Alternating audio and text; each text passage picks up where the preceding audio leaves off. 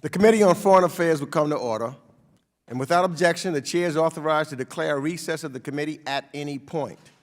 Pursuant to Committee Rule 4, the Chair may postpone further proceedings on approving any measure or matter or adopting an amendment.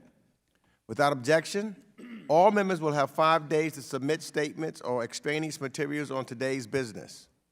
To insert something into the record, please have your staff email the previously circulated address or contact full committee staff. To members, staff, and all others physically present in this room, per guidance from the Office of Attending Physician, masks must be worn at all times during today's markup, except when speaking at a microphone. We will also continue to observe social distancing and will limit in-person attendance in the committee room. The Chair views these measures as safety issues and therefore an important matter of order and decorum. As a reminder to members joining remotely, please keep your video function on at all times, even when you're not recognized by the Chair. Members are responsible for muting and unmuting themselves. Consistent with House rules, staff will only mute members as appropriate when they are not under recognition to eliminate background noise. I see that we have a quorum. As members were notified yesterday, we intend to first consider 4 measures and their amendments in block. Then we will move on to consider 5 measures and their amendments separately. Any roll call votes will be postponed to the end of the markup. Pursuant to notice, for purposes of markup, I now call up the measures and their amendments that were previously circulated to member offices, which, without objection, will be considered in block. And each measure is considered as read, and the amendments to each are considered as read and are agreed to. Without objection, after remarks, the committee will vote to order the measures favorably reported in block, as amended if amended, and each amendment or amendments to each bill shall be reported as a single amendment in the nature of a substitute. The measures in block package are H.R. 3261, to repeal the 1991 Authorization of the Use of Military Force Against Iraq resolution. H.Res. 408, urging the government of El Salvador to respect the country's democratic institutions.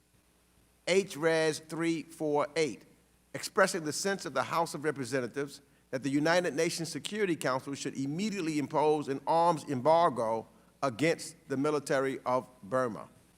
H.Res. 402, recognizing the devastating impact of COVID-19 in India and expressing the sense of the House of Representatives with respect to COVID assistance to India with a Connolly Amendment number 55 and a Sherman Amendment number 20.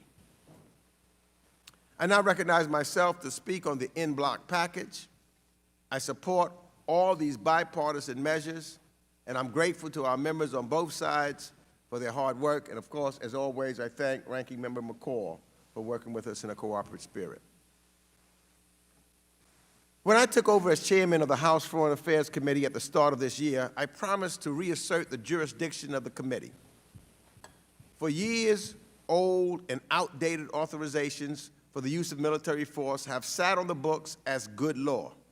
This creates a danger for executive overreach, whereby clever lawyers rewrite old AUMFs and apply them for new purposes.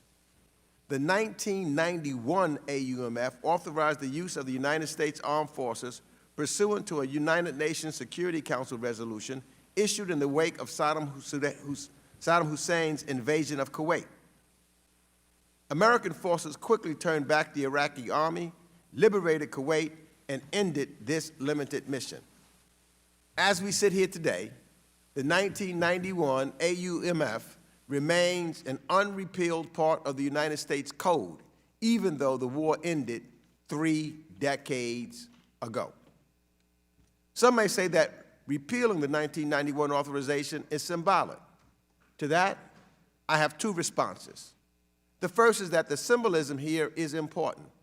By moving this legislation through committee, we are demonstrating that Congress no longer intends to cede its authority over war powers to the executive branch, and that this committee will not shy away from addressing its role in addressing proper uses of force. Second, by repealing outdated authorizations, we are addressing a small but real risk that antiquated laws could be twisted for unintended new purposes. So I am proud to have worked on the 1991 AUMF repeal and thank Representative Spanberger for her leadership on this legislation, and of course, Mr. McCall for his support on this bill. Other measures in the en bloc address a number of important issues. Mr. Sherman's resolution on COVID-19 crises that has engulfed India follows up on his advocacy around this issue, and I applaud him for his unwavering view on this issue. Mr. Series' resolution concerns the troubling developments in El Salvador under its president, Nayib Bukele, and I have long talked about the importance of providing development aid to our fellow North Americans in the Northern Triangle. But we must have governing partners who will protect and defend the rule of law in these nations. And finally, let me applaud Representative Tenney and Representative Castro for their resolution stating the UN Security Council should issue an arms embargo against the Burmese military. I am proud of the important hearing we held on this crisis in the House with Burma earlier this month, and this resolution reaffirms that this committee and this House will not stand by as the Burmese military overthrows the country's democratically elected government and kills and imprisons and silences the many Burmese brave enough to fight this brazen coup. I strongly support all the measures we are considering today, and I urge all members to join me and do the same. I now will recognize the ranking member, my partner on these bills, Mr. McCall of Texas, for his remarks. Thank you, Mr. Chairman, and I want to thank you for your leadership in this markup and your friendship as well. I think most importantly, I commend you for exercising the jurisdiction of this committee. For too long, these authorizations for use of military forces have lingered out there. Congress has failed to update them. Congress has failed to repeal them. You served the first chairman, I think in decades, perhaps over 60 years, that has done so. So I think in a way it's historic that this committee is now moving towards, updating, doing away with the antiquated ones and then updating the authorizations to fit the current threats. And I look forward to working with you on, I hope, an update to the AUMF on 2001, 2002. And I think it's long overdue, and I think we need to hear from our Defense Department, our intelligence community, and the Secretary of State about what makes sense in the current world under the modern-day threat, not what made sense 20, 30, 40, 50, 60 years ago. So that's very exciting to me that you're flexing a little muscle on this committee. It's good to see that, sir. I'm also pleased we'll be considering a bill authored by Mr. Kinzinger that would formalize and authorize the Energy Resource Governance Initiative. This initiative began under the Trump administration to better position the United States and our allies to meet the increased demand for clean energy technologies, be less reliant on the Chinese Communist Party for critical minerals. I'm also supportive of the two bills that repeal, as I mentioned, the 1991 57 authorizations for use of military force. They are, as I said, outdated, unused, and it's time to repeal. Lastly, I'd like to thank Ms. Tenney for her work on the bipartisan resolution calling on the UN Security Council to impose an arms embargo against the military of Burma. This embargo would prevent the Burmese military from continuing to acquire weapons they are currently using against their own people in their bloody and violent coup. This week, the Treasury Department announced additional sanctions. Taking action on this measure will show we continue to stand with the brave people of Burma as they fight to regain the democracy that their military stole from them. So with that, I look forward to our debate today, sir, and with that, I yield back. Thank you, Mr. McCall. I will now recognize members by committee seniority. Alternating between Democrats and Republicans for the purpose of speaking on the en-bloc package. If you miss your turn, please let our staff know, and we will come back to you. Does anyone wish to speak on the en-bloc? I now recognize Representative Brad Sherman of California for 5 minutes. Mr. Chairman, thank you for holding this meeting and bringing before us 9 bills. I strongly support all of them, particularly those that we are addressing en bloc.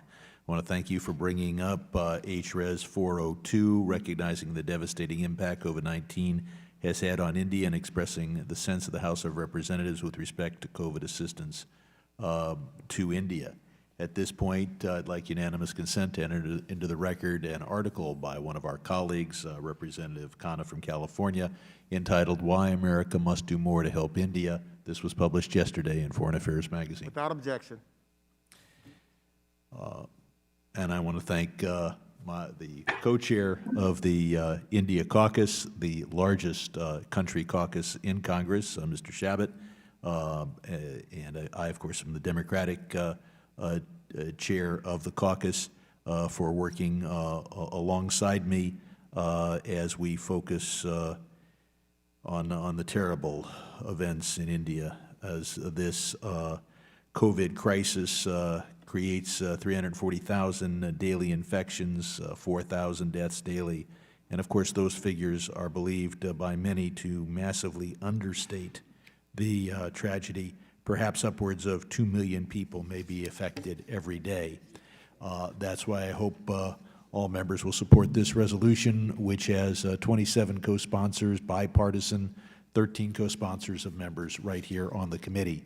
The sharp increase in cases has overwhelmed India's healthcare system. To date, the United States has provided $100 million in urgent relief. I want to thank the Biden administration. We need to do more.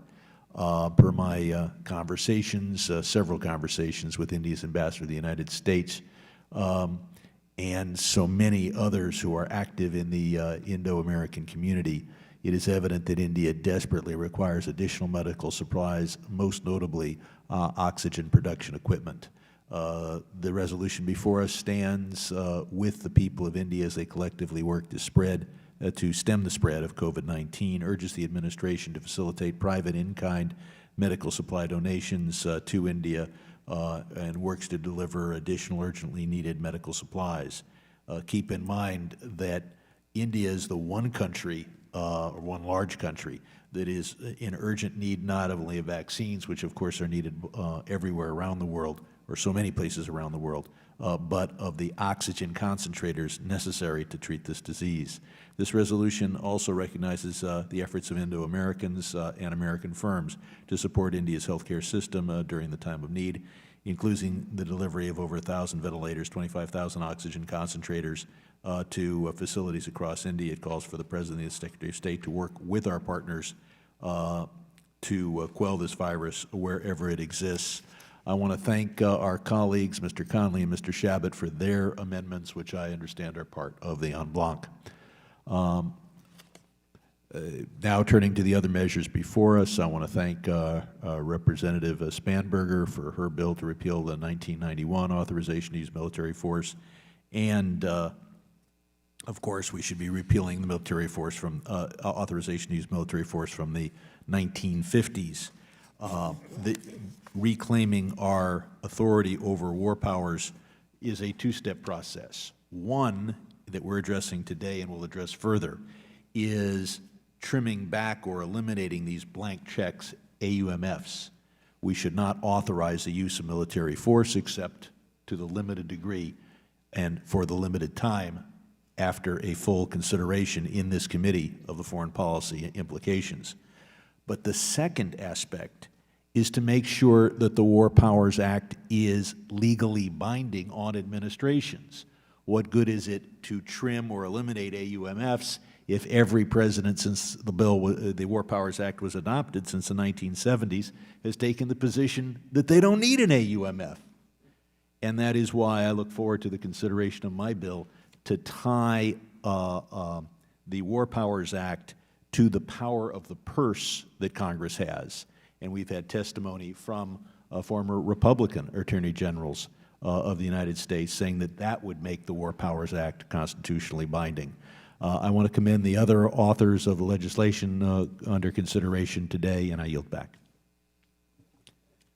Thank you. The gentleman yields back. Who seeks recognition? Mr. Chairman? Yes, Representative Chris Smith of New Jersey. You're recognized for 5 minutes. Thank you so very much, Mr. Chairman and Ranking Member. Thank you for this markup.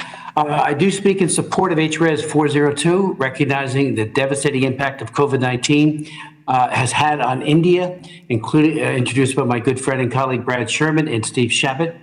Like many on this committee and in the Congress, I am deeply concerned about the reports of the ferocity with which a second COVID-19 wave is killing Indians and I grieve the deaths, as we all do, that we are witnessing. I'm also concerned that despite the great need given India's sizable population, India is seeing a tremendous shortfall in access to reliable vaccines. While we have long reached a point where our country, just about anybody who wants a vaccine can get it, India now needs our help. As noted in the resolution last spring, when we were confronted with a spike in COVID-19 cases, India lifted its ban on the export of needed therapeutics. We are now in a position to reciprocate, to help the people of India, and I believe we can and we will respond. First and foremost, we have the humanitarian obligation to address a critical need, especially where we can do so. In so doing, however, we will also be furthering the growing bond and friendship and practical alliance we have with India, which is a nation on the front line confronting China. While we do have a number of outstanding concerns with the Indian government, namely in the area of respect for religious freedom and with regards to unresolved parental abduction cases of American children, we nonetheless recognize and respect in India a kindred democracy, and we are working towards bridging our differences. There is no greater gesture of friendship, I believe, than saving lives, and we can do so by providing the needed supplies, including vaccines, to the people of India. So thank you, Brad. Thank you, Steve, for authoring this legislation, and I yield back the balance of my time. Gentleman yields back. Who seeks recognition? Representative Albio Ceres of New Jersey. 5 minutes.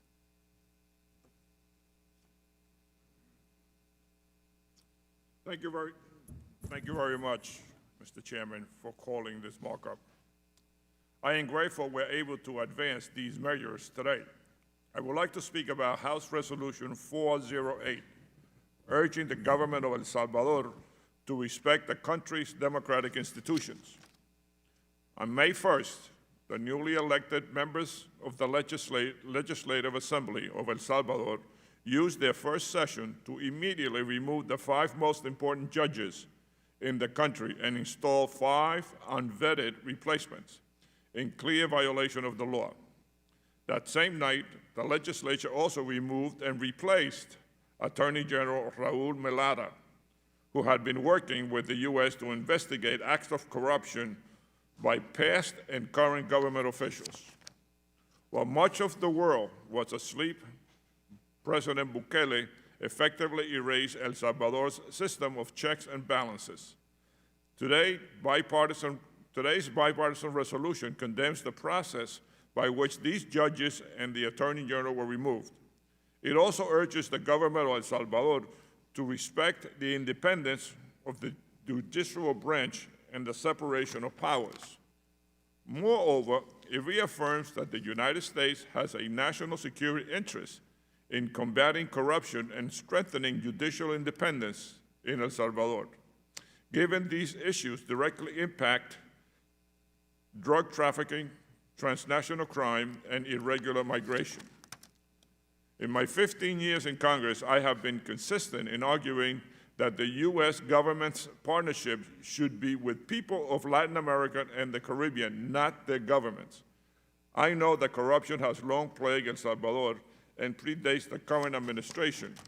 However, in the last 2 weeks, the Legislative Assembly passed a law intended to protect government officials from being prosecuted for acts of corruption during the pandemic. The new Attorney General also suggested that he may not cooperate with the Organization of American States anti-corruption mission. These signals are deeply concerning. I urge President Bukele and his allies in the Legislative Assembly to change course and govern in the interests of Salvadorian democracy and Salvadorians.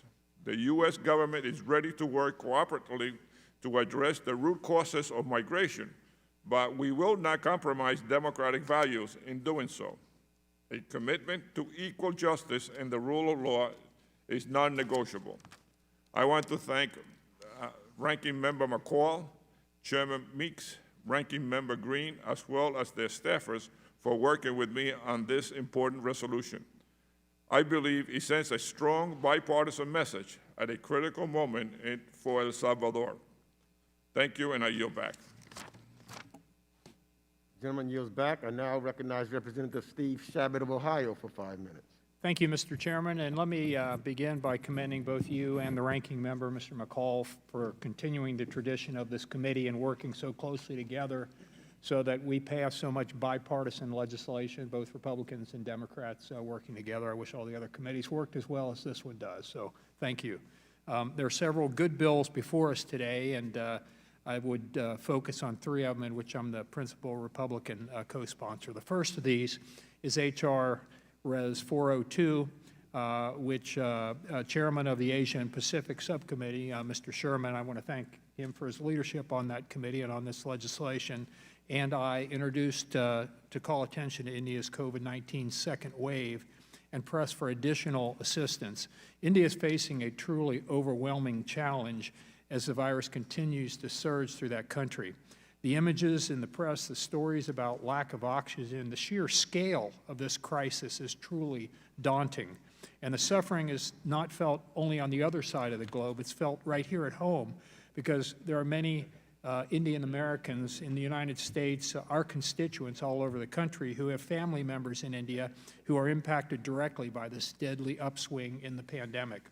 The United States and India are joined by shared democratic values, strong people-to-people ties, and deepening strategic partnership.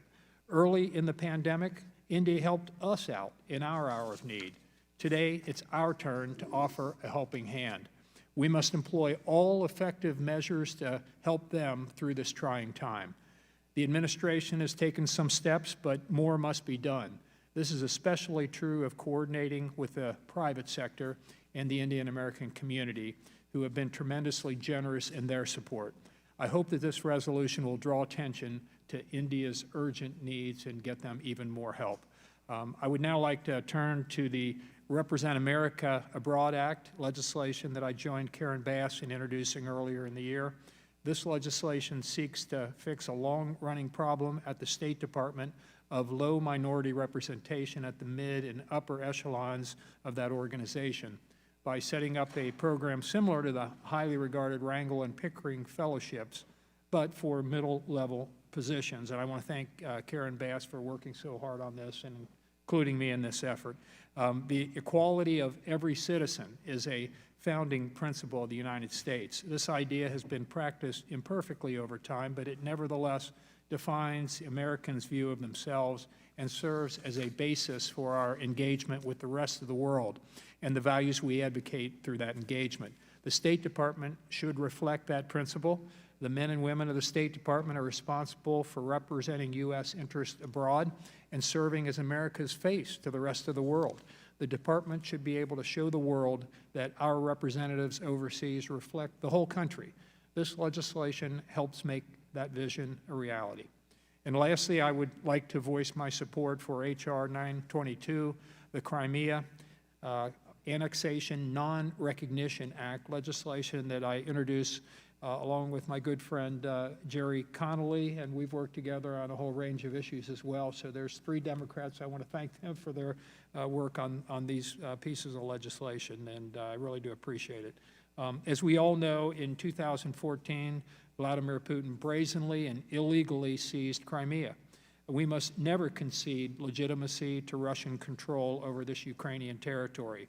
H.R. 922 would establish as U.S. policy that we do not recognize Moscow's bogus claim to Crimea. It further prohibits our government from taking any action that might imply our recognition of Russian claims. It's timely that we're debating this legislation today, considering that Putin has approximately 80,000 troops massed near the border with Ukraine this very day. Let me state clearly, the United States and the world must never recognize Putin's illegal annexation of Crimea, nor his ambitions to reclaim piece of the old Soviet empire, whether in Ukraine or Georgia or Moldova or Belarus or the Baltics or anywhere else. The Crimea Annexation Non-Recognition Act is a critical step in ensuring that we do not recognize Russian occupation of Crimea. I urge my colleagues to support it. I want to again thank Mr. Connolly for his leadership on this, and I yield back. Gentleman yields back. I now recognize Representative Jerry Connolly of Virginia for 5 minutes. Thank you, Mr. Chairman, and thank you so much for bringing us together for this markup. It is a nice hallmark of this committee that we can operate with so much of our work being on a bipartisan basis. Bipartisanship is not an end in itself. It is a means to an end, but it's a desirable means. And trying to work together in a difficult environment, I think it's a signal accomplishment and says much about your leadership and that of the ranking member, Mr. McCall, as well as of our colleagues. I echo what my friend, Mr. Chabot, just said. I just got off the phone, actually, with the majority leader of the Ukrainian parliament, who strongly encouraged this committee to act on the Crimean Non-Recognition Act as unvarnished and quickly as possible, because it's vital that we speak in a unified way, as we did in the previous Congress, on Crimea. As I've said before, if we wobble on Crimean illegal annexation and occupation, then everything else is simply quibbling over territory. And that is a very dangerous place in which to be when your adversary is Vladimir Putin. But we'll talk more about that later. I certainly want to endorse the en bloc package, and I want to particularly commend Mr. Sherman and Mr. Chabot for their leadership of the House India and Indian American Caucus and their efforts to bolster U.S. aid to India as they battle such an unprecedented deadly wave of COVID-19. India is a leading power and vital U.S. partner in advancing peace and stability in the Indo-Pacific and around the world. And, of course, ensuring robust U.S. support for India through COVID crisis has to be a priority for the United States government. As we well know, pandemics know no borders. And for a counter-response to the surge in India to be effective, it must address the spikes in cases in India's neighboring countries as well. In particular, I want to bring attention to Nepal. The current surge in Nepal is extremely alarming. Nepal's cases rose, this is unbelievable, from 100 per day just a month ago to 9,000 cases today. From 100 to 9,000. More than 40% of tests come back positive. Nepal's per capita death rate has actually exceeded that of India, and most of Nepal is under lockdown. USAID classified Nepal as a priority for COVID-related aid. Neighboring Bhutan and Pakistan are also facing increasing cases, albeit not as dire as Nepal. Sri Lanka and Bangladesh also remain highly vulnerable. As its crisis worsened, India halted vaccine exports to Nepal and Bangladesh to be able to address its own domestic crisis. Vaccine shortages, fragile healthcare systems, and the flow of migrant workers and people across porous borders have heightened those countries' anxiety, if not expectation, over sharing the same fate as India. Assisting the countries surrounding India should be integral to a comprehensive and coordinated U.S. assistance strategy in India. Again, I want to thank Mr. Sherman and Mr. Chabot for introducing H.Res 402 and for accepting, as part of the en bloc package, my amendment. And I really appreciate it, and so do my constituents, encouraging the needed U.S. COVID assistance to India and its neighboring countries, including Nepal. With that, I yield back. Gentleman yields back. I now recognize Representative Joe Wilson of South Carolina for 5 minutes. Thank you, Chairman Greg Meeks and Ranking Member Mike McCall, for bringing these measures before us today. The bipartisanship that you indicate, the leadership, is really inspiring. I offer support of House Resolution 922, sponsored by NATO Parliamentary Assembly Delegation President Sherry Connolly. Russia's illegal annexation and occupation of Crimea of Ukraine has cost over 13,000 innocent lives and poses a dire threat to Europe's regional security. Additionally, Putin's thugs have engaged in torture and arbitrary detentions of religious minorities in Crimea and those who express opposition to the occupation. It is critical that the United States remain resolute in our commitments by prohibiting any recognition of Russia's illegal claims.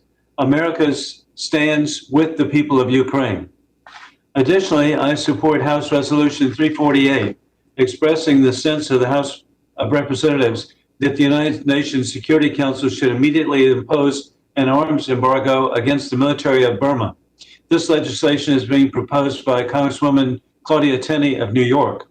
Congresswoman Tenney is a champion for the people of Burma. And finally, I support the House Resolution 402, sponsored by Congressman Brad Sherman. And as a member of the House Caucus of India and Indian Americans, and as a former co-chair of that caucus and a lifelong friend of people of India and Indian Americans, I want to extend my deepest sympathies and support to the people of India, which have been devastated by the Wuhan virus. I commend President Narendra Modi for his efforts in the recovery. At the height of the pandemic, India generously supplied the United States with necessary supplies and played a critical role in vaccine manufacturing.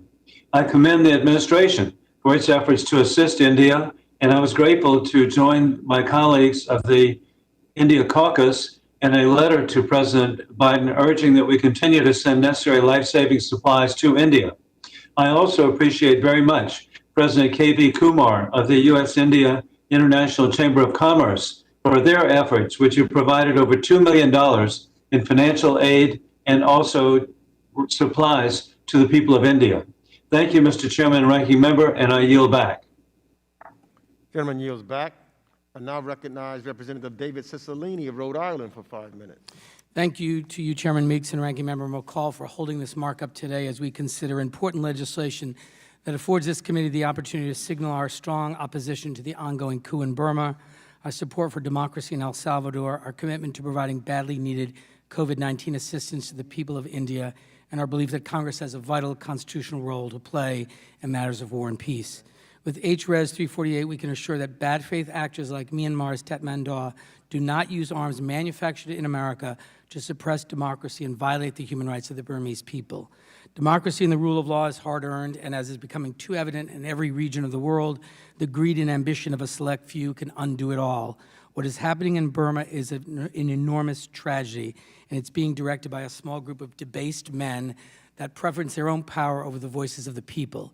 If we endeavor to center human rights in American foreign policy, then we must be working diligently with the United Nations to prevent arms from reaching those that suffocate the rule of law. H.Res 408 is a proactive resolution in defense of democracy in El Salvador. Sadly, we're seeing the rise of authoritarian leaders and the undermining of democracy in many parts of the world. The U.S. must signal to the world that though democracy can be difficult, authoritarianism is contrary to the values and ideals we all share. We must stand against the corruption and democratic backsliding in El Salvador, and this resolution does exactly that. Democracy is most at risk during crisis. Aspiring autocrats take advantage, scapegoat, and seek to undermine the rule of law at a nation's lowest point. If the United States is to serve as a global leader for democracy and human rights, it must, when it can, bolster fellow democracies that are vulnerable. With H.Res 402, we can signal our intent to do the right thing, not only by helping to alleviate India's ongoing COVID-19 catastrophe, thus saving countless lives, but also prevent a further spiral in the quality of Indian democracy by those that view a sick nation as a fertile ground for autocracy and corruption. While we can assist in stopping the spread of potentially dangerous COVID variant, we can also stop the spread of fear and distrust within the borders of a vital U.S. partner. And with House Resolution 3261, we can advance the process of reconstituting Congress's role in declaring war. Today, we debated an authorization dating back 30 years during a conflict long since over. There's no logical reason why this authorization for military force should be left active. They only exist as a possible legal loophole for a hypothetical military action that would bypass Congress. Ours is a war-weary nation that sends its representatives to Congress with the understanding that issues of war and peace should be carefully debated to weigh the immense costs of conflict. We must do our part to ensure that this process, the constitutional process, is protected. Once again, I thank you, Mr. Chairman, and the ranking member for holding this markup, for doing so in such a bipartisan way, and I'm grateful for the opportunity to support such critical legislation. And Gentleman yields back. I now recognize Representative Brian Mast of Florida for 5 minutes. I thank the chairman for yielding. I will echo my support for the unblocked package. However, I cannot remain silent on how upset I am about that in this unblocked package and in this markup, we as the Foreign Affairs Committee, are seemingly doing everything possible to ignore that there's something going on in the Middle East, that our greatest ally in the Middle East is being attacked as we speak, and that the chairman of this committee was reportedly writing a letter to say that we should not sell the needed arms to our greatest ally in the Middle East, Israel. We're not talking about one pissed off Palestinian that picked up a shoulder-fired RPG and fired at Israel. We're talking about in the last week, over 3,000 rockets, the size of Suburbans with hundreds of pounds of explosives on the end of it. They weren't picked up from the Gaza Strip rocket depot. They were transferred in secretly through a sophisticated network. They weren't paid for by bake sales. And we're not addressing that as the Foreign Affairs Committee. I have legislation to address this. I know others do as well. We're not even writing something to condemn these attacks.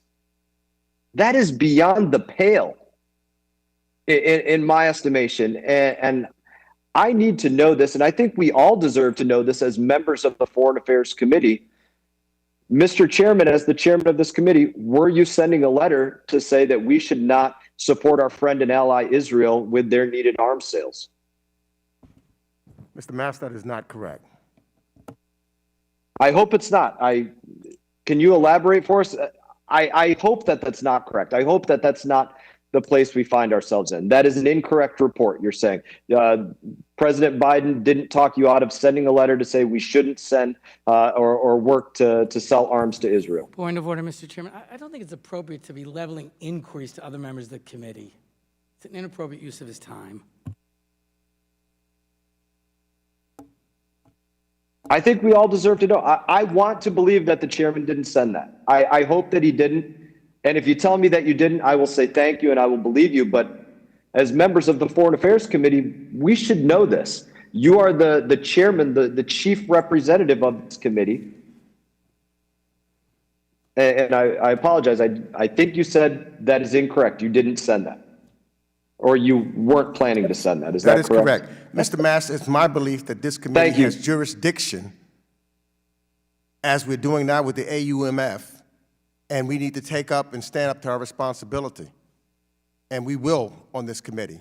That's what this hearing is all about, and that's what future hearings will be all about. We're not going to derelict our responsibility and just give it to the executive branch or any other committee. And we're going to deal with the hard issues on this committee, and we're going to have debate on this committee, and we're going to have discussion on this committee, and we're going to demand from the administration that they come before this committee to explain things, as we're going to have a meeting at the end of this week, classified meeting, on some of these issues. So this committee, Hell yeah, Mr. Chairman. I'm glad to hear that. I'm glad to hear you say that. And if I you- agree. We need to do it. We need to exercise that authority. We didn't bring in anybody when it came to repealing AUMF before from, say, the Joint Chiefs of Staff or anybody. That was a big problem. I'm glad to hear we're going to do this in the future. Thank you for confirming that you were not planning to send a letter about saying we should not be selling these arms to Israel. I'm very, very glad to hear you confirm that. I still remain upset that we are not addressing the attacks going on in Israel.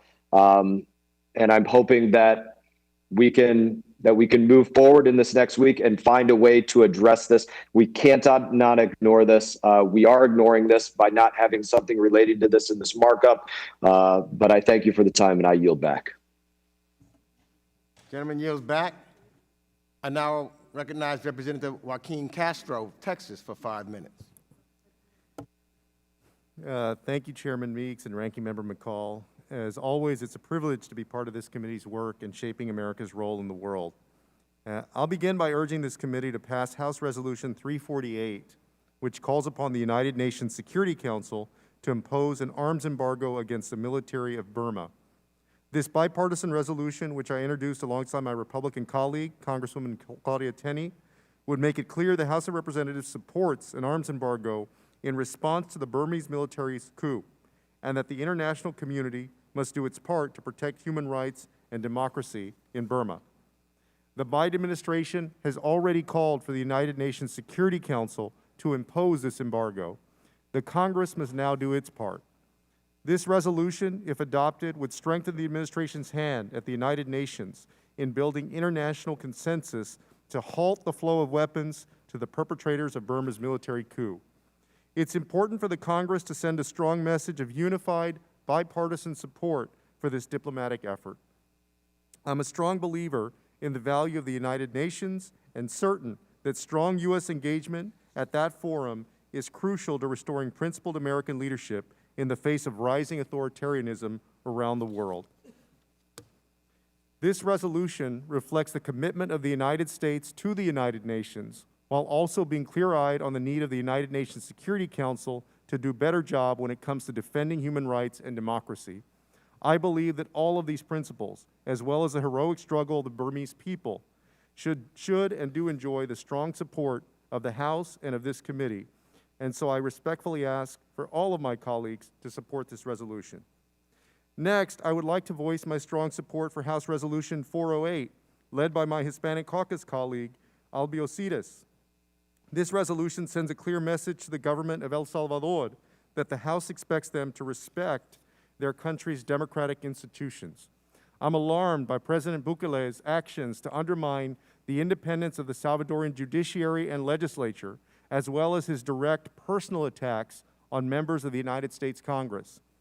Protecting democracy in El Salvador is of intense interest to Salvadoran Americans, and ensuring stable governance and resilient democratic institutions is crucial to addressing the root causes of the often dangerous and traumatic migrations that people from the region are undertaking. I recently made this point to Vice President Harris, urging her to work with the United Nations to combat corruption in the Northern Triangle region, as well as the need to bolster the rule of law and concerns over the erosion of democracy.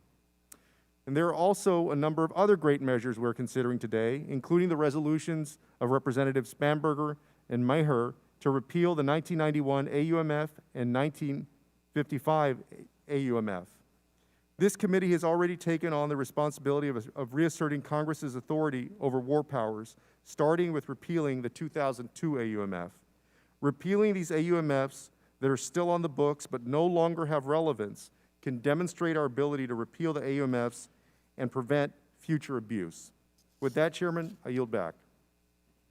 Gentleman yields back. I now recognize Representative Dan Muser of Pennsylvania for 5 minutes. Thank you, Mr. Chairman, and Ranking Member McCall for holding this markup today. I, too, commend Chairman Meeks and Ranking Member McCall for their leadership. I speak today in support of Representative Tenney's H.Res 348 and will support the en bloc package. H.Res 348 is a bill which expresses the sense of the House that the United Nations Security Council should immediately impose an arms embargo against the military of Burma. Burma has been in turmoil since the Tatmadaw ousted an elected government on February 1st and reimposed military rule after a decade of tentative steps toward democracy. The military has repeatedly used lethal force against peaceful protesters, killing over 750 individuals and detaining over 3,400, and conducted new airstrikes in regions of the country affected by the nation's decades-long civil war. This ongoing violence is unacceptable, and it's clear that statements of condemnation and limited sanctions are not enough to resolve this crisis. The United States and international communities must take action to hold the Tatmadaw accountable for their human rights abuses. This resolution will help support vulnerable civilians in Burma and bring us closer to peace in the nation with its democratically elected officials. I encourage my colleagues to support this bill and urge its passage here today. Thank you, Mr. Chairman. I yield back. Gentleman yields back. I now recognize Representative Dina Titus of Nevada for 5 minutes. Thank you, Mr. Chairman. Thank you and Ranking Member McCall for holding this markup and bringing a number of important pieces of legislation up for discussion and passage. I'm proud to be sponsoring several measures in this markup that I believe will enhance our foreign policy in a number of different ways. One, by supporting our allies against unjust occupation. Two, restoring congressional oversight over war powers, advocating for the rule of law to be protected, stopping the supply of weapons to those who oppose democracy, and finally, providing greater opportunities for Americans to join the State Department. I'm also a co-sponsor of the resolution introduced by Representatives Sherman and Chabot, responding to the deadly second wave of COVID cases in India. I was proud to join my colleagues earlier this month in writing to President Biden, urging the administrator to send additional supplies of oxygen, therapeutics, and ventilators to India. This resolution will reaffirm those efforts and recognize the incredible advocacy efforts by the Indian diaspora community here in the United States. They have been working tirelessly to obtain relief for their friends and loved ones in India, and we certainly appreciate that. As the world's two largest democracies, the United States and India have a special bond. So while the Indian people continue to endure this second wave, we must do all that we can to support them and help them get through it. I thank you, and I yield back. Gentleman yields back. I now recognize Representative Claudia Tenney of New York for 5 minutes. Chairman Meeks, Ranking Member McCall, thank you so much for convening this full committee markup. It's an honor for me to represent New York's 22nd Congressional District, which is home to generations of Burmese refugees. This is why I'm pleased today that we are considering a measure on Burma that I introduced with my friend and colleague, Representative Castro. I thank all of my colleagues on the Foreign Affairs Committee who have supported this bipartisan effort, especially Chairman Meeks and Ranking Member McCall for their support. The bipartisanship of this committee is so inspiring and just, such an honor to serve with you and how well we all work together on keeping our world a peaceful place. House Resolution 348 calls on the United Nations Security Council to impose a global arms embargo on the military of Burma in order to cut off the sale of weapons and equipment to the military that has been used to kill civilians in Burma. Stopping the supply of weapons, ammunitions, and military equipment is of paramount importance to ensure the junta ends, its repression of the Burmese people, and the deadly coup fails. This collective action will not only help protect innocent citizens, but it also sends a powerful message from the international community that grave violations of human rights have serious consequences and that the coup leaders will be held accountable. For decades, actually, more than a decade, the Burmese people have been working diligently to establish credible elections, democratic civilian governance, and a peaceful transition of power. They were making progress until it came to an abrupt halt on February 1st. Burma's military overthrew the civilian government. Since then, peaceful protests have been met with deadly force, killing at least 800 people and imprisoning nearly 4,200. Many of those people are young children. Many of the Burmese refugees and new citizens I represent are from Utica. I've been a supporter and also an advocate for our Burmese community and families since they first family came to my city of Utica back in 2000. We followed them when I was a newspaper owner, publisher, and reporter. And we are so honored to have them in our community for over 21 years now. Now, more than ever, I urge all of us to remain committed to the Burmese people's quest for democracy, peace, and freedom, and to oppose this affront to their dignity. The courage and the tenacity of the people in my community is just simply inspiring. Their peaceful protests, their care for democracy, their love of our institutions and our principles in this country is everything that we honor and should love about our country, that they are helping us to reignite. Mr. Chairman, I strongly support passage of this resolution and look forward to working with my colleagues and bringing an end to this terrible violence and undemocratic situation in Burma. With that, I yield back and thank everyone on the committee for supporting me for this. The young lady yields back. I now recognize Representative Ted Deutsch of Florida for 5 minutes. Thank you, Mr. Chairman. Thanks to you and the ranking member for continuing to advance good pieces of legislation. I am proud to support the measures before us today in the en bloc. I'd like to say a word about just a few of them, as well as about several other bills on today's agenda. To begin with, I commend Representatives Sherman and Chabot for House Resolution 402 regarding the COVID-19 crisis in India. It has been clear for many months now that we will not be able to claim victory over this global pandemic until we stop its spread worldwide. Moreover, the human tragedy unfolding in India is happening to a vitally important democratic partner, and for those reasons, I echo the sentiments in House Resolution 402 in support of the people of India, and I applaud the Biden administration's quick actions to respond to the COVID emergency there. I also look forward to sustained, vigilant U.S. leadership that harnesses our expertise and resources and works closely with partners like India to win the global fight against this pandemic and prevent those in the future from emerging. This committee has an important role to play in achieving those goals, and I'm glad that we're taking another step toward that end today. I'd also like to commend Chairman H.Res for his resolution in support of El Salvador, where President Bukele and his political allies have used unconstitutional, anti-democratic measures to remove senior judges and the Attorney General, a troubling attempt to thwart judicial independence and accountability. We simply cannot ignore the relentless threat that authoritarianism poses to democracies and to democratic values, whether the challenge emerges from within our own institutions, in China, or in El Salvador. South Florida is fortunate to have a thriving Salvadoran community, and I join them in condemning democratic backsliding and supporting this measure today.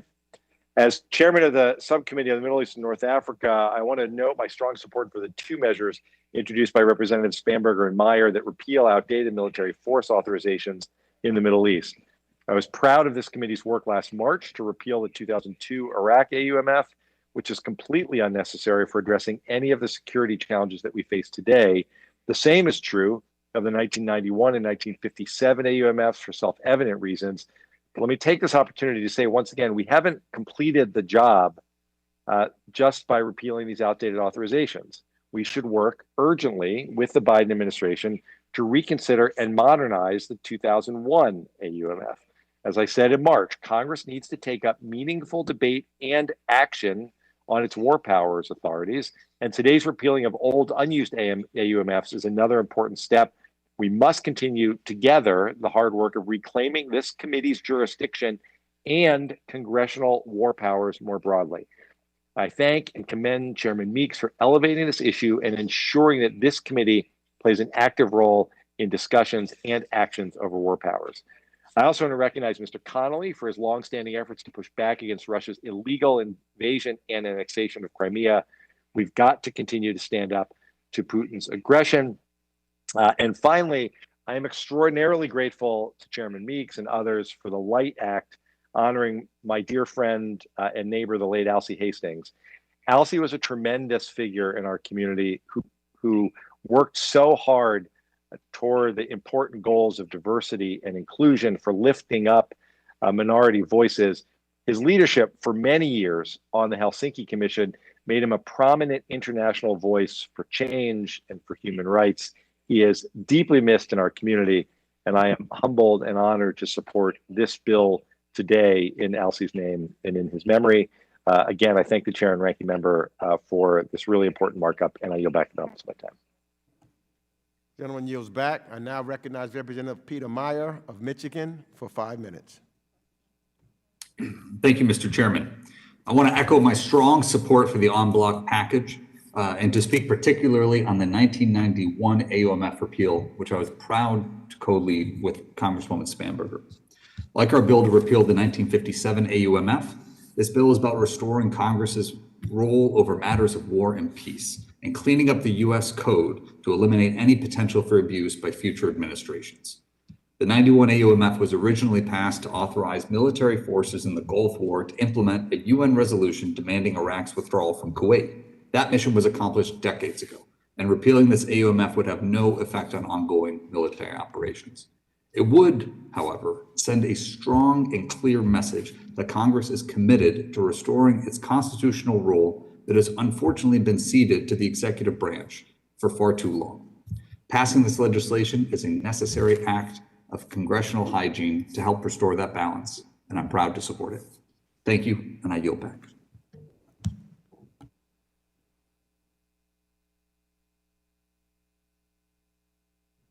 Gentleman yields back. I now recognize Representative Abigail Spanberger for 5 minutes. Thank you, Chair Meeks, and thank you, Ranking Member McCall, for convening this markup. I am proud to co-lead 3 bills before the committee today, and I'd like to begin by thanking Representative Kinzinger for his partnership on the Energy Resource Governance Initiative Act. This legislation would formalize the U.S. State Department's role in leading the development of clean and secure supply chains of critical minerals globally. The bill will help American companies improve their competitiveness and sustainability while also enabling the international community to meet the growing demand for emerging energy technologies and tackle the climate crisis. It's a smart piece of legislation, and I look forward to voting for it. And now I'd like to turn my attention to the committee's important work to reassert Congress's role on matters of war and peace. And I appreciate the leadership of the chair in this regard and members of both parties who are helping build the momentum towards restoring Congress's constitutional responsibilities. Building off the chair's leadership in this meaningful step that the committee took earlier this Congress in advancing Rep. Lee's repeal of the 2002 AUMF, we are considering today 2 additional bills that repeal other outdated, inactive AUMFs. We're considering my bill to repeal the 1991 AUMF against Iraq, and I thank Representative Meyer for his comments in support of this bill and his work with me as a co-lead. This AUMF was Congress's authorization for the first Gulf War in 1991 in response to Saddam Hussein's invasion of Kuwait, and the short war that took place has been over for 30 years. We are also considering Representative Meyer's bill to repeal the 1957 AUMF, an extremely outdated blank check authority that is still on the books today. This authority is over 60 years old, it is unneeded, unused, and it is time for it to go. These AUMFs are outdated, unused, and repealing them would ensure that old authorities are not ever abused by the executive branch. Removing these authorities would not undermine any existing operations, but would help show that Congress is serious about reclaiming our authority in decisions of war and peace. This authority is required by the Constitution, and it's fundamental to representing our constituents, especially the service members we represent. I'd like to thank the very broad coalition that helped bring forth these bills to repeal outdated, inactive AUMF. Rep. Meyer and I have worked closely with Representative Gallagher and Representative Golden on advancing these legislative efforts. Chair Meeks and Ranking Member McCall are also original co-sponsors of the 2 AUMF repeal bills in front of us today. Longtime champion of AUMF reform, Barbara Lee, is on board, as are many other members of Congress on both sides of the aisle. I appreciate everyone's attention towards these bills for this important goal. We have to do more as a Congress to reassert congressional war powers and to reform the system and to reassert congressional authority. And this begins by repealing these outdated, unused AUMFs. So thank you very much for this markup. And Mr. Chairman, I yield back. Gentlelady yields back. I now call on Representative Young Kim of California for 5 minutes. Thank you, Mr. Chairman and Ranking Member McCall. I'm pleased to see so many strong bipartisan measures before our committee today, such as House Resolution 408, which calls for our administration to deliver emergency medical supplies to India. The people of India are currently experiencing an unprecedented surge in COVID-19 infections, hospitalizations, and deaths, and they are in desperate need of medical supplies, including PPE, oxygen, and vaccine raw materials. I commend Representatives Brett Sherman and Steve Chabot in bringing this resolution forward and calling for increased American assistance and the immediate delivery of medical supplies and vaccine raw materials to India. The continued global spread of COVID-19 is a threat to all of us, especially given the risk of new variants and global economic instability. I hope that our committee continues supporting our global response to COVID-19, especially in delivering our vaccine supplies to allies and partners abroad who are desperate to inoculate their own populations. I'm also proud to co-sponsor Representative Tenney's resolution calling for an arms embargo on the military junta that unjustly removed the democratically elected government of Myanmar in a coup and violently suppressing its own people for peacefully protesting in support of their basic rights and freedoms. The Tatmadaw must be held accountable for its violations of basic human rights and its brutal campaign against democratic rule. And so I commend the actions the administration has taken so far in sanctioning the military leaders in Myanmar. But more must be done to effect real change, particularly through the localized multilateral pressure, partnering with neighboring nations and leveraging the voice of ASEAN. Finally, I thank Representatives Spanberger and Meyer for bringing two separate repeals of outdated AUMFs before our committee today. These bills are a good first step in promoting cooperation between Congress, the administration, and our military in identifying outdated authorizations and seeking to streamline our military authorities. I look forward to our committee working in a bipartisan fashion to craft a comprehensive package that both repeals our outdated AUMFs and replaces them with updated authorizations that allow our military to protect our interests abroad and keep our citizens safe at home. Thank you, and I yield the balance of my time. Gentlelady yields back. I now recognize Representative Susan Wild of Pennsylvania for 5 minutes. Thank you so much, Mr. Chairman. I rise in support of House Resolution 402, recognizing the devastating impact of COVID-19 in India and expressing the sense of the House of Representatives with respect to COVID assistance to India. I appreciate the leadership of my colleagues on both sides of the aisle, Representatives Sherman and Chabot, in swiftly moving this legislation forward. The Indian American community in my district is an essential part of making Pennsylvania's greater Lehigh Valley all that it is. And over these past weeks, my Indian American friends, neighbors, and constituents have conveyed to me the anguish and heartbreak of seeing family and friends in India unable to avoid the horrific wave of this pandemic. I am heartened by the administration's initial steps to provide India with emergency supplies and relief. This resolution makes clear that we must redouble these efforts and that we stand alongside the people of India at this time of enormous need. The situation in India also reminds us all that the pandemic is a global crisis requiring a global solution. No country can defeat COVID-19 alone, and unless we work together to ramp up vaccination efforts and provide equitable relief, our country and the entire world will be affected. That is why I am proud to work with my colleague from across the aisle, Representative Burchett. Together, we are co-leading a new bipartisan global health research and development congressional working group that is focused on preventing and countering threats to our global health and security. Now is the time to work together in a spirit of cooperation and shared resolve. On behalf of all my Indian American constituents and the many, many neighbors and friends of all backgrounds from across my community who stand with them, I urge all my colleagues to join me in voting for this resolution and continuing to do all that we can on this issue. Thank you, Mr. Chairman. I yield back. Gentlelady yields back. I now recognize Representative Sarah Jacobs of California for 5 minutes. Well, thank you, Mr. Chairman. I'd like to support all of the bills in this en bloc package, but in particular, I'd like to speak to the 1991 AUMF repeal and the 1957 AUMF repeal that we'll be discussing and voting on later today.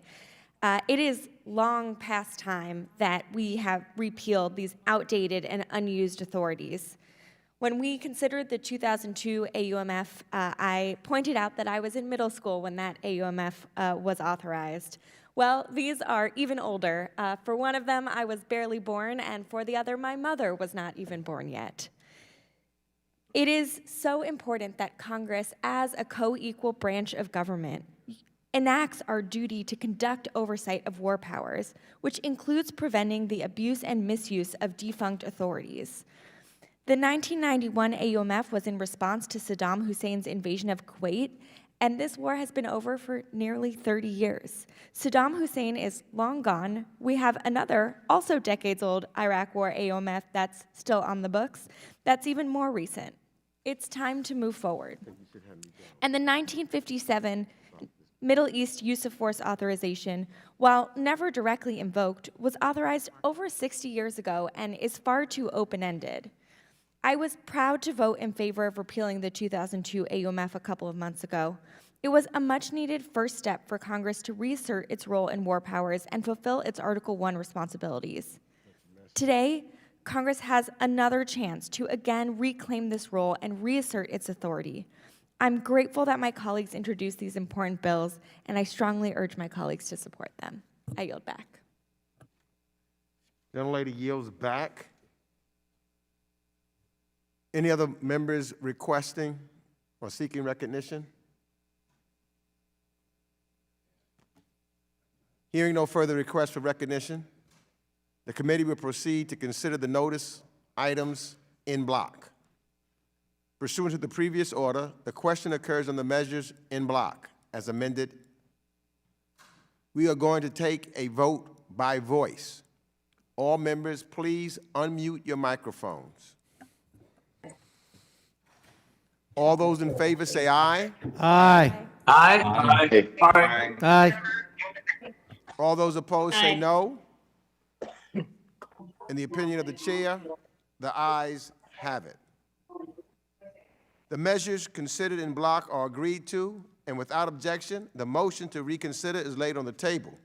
Pursuant to the previous order of the committee, each measure is ordered favorably reported as amended if amended, and each amendment or amendments to each bill shall be reported as a single amendment in the nature of a substitute. Without objection, staff is authorized to make any technical and conforming changes. Now we go on to the next items of business. We will be considering separately the following measures and their amendments. H.R. 922, the Crimea Annexation Non-Recognition Act. H.R. 2785, Energy Resource Governance Initiative Act of 2021. H.R. 3283, to repeal the joint resolution entitled A Joint Resolution to Promote Peace and Stability in the Middle East. H.R. 1096, Represent America Abroad Act of 2021. And H.R. 1135, the Light Act. Now we move on to consider H.R. 922, the Crimea Annexation Non-Recognition Act. Pursuant to notice, for purposes of markup, I now call up H.R. 922. The clerk will report the bill. H.R. 922, a bill to prohibit United States government recognition of the Russian Federation's claim of sovereignty over Crimea. Without objection, the first reading of the bill is dispensed with. Without objection, the bill shall be considered as read and open to amendment at any point. At this time, I recognize myself to speak briefly on the measure. The Crimea Annexation Act is vital legislation that prohibits the United States government from taking any action or extending any assistance that would imply American recognition of Russia's claim of sovereignty over Crimea. While countries around the world have vastly different understandings of appropriate norms and policies around foundational issues like diplomacy, trade, human rights, civil liberties, and a myriad of other topics, there is no tenet of international law more widely agreed upon around the globe than the illegality of invading another country's territory. Yet, this is precisely what Russia did when it invaded Ukraine in 2014 and illegally claimed sovereignty over Crimea. Mr. Putin's actions must not and cannot be accepted as legitimate by the United States of America. I'm proud to support Mr. Connolly's important bill and the hard work that he put into it. And I look forward to turning this piece of legislation into the law of the land. Now, I realize that members wish to speak on the bill. I think Mr. McCall does not. Is that correct? I realize members wish to speak on the bill and that some members have amendments to offer. Please raise your hand in the chat, and I will recognize members by committee seniority, alternating between Democrats and Republicans for the purpose of speaking on the bill first. If you miss your turn, please let our staff know, and we will circle back to you. Then we will move on to amendments. Do any members wish to speak on the measure? Mr. Connolly, for 5 minutes. Thank you, Mr. Chairman. And I want to thank you and Ranking Member McCall for working with Mr. Chabot and myself to include this bill once again during today's markup. I also want to especially thank Mr. Chabot of Ohio for leading this effort for the last 7 years. For those long 7 years, we've seen this bill pass out of this committee twice with bipartisan support, pass out of the House in the last Congress with bipartisan support, and having included it in each annual National Defense Authorization Act and appropriation bill in that time period. And it's my firm hope we'll do it again today. The United States must not acquiesce in any way to the forcible and illegal annexation and occupation of Crimea. If we do, then with respect to Vladimir Putin and Russia's hegemony over other territory is simply quibbling over geography. In February of 2014, the people of Ukraine were looking toward their future with optimism, having just emerged from a week of violent protests in favor of developing closer ties with the countries of the European Union. However, days later, at the request of ousted Ukrainian President Yanukovych and in furtherance of his own agenda, President Putin sent troops to occupy the Crimean Peninsula and in southeastern Ukraine. By the end of March, Russia had seized complete control of Crimea and oversaw a referendum at gunpoint on the future of the peninsula. Russia illegally occupies Crimea to this very day. The takeover of Crimea is only the tip of the iceberg for Putin's ambitions. Even now, as we hold this hearing, nearly 90,000 Russian troops are amassed along the Ukrainian border, despite President Putin's affirmation last month that they were only there to conduct training exercises and they would be withdrawn. This committee has also heard in recent testimony that Russia continues to interfere in the civil war in Syria, the civil war in Libya, and is steadily gaining sway in Turkey, our NATO ally, and that through arms sales. Despite the numerous statements the United States has issued in opposition to Putin's desire to expand Russian influence and various sanctions levied against Russian officials, Putin's ambitions have largely been unchecked and show no sign of abating. And that's why this bill is an important action and statement by the Congress. This bill makes a simple declarative statement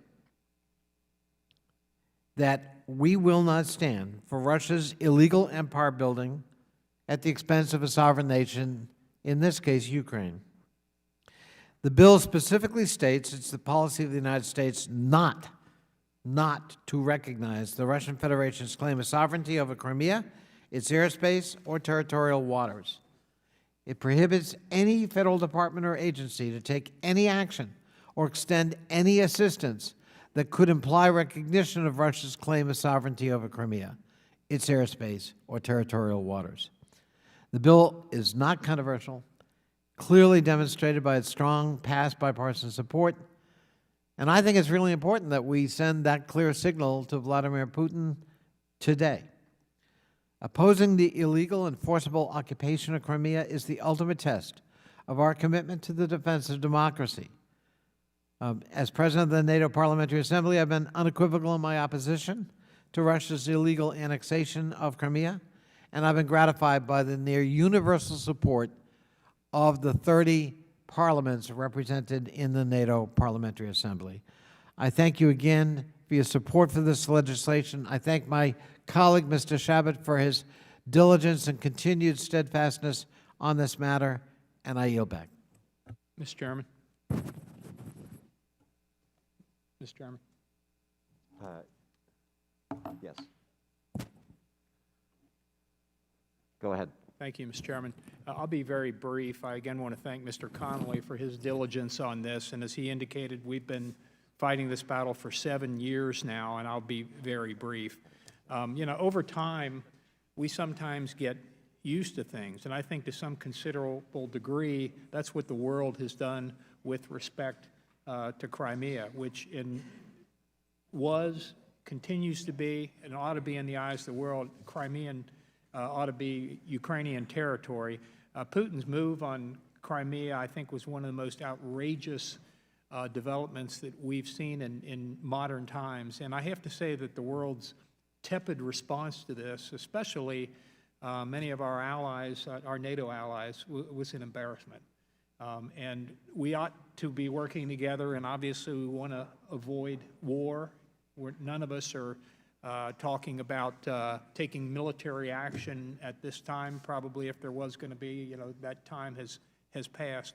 And there have been sanctions, but we've let them loosen, and now we've got the Nord Stream pipeline going through, and the Europeans apparently care more about that than they do about this aggressive action, which is one of the most aggressive actions we've seen since World War II. It's somewhat similar to Saddam Hussein just going in and taking over Kuwait, and you know, we and the rest of the world reacted appropriately there, but in the case of Crimea, the world for the most part has stood by. That shouldn't have happened, and so I think this legislation at this point is at least we can do, and so I urge my colleagues to support it, and I yield back. Thank you so much, and I apologize I didn't recognize you more formally as we were doing the transfer, but very much appreciate and agree with the gentleman's statement, and now call on Representative Bill Keating of Massachusetts for 5 minutes.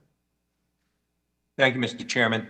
I want to commend the work of Representative Connolly and Representative Chabot on H.R. 922, the Crimea Annexation Non-Recognition Act. As chair of the House Foreign Affairs Subcommittee on Europe, I joined them in co-sponsoring the bill which specifies that we do not recognize Putin's illegal claims over Crimea. Putin's actions violate the core tenet of our post-World War II international law at a level not seen since the era of Hitler or Stalin, with the European community launching a territorial attack and seizure of a large portion of another. And I want to thank the chair for having this hearing and markup now, because this bill comes at a pivotal time. It's critical. It's a time where we've witnessed the largest increase in Russian troops at the Russian-Ukrainian border and in Crimea since the days leading up to the 2014 illegal annexation of Crimea by Russia. Further, despite Putin's claims that forces have been withdrawn, Secretary Blinken confirmed on his recent visit to Ukraine that despite the partial pullback, significant military forces remain. We must continue to stand up for the rights and the territorial integrity of Ukrainians, stand up against Putin's authoritarian regime, and support our NATO allies working in the same cause in the region. Along these lines, I'm hosting next Thursday an authoritarianism and kleptocracy in Russia hearing to further examine the Kremlin's influence within its neighbors, within our allies and partners across Europe, and following recent events within our own borders. I thank the committee members for their bipartisan work on this bill that makes clear that the continued fight to protect the territorial integrity of Ukraine remains a top priority of this U.S. Congress. Further, I commend the chairman, ranking member, and all my colleagues for their work on all the measures the committee has heard today. And with that, I yield back. Thank you. I'll now call on Representative Andy Levin of Michigan. Thank you so much, Mr. Chairman. I rise in support of the whole en bloc package. It includes so many important bipartisan affirmations of U.S. policy.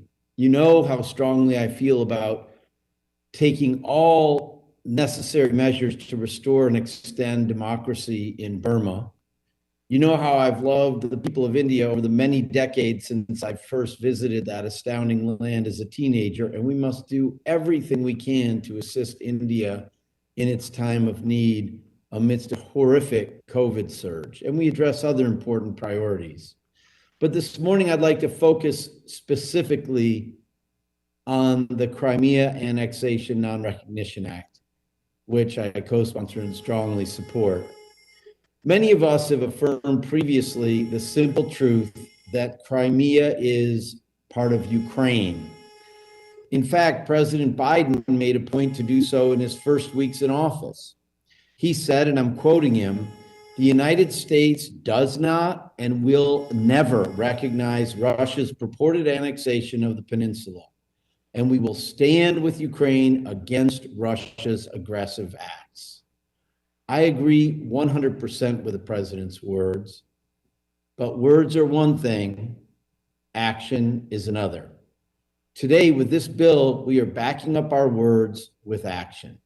We are making sure that no federal agency takes any action or extends any assistance that recognizes or implies recognition of Russian sovereignty over Crimea, or its airspace, or its territorial waters. Mr. Chairman, my district in Southeast Michigan is home to an incredibly vibrant Ukrainian community, and it's my distinct honor to represent them. I'm thinking of them as we take this important step today in support of the Ukrainian people. I thank my colleagues, Congressman Connolly and Congressman Chabot, for introducing this legislation. I urge my colleagues to support it, and I yield back the balance of my time. Thank you, Representative Levin. I'll now call on Representative Perry of Pennsylvania. I thank the chairman and want to thank the committee, and particularly Ms. Tenney, for her work, support of her bill, and for work on this committee regarding acknowledging the issues in India and the terrible circumstances that they find themselves in. But I want to take a particular moment to acknowledge the good work of my friend Jerry Connolly. And most people know that I find him a very worthy adversary in the arena.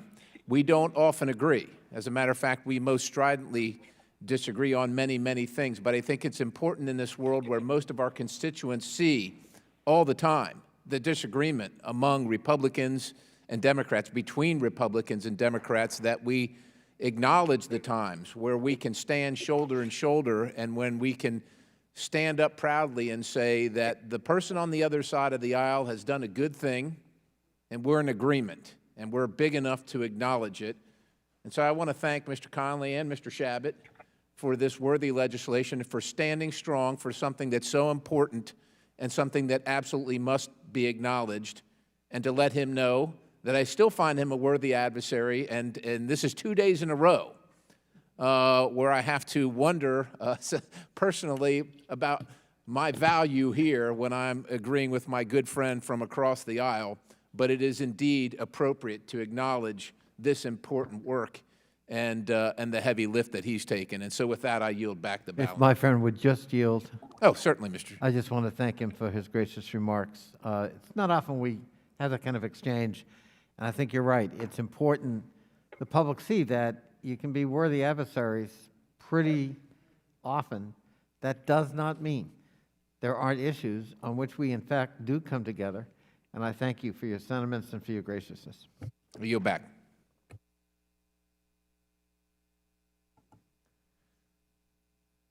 The chair declares today Connolly Perry Day in the Foreign Affairs Committee. It's only going to last one day. We'll see. You know, we've had 2 or 3 days, so maybe we can make it a week. Do any other members wish to speak on this measure? Hearing no further requests, let's move on to amendments. For what purpose does the representative from Texas seek recognition? Representative Pfluger. Mr. Chair, thank you for the opportunity to speak on an amendment that I think is... Mr. Chairman, I reserve a point of order. Mr. Cicilline? Reserve a point of order on the amendment. Understood. Noted. Representative Pfluger, continue.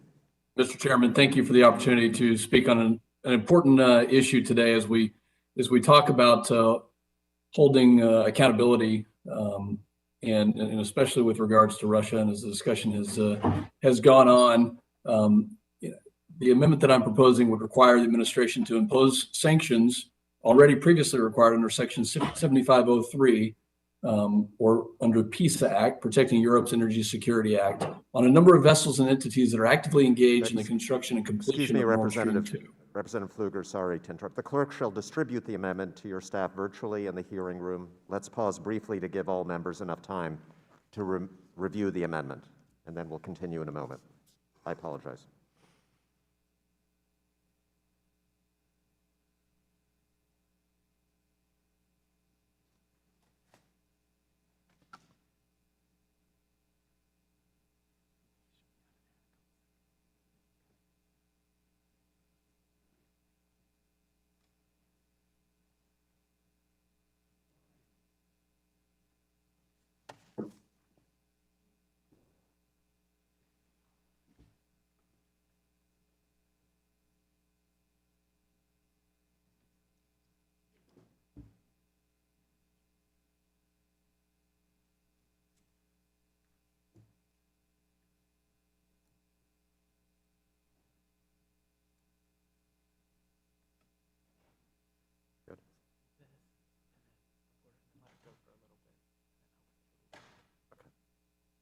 Has everyone received a copy of the amendment? The clerk will please report the amendment. Pfluger, Amendment Number 22. At the end of the bill, add the following. Section 3, ensuring the protection of Europe's energy security. A, imposition of sanctions relating to Nord Stream 2 pipeline. Mr. Chairman, I move the amendment be considered as read. Without objection, further reading of the amendment will be dispensed with. A point of order is reserved. The representative from Texas is recognized for 5 minutes in support of the amendment. Thank you, Mr. Chairman. I think this is an important amendment to consider, and disappointed that it's potentially being considered as non-germane, especially given the serious threat that the Nord Stream 2 pipeline and the completion of that pipeline has, especially to our Baltic and Eastern European partners, specifically the Ukraine. And I think that the committee would be served well by discussing this issue and specifically the fact that it is almost complete. This is a malign Russian influence project. And we can no longer kid ourselves on what is and what is not. The completion of this pipeline would increase Putin's stranglehold on Europe's energy security. And coming from somebody who represents a tremendous amount of the energy produced in our country, energy security is national security, not just for us, but also for our partners.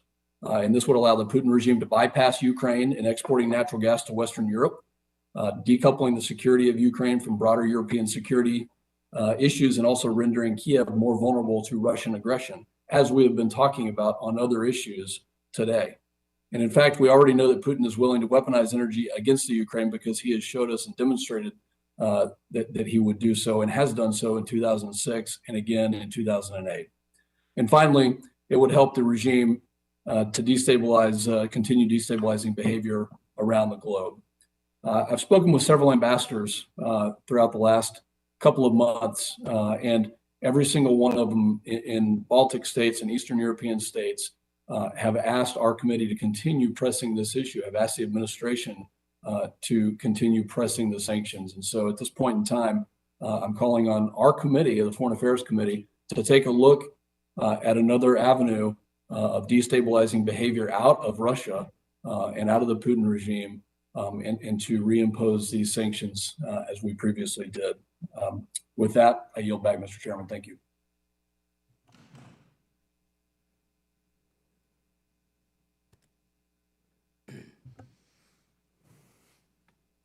Mr. Chairman.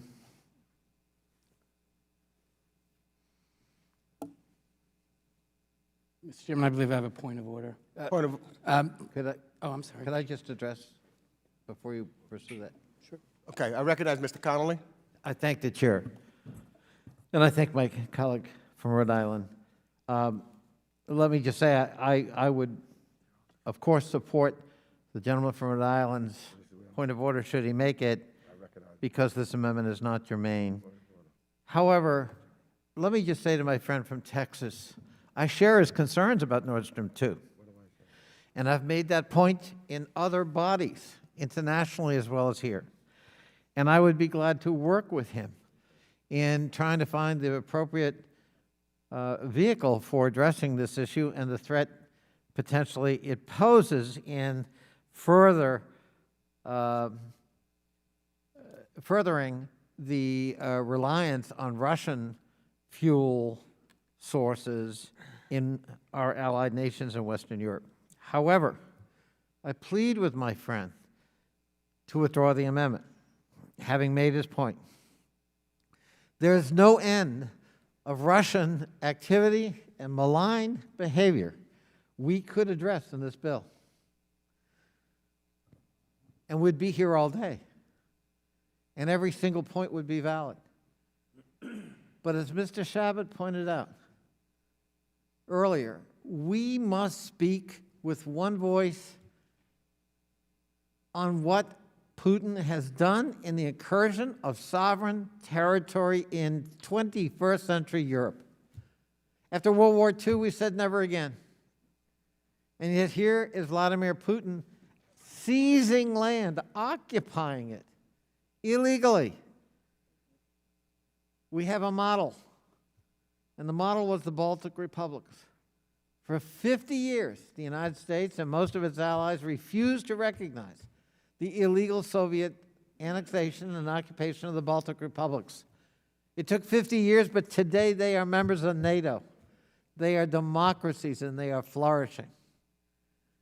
It is that kind of clarity, focus, and fortitude that will make a difference and will ultimately lead to Vladimir Putin reversing his illegal decision in Crimea.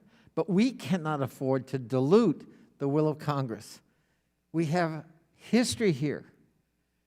And I fear that if, with the best of intentions, diluting the intent and the focus and the purpose of Congress sends the wrong message and will cloud what we're trying to achieve here today with a certain, I hope, gracious simplicity in its focus. And that's how we've crafted this bill. That's how we've fought this fight for the last 7 years successfully here in the Congress. As I say, I would urge my friend from Texas to withdraw the amendment and let us work together in finding a better vehicle for addressing, I think, sentiments we probably both share. But Would the gentleman yield? Of course I would. And yes, Mr. Chair.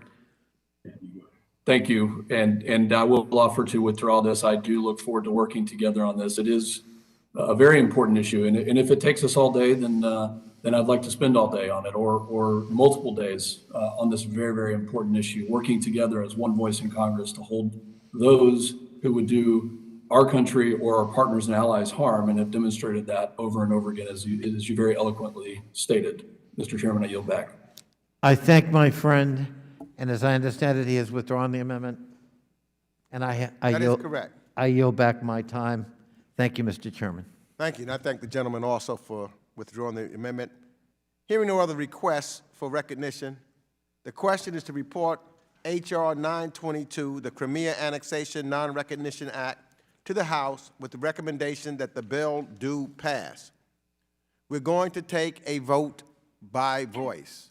All members, please unmute your microphones. All those in favor say aye. Aye. Aye. Aye. Aye. Aye. All Aye. opposed say no. Aye. In the opinion of the chair, the ayes have it, and the motion to reconsider is laid upon the table. Now, we move on to consider H.R. 2785, Energy Resource Government Initiative Act of 2021. Pursuant to notice, for purpose of a markup, I now call up H.R. 2785. The clerk will report the bill. H.R. 2785, a bill to establish in the Department of State the United States Energy Resource Governance Initiative to promote sound mining sector. Without objection, the first reading of the bill is dispensed with. Without objection, the bill shall be considered as read and open to amendment at any point. At this time, I recognize myself to speak on the measure. I support the Energy Resource Governance Initiative Act and thank Rep. Kinzinger and Rep. Spanberger for their work on this bill.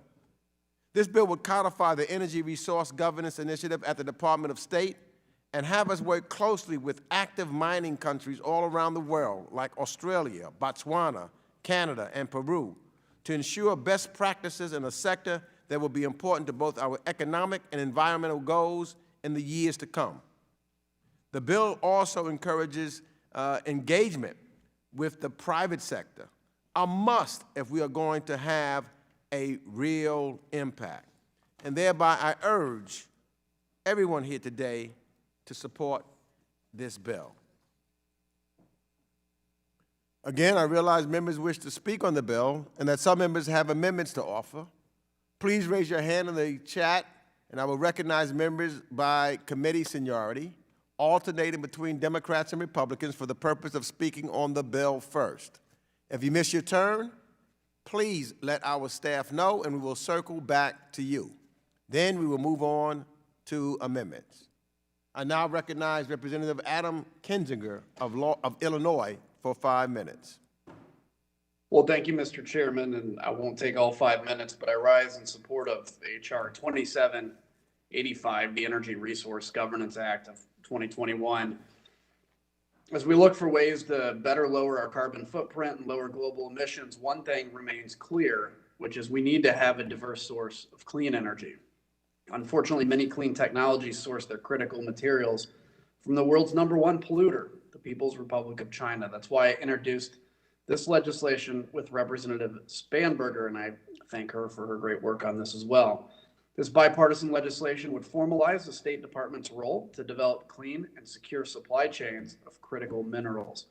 By doing so, the United States and our allies would be better positioned to meet the increased demand for clean energy technologies. By codifying the State Department's Energy Resource Governance Initiative, we will reject the Chinese Communist Party's polluting policies by diversifying the critical mineral supply chain for the rest of the world. This legislation will ensure that the United States and our allies remain the world's leader in clean technology innovation. I want to thank my colleague, Congresswoman Spanberger, for joining me in this legislation, as well as commend the governments of Australia, Botswana, Canada, and Peru for joining the United States and trying to develop best practices in the mining sector of developing countries. And I urge all my colleagues to support this bill, and I'll yield back. Gentleman yields back. Do any other members wish to speak on the measure? Hearing no further requests, let's move on to amendments. For what purpose does the gentleman, the representative from Pennsylvania, seek recognition? Thank you, Mr. Chairman. I have an amendment at the desk. The clerk shall distribute the amendment to your staff virtually and in the committee room. Let's pause briefly to give all members enough time to review the amendment.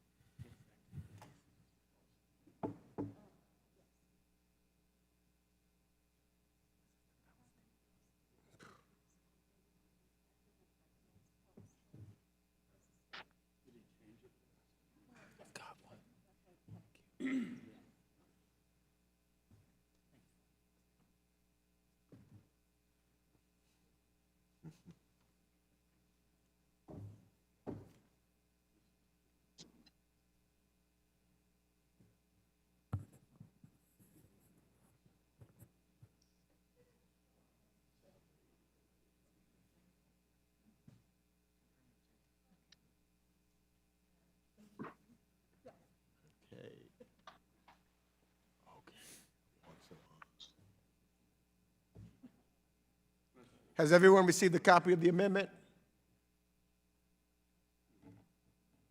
The clerk will please report the amendment. Perry, amendment number 83 to H.R. 2785. Add at the end of the following, Section 5, prohibition. Without objection, further reading of the amendment will be dispensed with.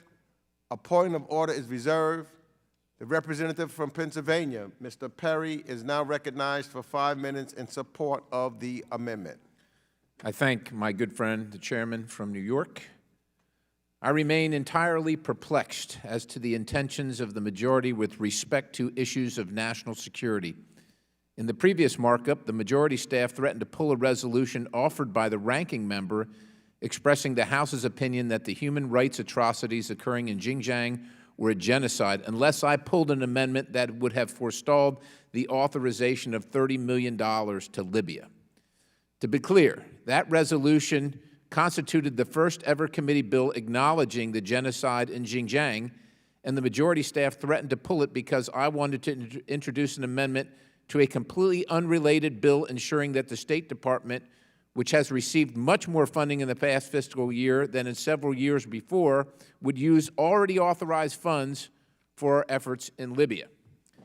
The majority also pulled in this markup another excellent bill by the ranking member, which would create a countering Chinese influence fund to ensure good governance in Asia and frustrate all CCP efforts to reposition their gangster regime as the head of a new international order. Now, you might ask, why would the majority do that? Apparently, they were concerned about the title of the fund and so therefore decided on that basis to unceremoniously bump a decisive measure. I would certainly encourage the majority staff to reorient their priorities to reflect the interests of our nation, and not CCP talking points. Now, with this amendment, my hope is that we would at least agree to counter an ongoing existential threat to the State of Israel at this moment under attack, even if we won't confront the greatest existential threat in our own nation. Not a single hearing on the terrorist attacks against Israel has been scheduled in this committee. We're apparently slated to focus on racial identity terrorism instead. Some members of this committee are even calling on the administration to delay the sale of much-needed military supplies to Israel. At least it's been reported. And 5 months into the Congress, not a single bill or resolution demonstrating support for Israel has been noted for any markup by this committee. Quite frankly, to me and others, it's unacceptable. Given the numerous terrorist attacks on Israel by Hamas and the PIJ, just yesterday morning, a rocket attack from Gaza killed 2 Israeli citizens. I want to take this opportunity to reaffirm our strong support for the State of Israel. Whatever the priorities of the majority may be, we should be taking time here today to demonstrate a statement of solidarity with the Israeli people. Moving forward, the United States will not engage on the ERGI initiative with any international organization that acknowledges the existence of a Palestinian state. It does not exist, and therefore we should not acknowledge it or engage with those who do. We should not be in the business of condoning the terrorist activities against one of our most trusted allies. Quite frankly, this is an easy amendment to vote for. Let's work together with like-minded partners, and more importantly, let's make a statement today that the United States has always and will always support the State of Israel. With that, I encourage adoption of this amendment. Mr. Chairman, I yield the balance. Gentleman yields back. I yield myself time. I oppose this amendment. I oppose this amendment because it is not relevant to energy. And I yield back. Any other further debate on the amendment? Hearing none, no further request to speak. The question is on the amendment. We are going to take a vote by voice. All members, please unmute your microphones. All those in favor say aye. Aye. Aye. All those opposed say no. No. In the opinion of the chair, the noes have it, and the amendment is not agreed to. Mr. Chairman, I request a recorded vote. A roll call vote is requested. Pursuant to Committee Rule 4A-2, further proceedings on the amendment shall be postponed. Are there any other amendments? For what purpose does the representative from Pennsylvania seek recognition? Mr. Chairman, I've got an amendment at the desk. I believe it's number 086. The clerk shall distribute the amendment to your staff virtually in the committee room and in the committee room. And let's pause briefly to give all members enough time so that they can review the amendment.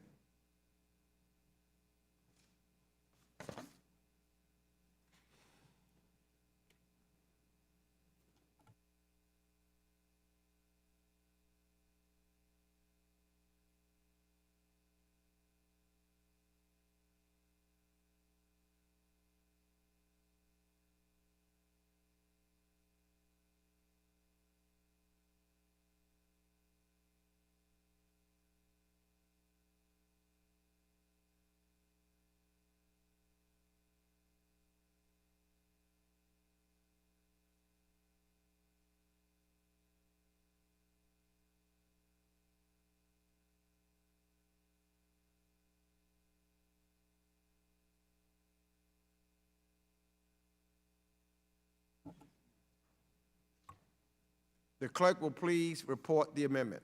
Perry, Amendment Number 86 to H.R. 2785, in Section 2, 3, strike and next. Without zero objection, goals. further reading of the amendment will be dispensed with. A point of order is reserved. The representative from Pennsylvania, Mr. Perry, is recognized for 5 minutes in support of the amendment. Thank you again, Mr. Chairman. I certainly completely agree with the underlying goal behind this legislation. We cannot rely on China for rare earth minerals and renewable energy sources, and only rare in the context that in America, regulation doesn't allow us to get our own, so we must buy it elsewhere, unfortunately from China. But I can hardly understand why the inclusion of a wayward and unrealizable proposal, net zero, was included in this proposal. Let's say we wanted to achieve net zero carbon dioxide emissions by January 1st, 2050. If we wanted to do that, we'd need to require the deployment of more than 1 megaton of oil equivalent of carbon-free energy consumption every single day starting this day and continuing every day until 2050. If there's anyone here that realistically thinks we will achieve that goal, I'd be delighted to show you why this initiative is nothing more than a pipe dream of anti-civilization activists who will do anything to justify their continued work in China and legitimize the wicked regime of the Communist Chinese Party. This administration's unrealizable climate agenda includes cutting greenhouse emissions by 50% by 2030 and aims to achieve 100% alternative power by 2035, necessitating a benchmark of 80% alternative power by 2030. Again, does anyone here realistically think that we're going to achieve the President's goal? The answer, if you have a clue, should be no. But here's what to do when you work to pursue net zero goals. Low-income countries who haven't yet had the opportunity to fully develop their countries, who are nevertheless pushed towards renewable energy, will see key social and health indicators fall in their nation.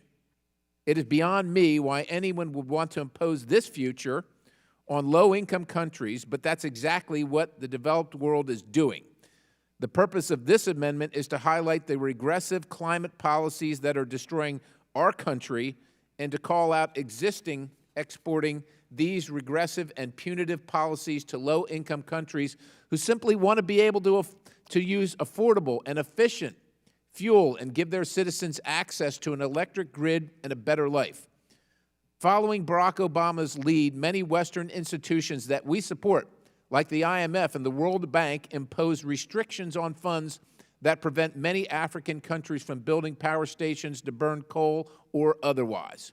I'm not sure how many of my colleagues on the committee know this, but Angola and Nigeria are in the world's top 10 list for oil production. South Africa, Botswana, Zimbabwe, Kenya, and others all have incredible amounts of coal deposits, but they can't use them because global institutions and some nations who would otherwise donate to ensure these countries' access to electricity make development funds contingent on not using fossil fuels. Now, if that's not a colonialist mindset, quite honestly, I don't know what is.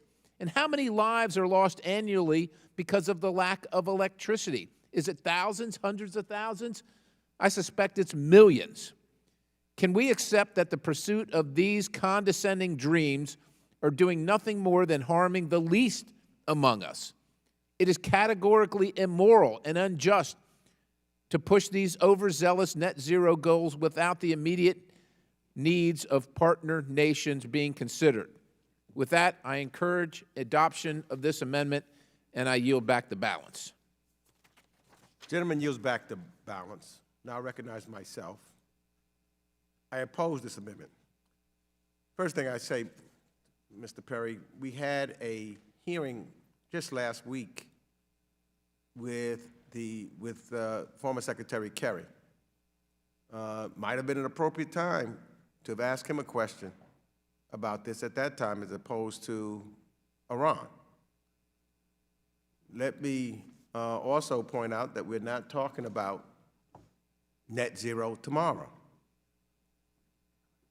You know, as I looked at this amendment and the amendment coming behind it, they're clearly an attack against any notion that clean energy and green energy technologies are in growing demand across the United States and globally. It also suggests that the United States should not even bother protecting or investing in our domestic supply chains that provide critical minerals to produce clean energy technologies. Yet at the same time, China and our strategic competitors are investing heavily in them. Agreeing to these amendments puts our national security and economic interests at great risk. So I would think that we would not want to just hand to China a geopolitical win. Why would we ever support doing this? I cannot understand. And I don't think the American people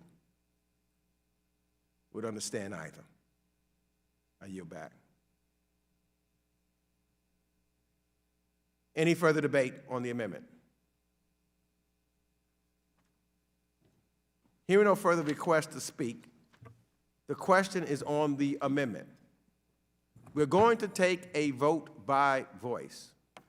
All members, please unmute your microphones. All those in favor say aye. Aye. Aye. All those opposed say no. No. No. Oh, no. In the opinion of the chair, the noes have it, and the amendment is not agreed to. Mr. Chairman, I request a recorded vote. A roll call vote is requested. Pursuant to Rule 4A2, further proceedings on the amendment shall be postponed.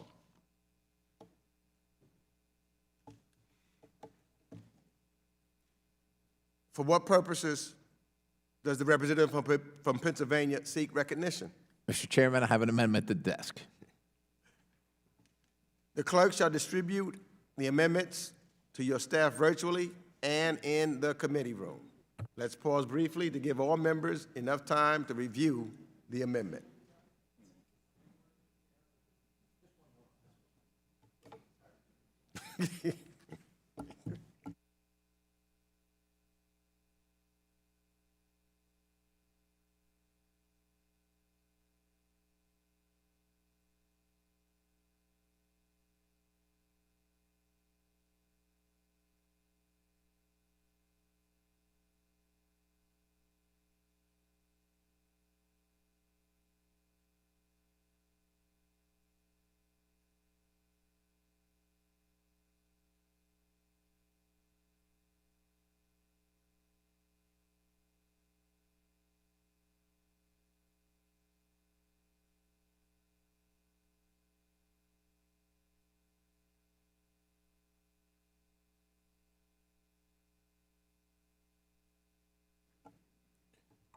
Has everyone received a copy of the amendment? The clerk will please report the amendment. Harry, amendment number 85 to H.R. 2785. In section 2, strike paragraphs 2 and 3. Without objection, further reading of the amendment will be dispensed with. A point of order is reserved, and the representative from Pennsylvania, Mr. Perry, is now recognized for 5 minutes in support of the amendment. Thank you very much, Mr. Chairman. I don't want my intent to be mischaracterized. I support the underlying reason for the bill. We need to absolutely make sure that we secure our access to critical minerals, to rare earth minerals, and to forcibly push back against China's monopoly on those things. But I think it's important that we don't constrain ourselves to use them only on certain things. Critical minerals go much further than just energy. Medicine and all parts of life use critical minerals. And I would also dare say that when we categorize the things that we're going to use those critical minerals on in legislation, we exclude other things. There's a good chance right now in America that we'd be leading hydrogen fuel cell technology and using it and deploying it right now. But over the last 2 decades at least, we've been forcing our population to accept the things that people in this place have determined are the best. Now, I do not understand, not for the life of me, why we are conceding the fight here. This amendment, which simply strikes paragraph 2 and 3 from H.R. 2785, is not integral to the underlying bill. There will still be an initiative that I support. This initiative will still work to actively engage the world away from China's domination of rare earth minerals. Here's the thing. Solar panels, wind turbines, electric vehicles, and batteries don't work effectively and are dependent on external factors for energy generation. You know what works with nearly 100% efficiency generating energy? Coal, natural gas, nuclear. And the left's war on coal, a cheap and effective energy source that overwhelming majority of the developing world still desperately depends on, will only serve to diminish their standard of living. I don't want to hear from my colleagues that we don't care about those less fortunate or that we're not attuned to their suffering. Following President Obama's lead, the left are the ones condemning poorer income nations and the billions of people living in them to resort to burning firewood for heating purposes because Western elites and their antagonism against coal has reached a cult-like level. Yet we're the bad guys when we point out that foreign aid to some of these countries is largely ineffective, especially when we undermine that aid with emblematic anti-growth policies like abandoning affordable and reliable sources of energy. It will only become less effective as we spend taxpayer dollars on intermittent resources that even our own grid cannot support, let alone undeveloped grids. And I just cite Texas this last winter. We know that coal works much efficiently than other energy resources. Every single person in this room should know that. But we're also working and donating to international organizations that make foreign aid and development funds contingent on not using fossil fuels. To be clear, opposition to this amendment is not a matter of prudence. It's not about concerns that stripping the language will nix this initiative. This amendment strikes 2 paragraphs of a non-binding sense of Congress. Opposition to this amendment is about providing tacit approval for Western elites, and I must count this administration among those elites to control how Americans and the rest of the world live their lives. It's socialism of the highest order with a similar result, condemning the developing world to poverty, suffering, and early death. I urge my colleagues on the Republican side and the Democrat side to have the courage on this issue and make a stand in favor of development and in opposition to socialist top-down policies that will only serve to compromise the sovereignty of others and other nations. With that, I Will the gentleman yield for a question? Absolutely. So the paragraph that you seek to strike says, it is the sense of Congress that many green and renewable energy technologies, including electric vehicles, wind turbines, and battery storage technology, require high inputs of specific energy materials, which may cause the global demand for these products to skyrocket over the coming decades. That's a factual assertion. How is that socialism? You just made a claim. It's socialism. It's I mean, that's an absurd. May I that's respond? A factual assertion. May I respond? Yeah, it's by omission. You can't include everything. You can't include everything. And since you can't include everything, you're excluding the things that aren't in the paragraph. A fact of what will likely be the impact of a policy is not socialism. I know you like to just throw that word out because it's really it's powerful, but it's really hard to understand how the assertion of a fact is powerful, and in case allows you to make a claim it's socialism. It's that pervasive around the world and this country right now. Deeply disappointing that you would do that. Gentleman's time has expired. I now recognize myself for 5 minutes. I oppose this amendment. I think that sometimes we've got to look what our geopolitical competitors are doing and why they're investing largely in the future, whether we're talking about wind or solar energy. I think it's important. I mean, I know and I hear the gentleman talk about coal, and I know the district in which he resides in. But it reminds me of an argument that took place maybe a century or so ago. The candle makers was very upset when Mr. Edison decided to discover the light bulb and electricity. The candle makers said, we know candles work. We're not sure about those lights, though. That's the electricity thing. The candle makers said, we're going to lose jobs because we're not going to be able to manufacture candles anymore. We don't need these light bulbs.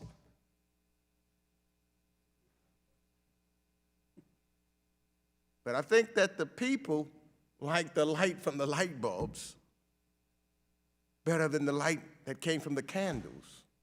And will the chairman yield? As a result. Will the chairman yield? As a result of having light bulbs. Let's think to the future, Mr. Perry. Will the chairman yield? Let's make sure that we're not done in by our geopolitical competitors. Don't let them get in front of us. Let us stay in front of them. I yield. Mr. Chairman, no one outlawed the candle, and I'm not saying we should outlaw any of those things. But when you choose those, tacitly or implicitly, you eschew the other ones. You disregard the other ones. And while wind and solar is important, we could be doing other things right now, but we're not focused on them at all, and they all need critical minerals. I just don't think we should be excluding the others. Thank you. I yield back. Reclaiming my time. I yield back my time. Anyone wishes to further debate? Mr. Malinowski. Thank you, Mr. Chairman. I would, you missed the earlier exchange, but I would note that Representative Connolly left us, and Mr. Perry is back to his usual ways, so I think I want to petition that Representative Connolly not leave the room again. I would say, Representative Perry, you cited several times in two interventions the needs of low-income countries and impoverished communities around the world. And I would just point out that some of those low-income countries are going to cease to exist if we keep burning coal because they'll be underwater. And what we hear from representatives of developing countries around the world is that we've got to take this climate problem seriously. There are tens of millions of people in Africa and Latin America and Asia literally on the move because agricultural patterns are already changing because of the effects of climate change. Now, there should be vigorous debate among Republicans, Democrats, responsible people on both sides about the ways in which we move in this direction. But to be striking anodyne language from bipartisan bills that simply recognize the reality that the world is moving in this direction and that the United States, not our great power competitors, should lead that transition in our own interest, strikes me as very, very backward looking. The chairman's absolutely right. The Chinese Communist Party, and I share the disdain of my colleagues on the other side for the evils of the Chinese Communist Party, they are seeking to corner this market. not because they love trees, not because they are Green New Dealers, but because they want to win the future. They want to beat us. I want the United States of America to win this contest in our interest and in the interest of all the people of the world. Thank you. Will the gentleman yield? I've yielded. Just for a comment, I just want to remind everybody that the windmill is centuries-old technology. The solar panel was patented, I think, in the 1800s. We can do a lot better, is all I'm saying. I don't disagree with you, but we can do a lot better, and we're not doing it here, in my opinion, but I thank you. We certainly can and will do better with a common bipartisan recognition that we need to seize this future. Thank you. I yield back. Gentleman yields back. Is there any further debate on the amendment? Hearing no further request to speak, the question is on the amendment. We're going to pause to take a vote by voice. All members, please unmute your microphones. All those in favor say aye. Aye. Aye. Aye. All those opposed say no. No. No. No. Oh. In the opinion of the chair, the noes have it, and the amendment is not agreed to. Mr. Chairman, I request a recorded vote. A roll call vote is requested. Pursuant to Committee Rule 4A2, further proceedings on the amendment shall be postponed. Seeing no further amendments, then without objection, the committee will postpone further consideration of H.R. 2875 and move on to consider H.R. 3283. Now we move to consider H.R. 3283 to repeal the joint resolution entitled A Joint Resolution to Promote Peace and Stability in the Middle East. Pursuant to notice, for purposes of markup, I now call up H.R. 3283. The clerk will report the bill. H.R. 3283, a bill to repeal the joint resolution entitled A Joint Resolution to Promote Peace and Stability in the Middle East. Be it enacted by... Without objection, the first reading of the bill is dispensed with. Without objection, the bill shall be considered as read and open to amendment at any point. Mr. Chairman, Yes. I have an amendment at the desk. We'll come back to your amendment. At this time, I'll recognize myself to speak on the measure. Today, we already have discussed and repealed one old and outdated AUMF. Now we address another. Unlike the 1991 authorization, however, which concerned a specific country and a particular conflict, the 1957 AUMF, passed by Congress during the tenure of President Eisenhower, was exceptionally broad and open-ended. It covered an entire region and was preemptive more than reactive. Nonetheless, or perhaps because it is poorly defined, the 1957 authorization has never been cited as justification for military use of force. Despite its dormancy, the case for repeal is strong. First and foremost, Congress must reclaim its proper constitutional role over the use of force. Under the Constitution, it is Congress and not the President who has the power to declare war. Article 1 also states that it is the legislature that must provide for the common defense, raise and support armies, call forth militias, and repeal invasions. These powers do not lie with the President. They are vested with the men and women in this room present today at this markup right now. Second, this committee also has a heavy duty to carry out its role as the proper forum for these dialogues, debates, and discussions. It is no coincidence that the Foreign Affairs Committee was tasked with this solemn duty, and I truly believe the members of this committee are up to the task. This legislation, in particular, sponsored by Representative Mayer, shows that we can act in a bipartisan manner on such questions, and I thank Representative Mayer for his hard work in getting this done and on this markup. Finally, as I said about the 1991 repeal, it is important that we remove any risks, so no matter how remote, these laws cannot be used inappropriately and repurposed. It is simply a fact that because of the nature of modern conflicts and the standing and the justicability limits on possible litigation, that Congress and Congress's short-term recourse against executive overreach is limited. Though little known today, President Eisenhower actually had an additional 1955 AUMF that likewise was never invoked. It was repealed more than 2 decades after it was passed, showing that Congress is capable of repealing old AUMFs. We should take an important step to repeat that feat today. This is our responsibility.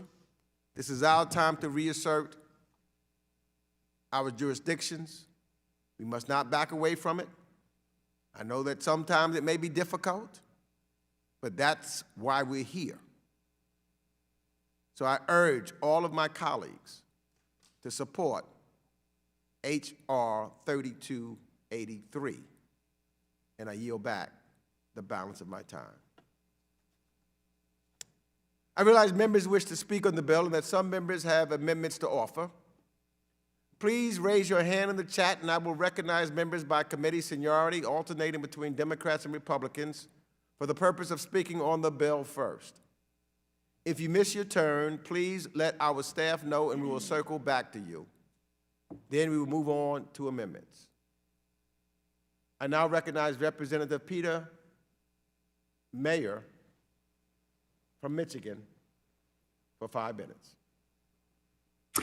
Thank you, Mr. Chairman, Ranking Member McCall, and my friend Ms. Spanberger for leading this effort with me. I also want to thank Congressman Mike Gallagher and Gerald Golden for helping introduce legislation with Ms. Spanberger and me to repeal this 1957 AUMF, along with the 02 and 91 AUMF, the 91, which were also considered earlier today. This bill is simple. It just repeals an outdated and irrelevant authorization for the use of military force to defend Middle East nations from armed aggression by any country controlled by international communism. I'll be very honest, I did not know this AUMF existed until we started this process, which is one of the challenges with letting old and outdated legislation stay on the books. I mean, this authorization was passed 23,447 days ago in 1957 at the urging of President Eisenhower, who feared that the Soviets would attempt to fill the power vacuum in the Middle East after the Suez Crisis. 64 years have passed. The Soviet Union no longer exists. This bill was passed before most members of Congress had even been born, and subsequent laws that have been passed by Congress have rendered it obsolete. The only purpose this authorization serves is to provide current and future presidents the temptation to do an end run around Congress to justify military intervention in the Middle East against any communist country without seeking congressional authorization.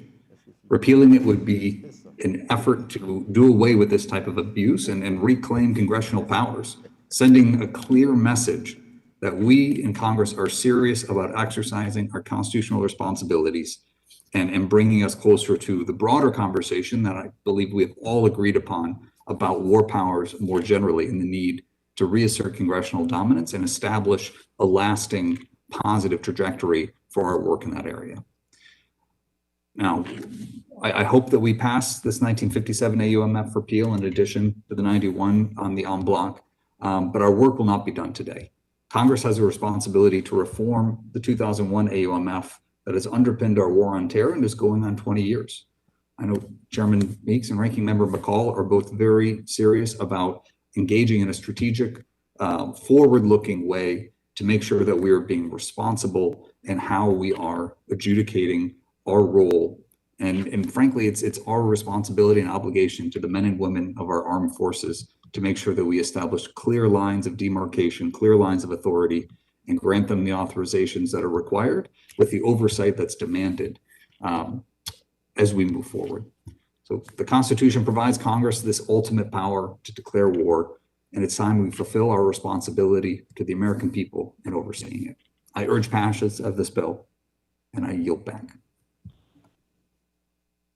Gentleman yields back. Do any other members wish to speak on this measure?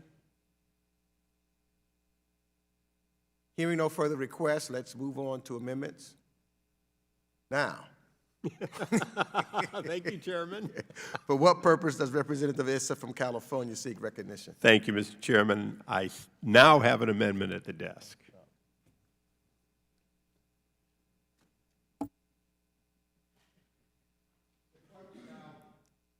The clerk shall distribute the amendment to your staff virtually and in the committee room. Let's pause briefly to give the members enough time to review the amendment.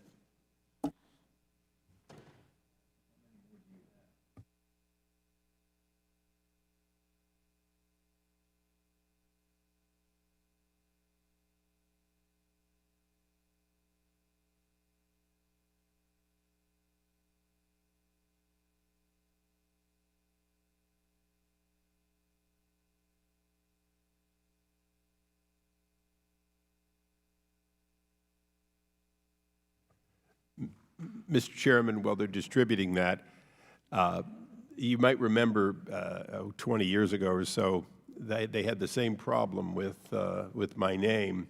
And several members who had been on Codels with me to the Middle East said, no, it's Issa. No, it's Isa. No, it's Issa.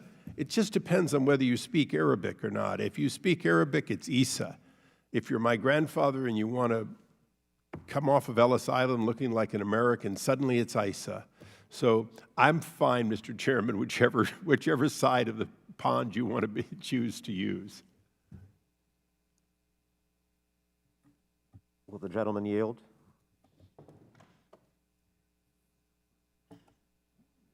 Of course. The same goes for Malinowski, which would be Malinowski in Polish, and I accept both uses, so I feel obligated with the gentleman yield.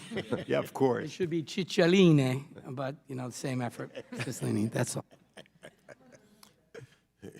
Has everyone received a copy of the amendment? Has everyone been to Ellis Island? Just say Smith and Smith. The clerk will please report the amendment. ISA Amendment number 35 to H.R. 3283, page 1, line 5, strike the and insert effective on the date that is... Without objection, further reading of the amendment will be dispensed with. A point of order is reserved. The representative from California is recognized for 5 minutes in support of his amendment. Thank you, Mr. Chairman, and I'll be brief. I believe that the work we do here today, and I thank everyone for the work of repealing these obsolete use of military force, AUMFs. But I believe there's a basic principle that we should neither ever again have an open-ended authorization for the use of military force that doesn't have a reauthorization. At the same time, I believe that upon the date in which a president becomes aware, essentially signs a bill, there has to be a reasonable period of time for him to liquidate any question of whether or not the administration is in any way using that.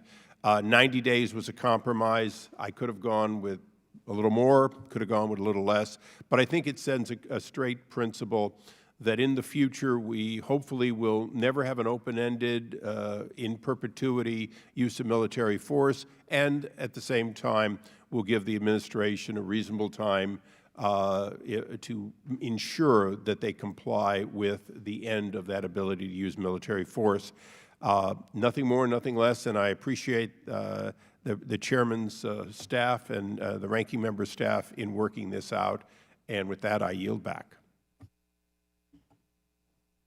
Gentleman yields back. I now recognize myself for 5 minutes. I get a long 5-minute speech. I think I'll call you Representative Issa in respect of your grandfather. We don't want to, we want to make sure we respect him and where he goes. Let me see. I support this amendment. I yield back the battle to my time.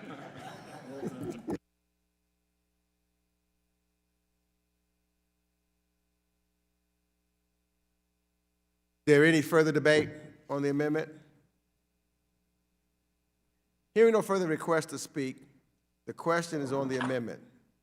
We are going to take a vote by voice. All members, please unmute your microphones. All those in favor say aye. Aye. Aye. Aye. All opposed, no. In the opinion of the chair, the ayes have it, and the amendment is agreed to. And without objection, the motion to reconsider is laid upon the table. Any other amendments? For what purpose does the representative from Pennsylvania? Thank you, Mr. Chairman. I have an amendment at the desk. The clerk shall distribute the amendment to your staff virtually and in the committee room. Let's pause briefly to give all members enough time to review the amendment.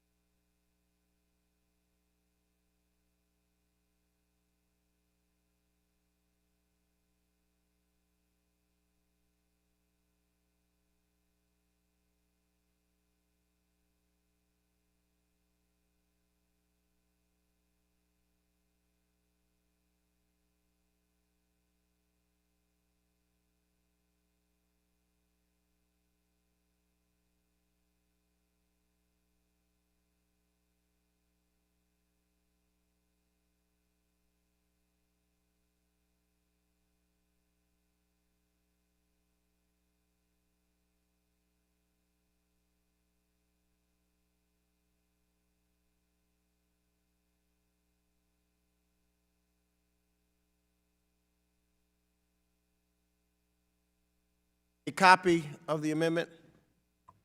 The clerk, please report the amendment. Perry Amendment Number 77 to H.R. 3283. At the end of the bill, add the following. Section 2, effective date. Without objection, further reading of the amendment will be dispensed with. A point of order is reserved. The representative from Pennsylvania, Mr. Perry, is now recognized for 5 minutes in support of the amendment. Thank you very much, Mr. Chairman.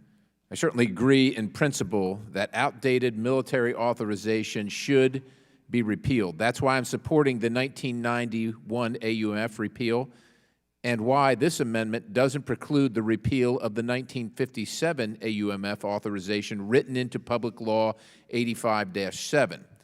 However, we do not have to restrict congressional oversight on war powers to code cleanup. This is an opportunity to take the general principle of the 1957 AUMF and place it in a context attuned to the present threats facing our nation. To be clear, this amendment is not a declaration of war on any state, nor is it even an AUMF in itself. It simply makes the repeal of the 1957 AUMF, which has never been utilized and the repeal of which would have zero impact on the American people, contingent upon providing an authorization for the use of military force to protect countries in the Indo-Pacific region against international communism. The People's Republic of China poses an existential threat to not only our nation, but also to the territorial integrity of some of our greatest allies, including South Korea, Japan, and Taiwan. The CCP regularly infringes upon the sovereignty of neighboring states. We've heard testimony before this very committee and in others that the CCP may be preparing to launch an attack against neighboring states and our interests. Recently, retired Indo-Pac PACOM Commander Philip Davidson estimated that a war between China and Taiwan could break out within 6 years. It's clear that several countries in the Indo-Pacific region hold enormous strategic significance to the United States. If anything were to happen to them, and the United States was insufficiently invested in deterrence, what does that mean for promises we've made to other global partners? What implications could the failure to deter China have for the legitimacy of international institutions, including the 2016 tribunal ruling on China's 9-dash line? It's beyond clear that we must take a more decisive step against CCP aggression. My hope is that talk of military conflict will be just that, talk. But we don't know that for sure. China is growing increasingly confident in its military capabilities, and that may lead to a conflict down the road. Again, we don't know what the future holds, but we do know the likely extent to which this genocidal regime in China is willing to go to ensure regional and even global hegemony.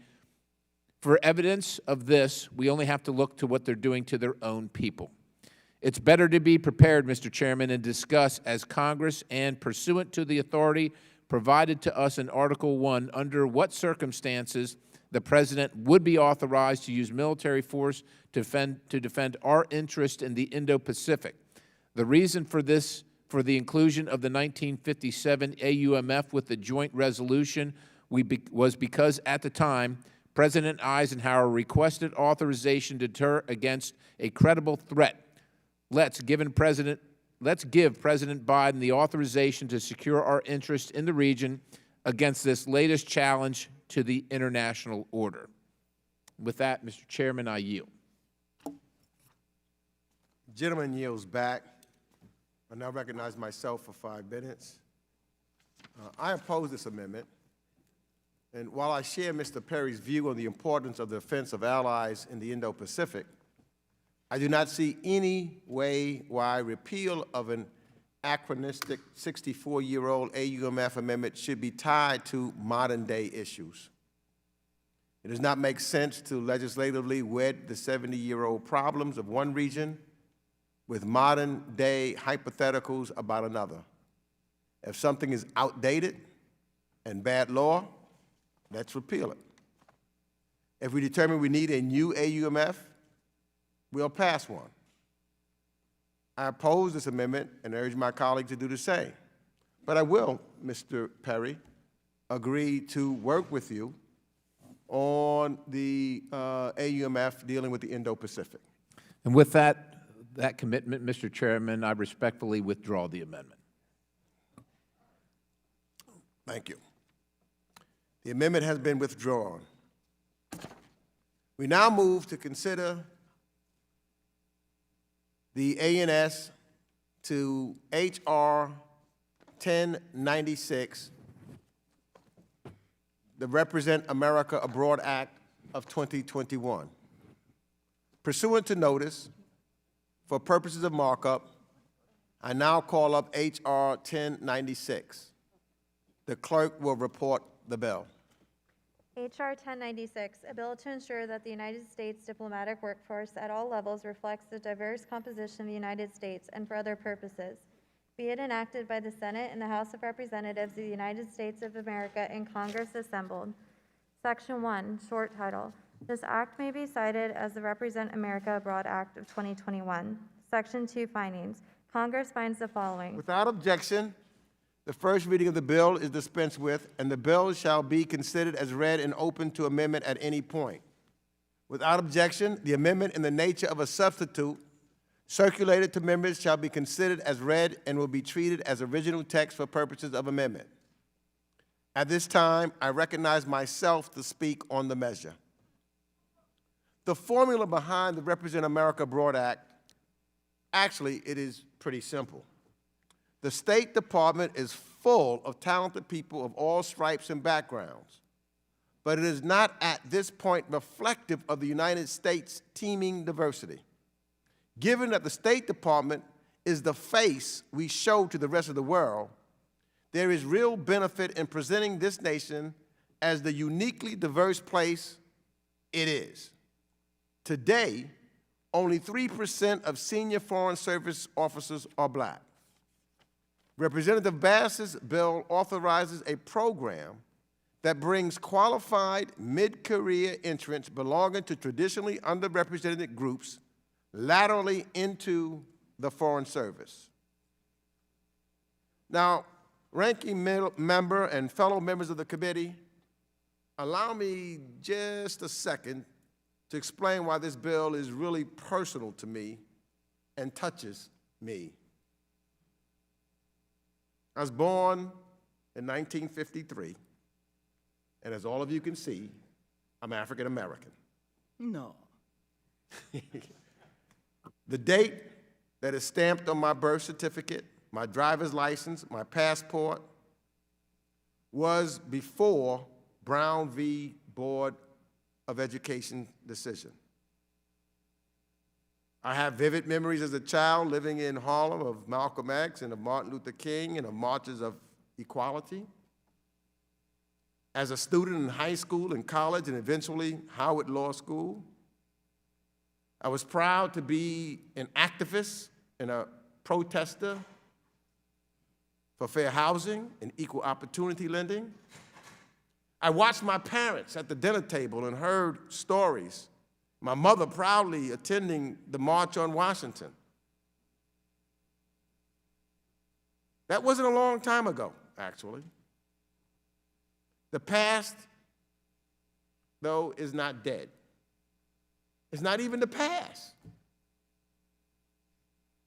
You know, I often tell the story that my father was one of 49 people. He was one of 49 to get knocked out by Rocky Marciano. And growing up, I always imagined the glory of what he had or what would have happened had he won that boxing match. But I always dreamed of being an attorney in the spirit of Thurgood Marshall, a lawyer who would fight for the community, someone who would make things better for people, who looked like me in Harlem, where I grew up, now in southeastern Queens. And I was able to do things so that I was able to, and my parents made sacrifices so that I would be able to attend Howard Law School and serve people in the community. In fact, when I graduated law school, my mother told me on graduation day, before she proudly saw me going up to get the diploma, says, "We made these sacrifices not just for you. We made these sacrifices so that you could help somebody else, and no matter what you do." And because of that sacrifice that she made and my father made, I sit here today as a member of Congress. I had always been interested in foreign policy issues, but generally I had never really considered it as a calling for someone like me. I didn't know about foreign policy when I initially was elected, but I knew I wanted to be on this committee. And I went to Charlie Rangel and I asked Charlie to help me get on this committee. I was traveling with my colleagues and even with the President of the United States, conducting meetings around the world and representing the United States everywhere from Beijing and Brussels to Shoko, Bissau. When I met with Africans and Afro-Latino leaders, both here and abroad, I can tell you it was viable and meaningful that we have someone like myself in this position today. I sit here as the first African-American chair of the House Foreign Affairs Committee. It means something when I travel. Last night I had dinner with the ambassador of Jamaica who was just talking about how much it meant to her that I sit in this position. So it is when we have people of color sitting in mid-level positions representing our country, because this world is very diverse. And when they get the opportunity to see someone that look like them, that comes from a different culture, it puts us in America in a better position. And I know what some of the objections are, and some of the conversation that we have, and I really respect Mr. McCall, who's always been upfront with me from the time that I've been the chair of this committee, letting me know where we do agree and where we don't in a very respectful manner, and I respect that, and I thank you for that. We did not come to the agreement that I would have liked to have come to on this bill, but this bill is so important. This bill is really important. I think it's important for all of us in the United States of America. It's reporting for the world that we show who we are and that we do what we say. So I thank Congresswoman Bass for bringing this bill forward. I think it's the bill that's past due to take us and make us a greater nation, a more perfect union. I yield back the balance of my time. Now, I realize that members wish to speak on the bill and that some members have amendments to offer. Please raise your hand in the chat, and I will recognize members by committee seniority, alternated between Democrats and Republicans for the purpose of speaking on the bill first. If you miss your turn, please let our staff know, and we will circle back to you. Then we will move on to amendments. I now recognize the ranking member, Mr. McCall, for his remarks. Thank you, Mr. Chairman, and thank you for those powerful words, your testimony. And we all respect you, and I appreciate your comments about respecting each other. And I'm proud to serve with you as the first African-American chair of this committee. This bill is very important. Diversity is very important and moving forward as a nation. And that's why I think we need to get this bill right. And I don't object to the spirit of this bill. I don't object to the intent of this bill. But I just want to, for maybe public consumption of this committee, think about this. Yesterday, I spoke with the Chief Diversity and Inclusion Officer at the State Department, Ambassador Winston Lee, about this bill. And like me, she expressed support for the underlying intent. But it was clear that she had some issues with the bill. One thing of note, and she's African American, that she flagged for me was that the way the bill defines new mid-level officers is off base, in her words. It would essentially allow people to have the same credentials as entry-level officers to join the Foreign Service at a much higher level. She's only been in this position since April.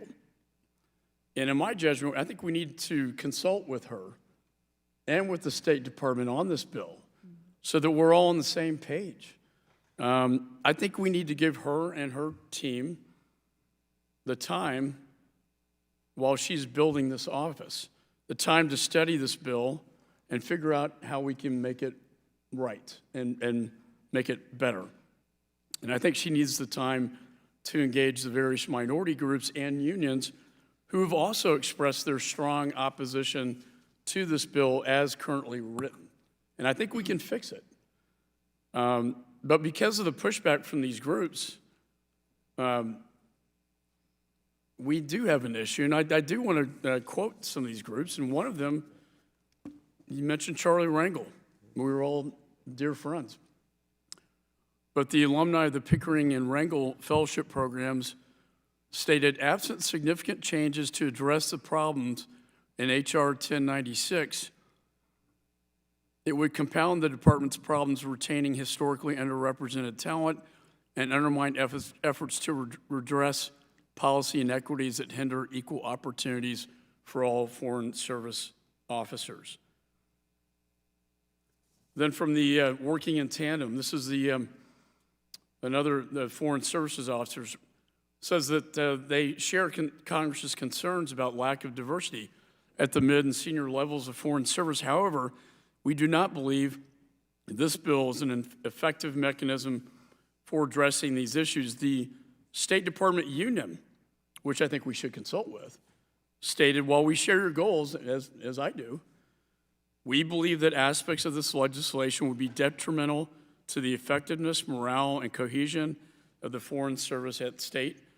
We are confident that if we pause and work together, and that's what I'm requesting, that we can make a lasting difference for this country. And then finally, from the State Department advocacy group, from the members, they say, we believe that such a program would have a minimal long-term impact and may even negatively impact diversity and morale. So it's not in my words, Mr. Chairman. It's in the words of the people I think we should be consulting with on this very important legislation to make sure that the head of the State Department's diversity and inclusion group and the groups that are represented, whether it be the union or the advocates, you know, that we get this right, because it's so important of an issue. We have to get this right. So I'm very proud to stand with you in drafting and passing new diversity initiatives, including at the State Department, that you and I passed the authorization yesterday. First time in 20 years, and I admire your courage, your tenacity to get things done.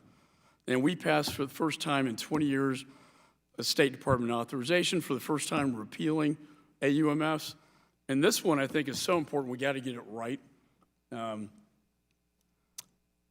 I know this will probably not be withdrawn at this markup, but it would be, if we could not take a vote on this issue and in the spirit of trying to be bipartisan on a very important issue, and that is race relations and diversity. I would be honored to work with you on that, and Ms. Bass as well. And I yield back. Gentleman yields back. And now we'll call on members in seniority order, and then alternate between Democrats and Republicans. I think in seniority, first I have is Representative Albio H.Res of New Jersey. You're now recognized for 5 minutes. Thank you, Chairman. Thank you very much. I want to thank my friend from California, Congresswoman Karen Bass, for introducing an important bill to ensure that our diplomats reflect the diversity of our country. I am proud to be an original co-sponsor of H.R. 1096, the Represent America Abroad Act of 2021. I would like to request unanimous consent to submit into the record an op-ed by Gina Abercrombie Winstanley entitled Creating a Culture of Inclusion at the State. I thank Congresswoman Bass for her principled and tireless leadership on this vitally important issue. And I urge my colleagues to support this measure, and I yield back.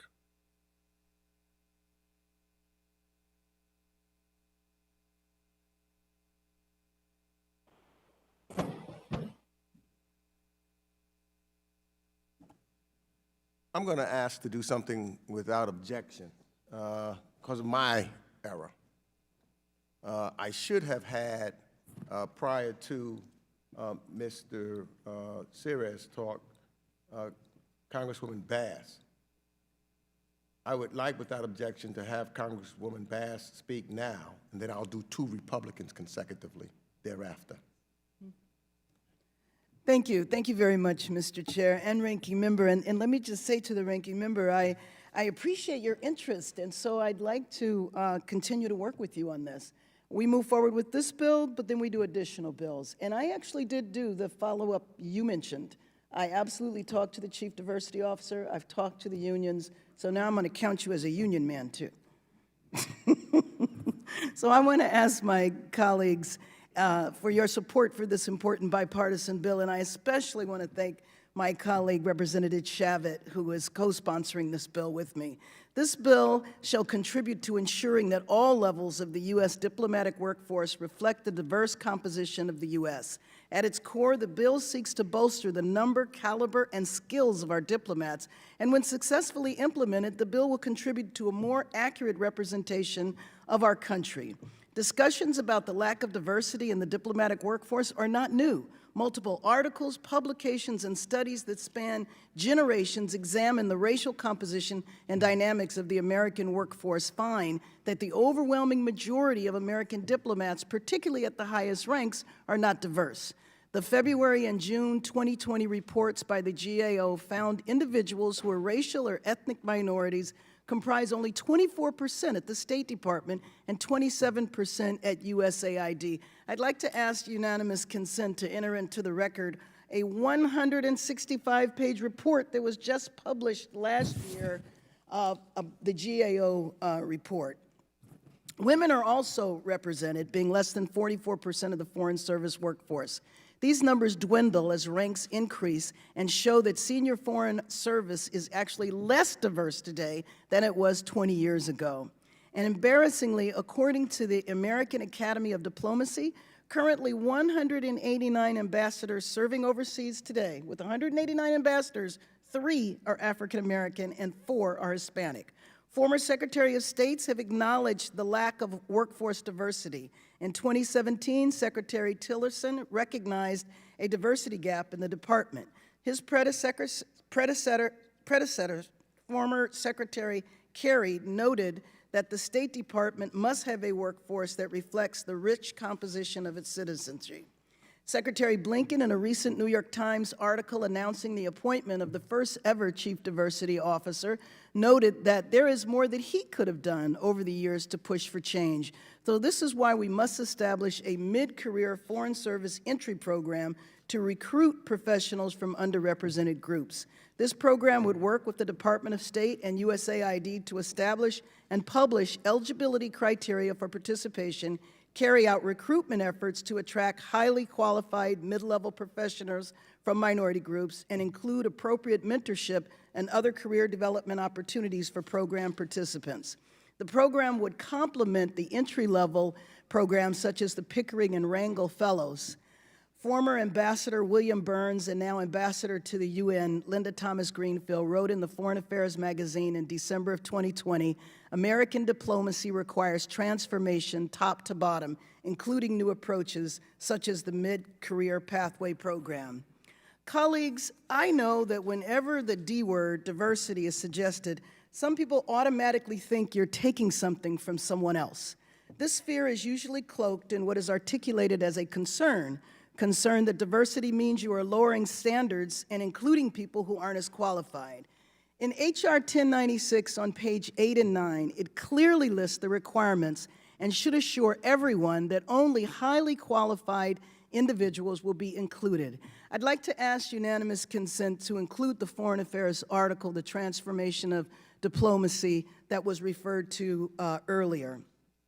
Since 2017, nearly a quarter, 25% of senior Foreign Service officers have left. 60% of career ambassadors are leaving.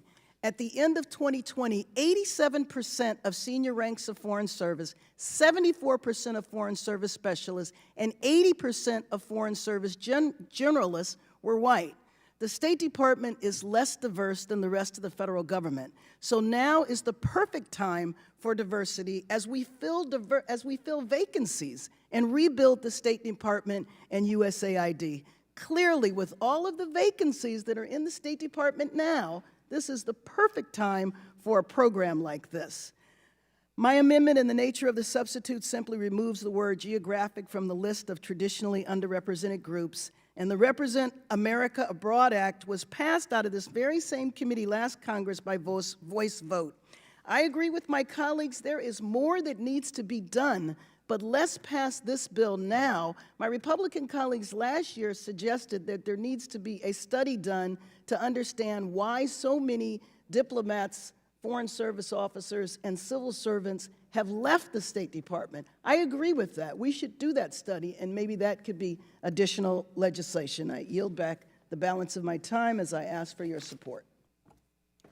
Gentlelady's yields back, or time has expired. I now recognize Representative Steve Chabot of Ohio for 5 minutes. Thank you, Mr. Chairman, and I want to begin by also commending you on your very powerful opening statement.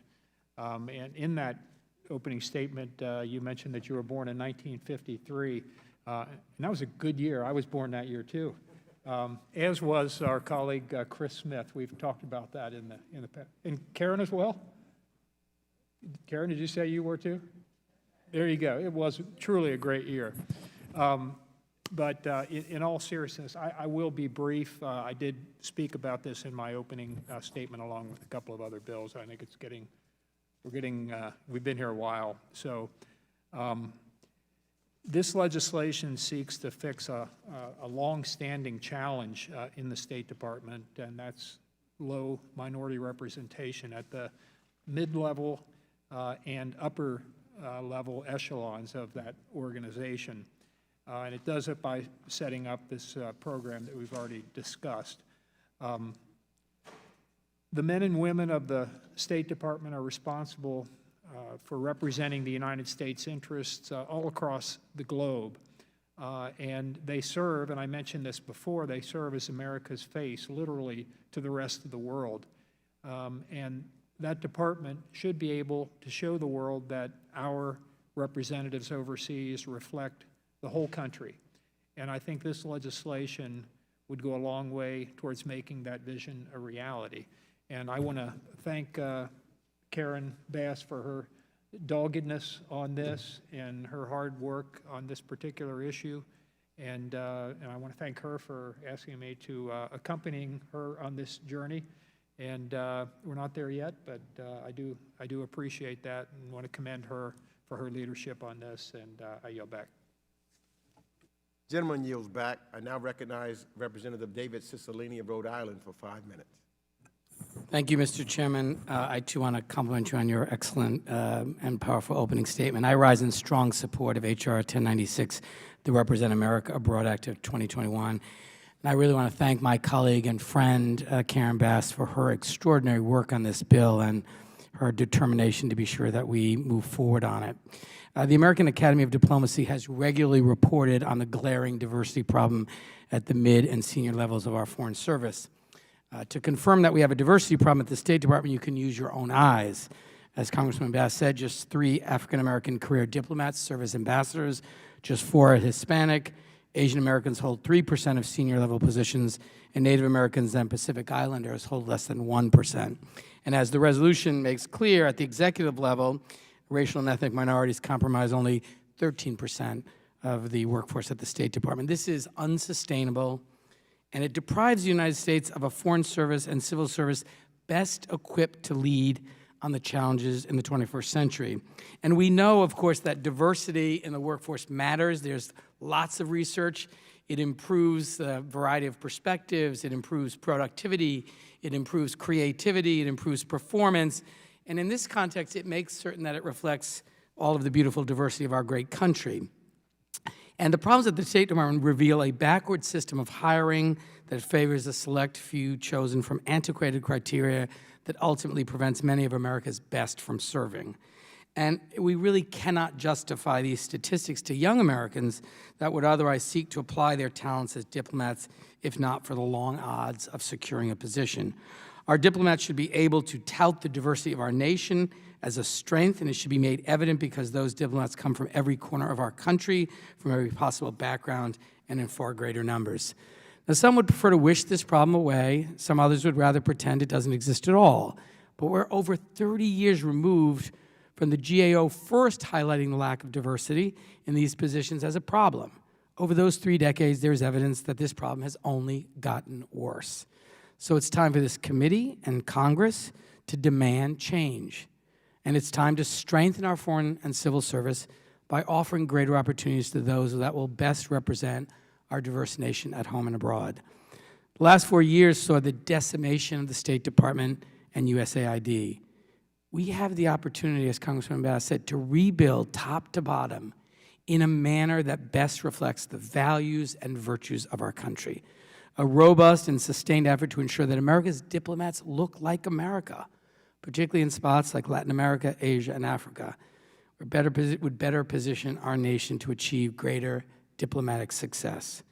That must include recruiting accomplished professionals from diverse backgrounds into the foreign and civil service without expecting them to sacrifice everything they've earned to do it. Rather, we should gladly welcome the opportunity to hire leaders that can help better prepare young diplomats for a greater array of challenges in the service of our country. So, Mr. Chairman and Mr. Ranking Member, members of the committee, it's not only because greater diversity reflects one of the great strengths of this country that we tout proudly all around the world, but it will produce better results for the State Department and better results for our diplomatic work. So I'll end where I began by thanking Congresswoman Bass for her extraordinary leadership on this really important issue, and I urge all my colleagues to support H.R. 1096. And with that, Mr. Chairman, I yield back. The gentleman yields back. I now recognize Representative Joaquin Castro of Texas for 5 minutes. Well, first, thank you, Chairman, for your opening remarks on this bill. And I want to speak also about H.R. 1096, the Represent America Abroad Act, introduced by my good friend, Karen Bass. Karen and I have worked on this issue for some time. Last Congress, we chaired the CBC and the CHC, respectively, at the same time, and both of us were focused on the dramatic underrepresentation of Black and Latino Americans in our nation's diplomacy. For decades, the State Department has struggled with retaining and promoting a diverse workforce, a problem that has been acknowledged by multiple administrations, both Democratic and Republican. The time for action is now, and we need the strong authorizing legislation in this bill that will bring immediate support to the State Department. Last Congress, as chair of the Subcommittee on Oversight Investigations, I held 2 hearings on this critical issue. And I thank Chairman Meeks for making diversity at the State Department a core issue for this committee to take on, and for my colleagues, Karen Bass, Ted Lieu, and Andy Kim, for leading on efforts I fully support. The Truman Center recently released a report on what's needed to transform the State Department, including on improving diversity at the State Department, and I was proud to serve as its co-chair and support its recommendation. And Chairman Meeks, I'd like to enter the set of recommendations from the Truman Center's report on transforming the State Department into the markup record. Without objection. Thank you. With that, Chairman, I yield back.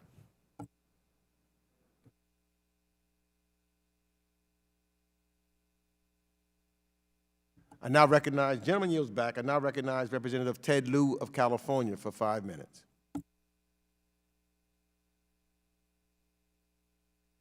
Actually, Mr. Chair, I was intending on speaking on the amendment.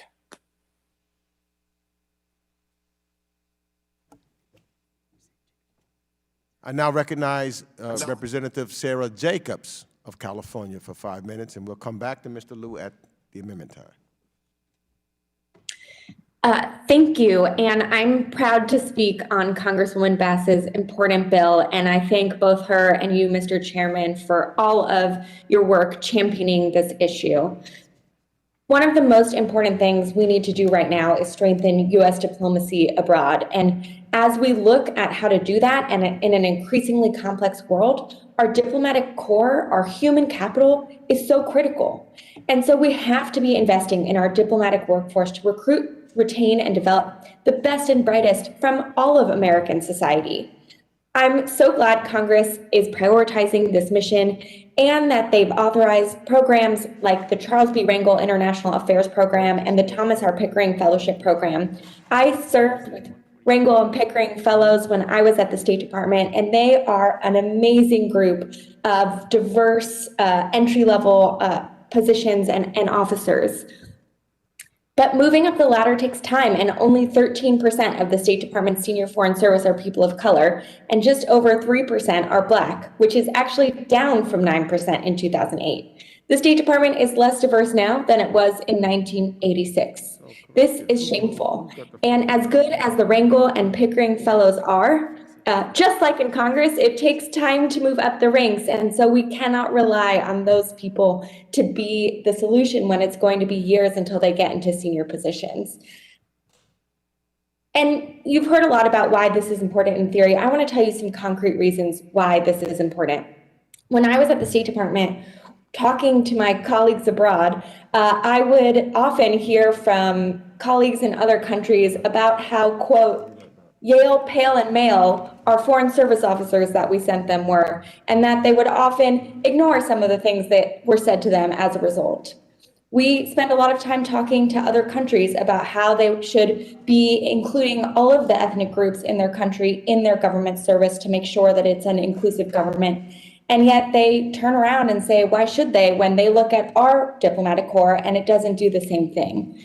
And so ensuring that we are allowing mid-level people to come into the State Department, that we are diversifying our diplomatic workforce is so important. And that is why I'm so excited to support this critical bill, and I urge my colleagues to do so as well.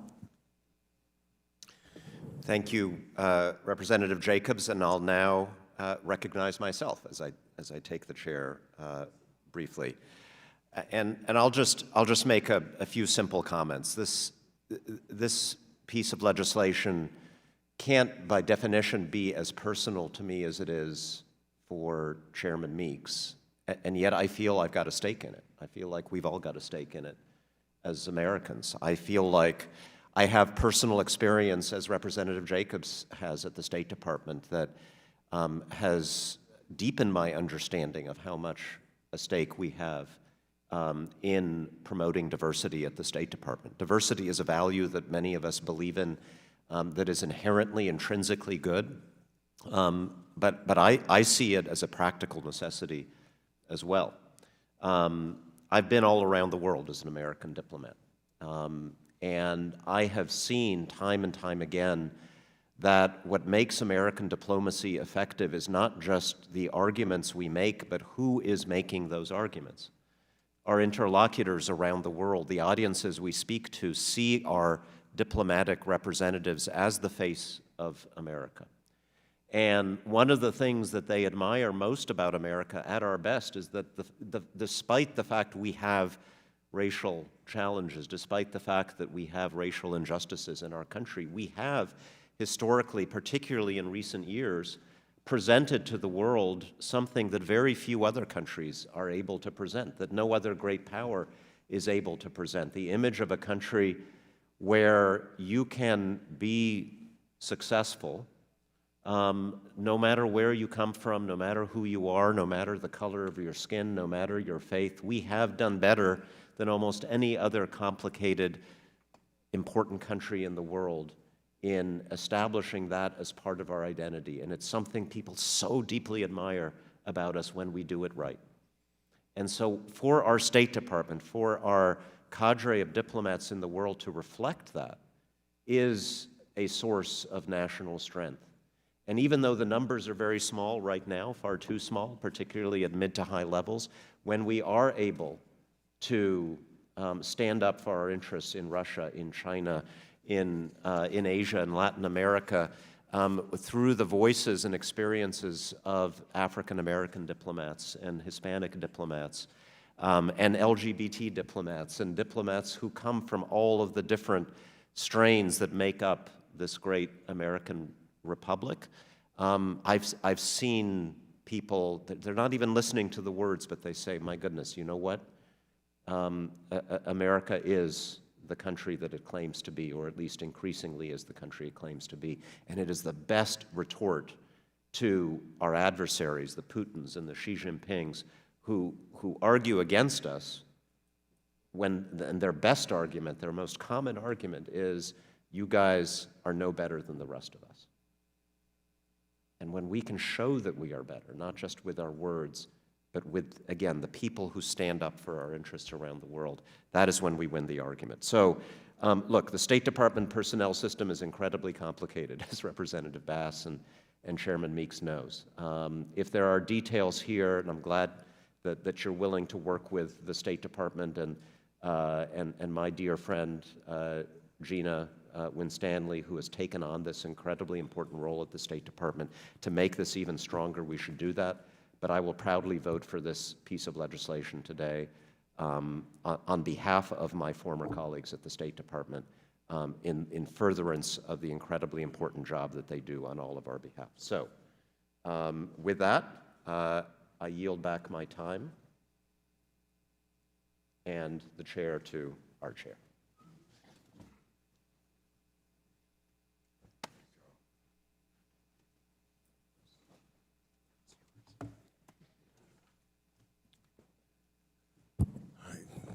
Thank you. What we will do now, before we get to amendments, I've just been told that votes are anticipated within the next 15 minutes or so. We are going to recess, so members have time to get some lunch, maybe before votes, and we will resume after votes. We are now recessed.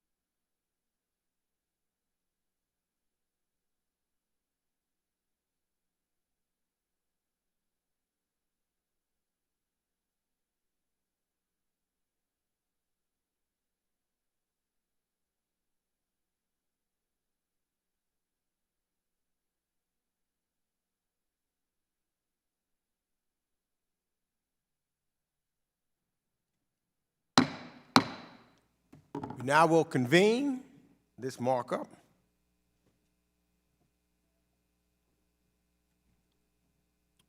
For what purposes does the representative from Florida, Ms. Salazar, seek recognition? I want to take this opportunity to present an amendment. The clerk shall distribute the amendment to your staff virtually and in the committee room. Let's pause briefly to give all members enough time to review the amendment. Okay.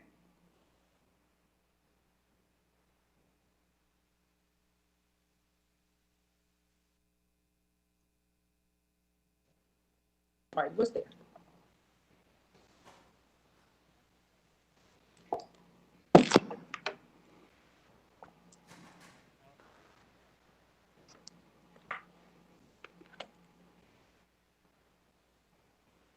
Has everyone received a copy of the amendment?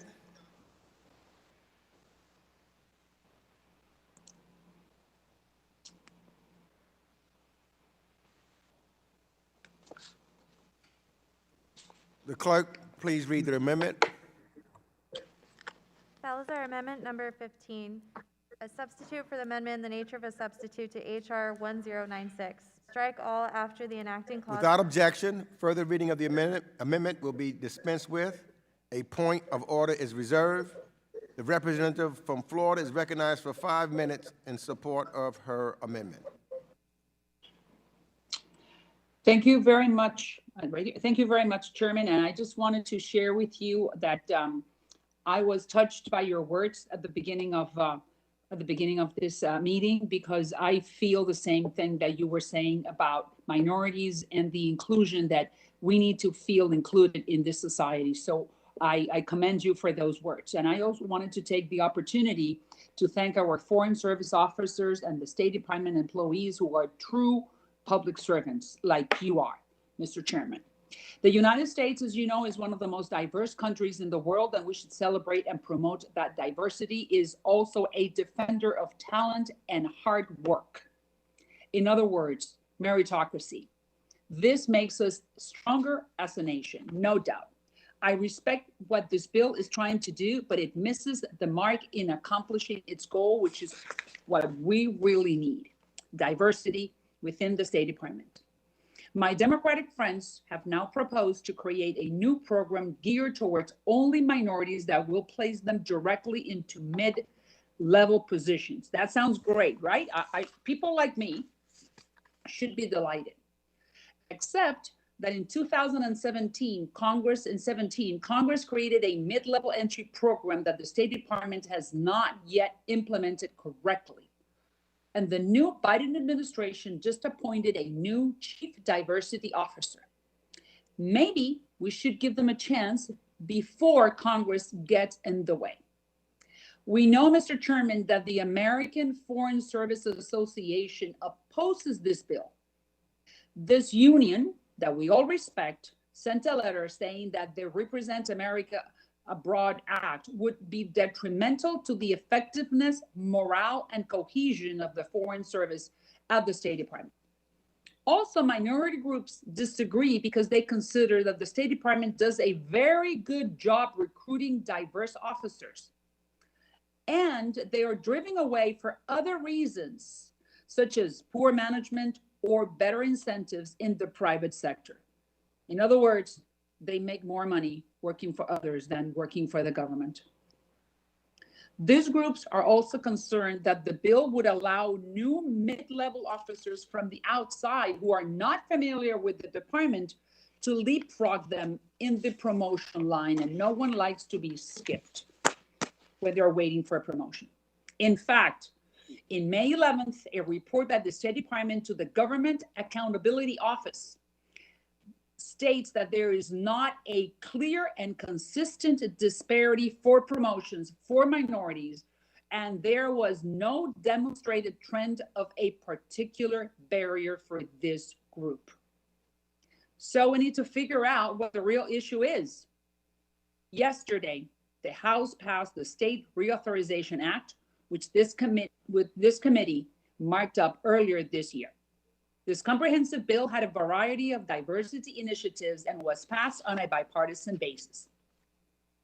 I want to share with you that I would want my kids, my two daughters, to join the diplomatic corps, but join them on their merits, one that treats them no differently regardless of their ethnicity.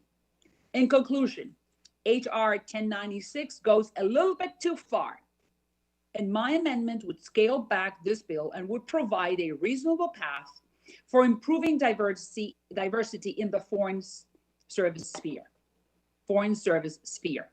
It ensures the mid-level entry pilot program to move forward as intended, but with much more requirements.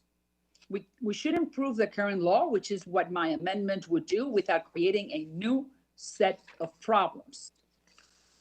That's what I'm proposing, and I would like to ask unanimous consent to enter 4 letters into the record opposing the underlying bill from the American Foreign Service Association and other groups. Without Thank objection. you, and I yield back. Thank you. I now will recognize myself for 5 minutes. I oppose this amendment. And let me first state out that I've been informed by Representative Bass and tried to follow through to make sure that we were not on a different page than Ambassador Gina Abercrombie Winstanley, that she spoke to her during the recess, and that she is in accord. In fact, she thinks that there's more that we can do than what we're doing here. And that's what I believe and why I oppose Rep. Salazar's amendment. It does take some important steps, but it doesn't go far enough to address the decades-long challenges that reports like the 2020 GAO report has found. We've had more than a 30-year problem identified in 1989 GAO report, and then again in a 2020 GAO report, which echoes many of the same findings. Fact of the matter, I went back and talked to someone that was in the State Department who is retired, and he retired approximately 16 years ago. And he cites some of the same problems that we are having now, and he cites this bill as one that may be finally having some teeth to do something to make a difference in the State Department and to make sure that individuals of various diversities have an opportunity to start at a mid-level and grow from there. The authorization of a program specifically to bring in officers belonging to traditionally underrepresented groups is a much-needed step that would begin to chip away at the lack of diversity at the mid and senior levels. If we don't do it this way, then it will never be able to catch up and make it equitable. Not including such an authorization means another measure that would simply pay lip service to the problem without authorizing a solution and solving the actual problem.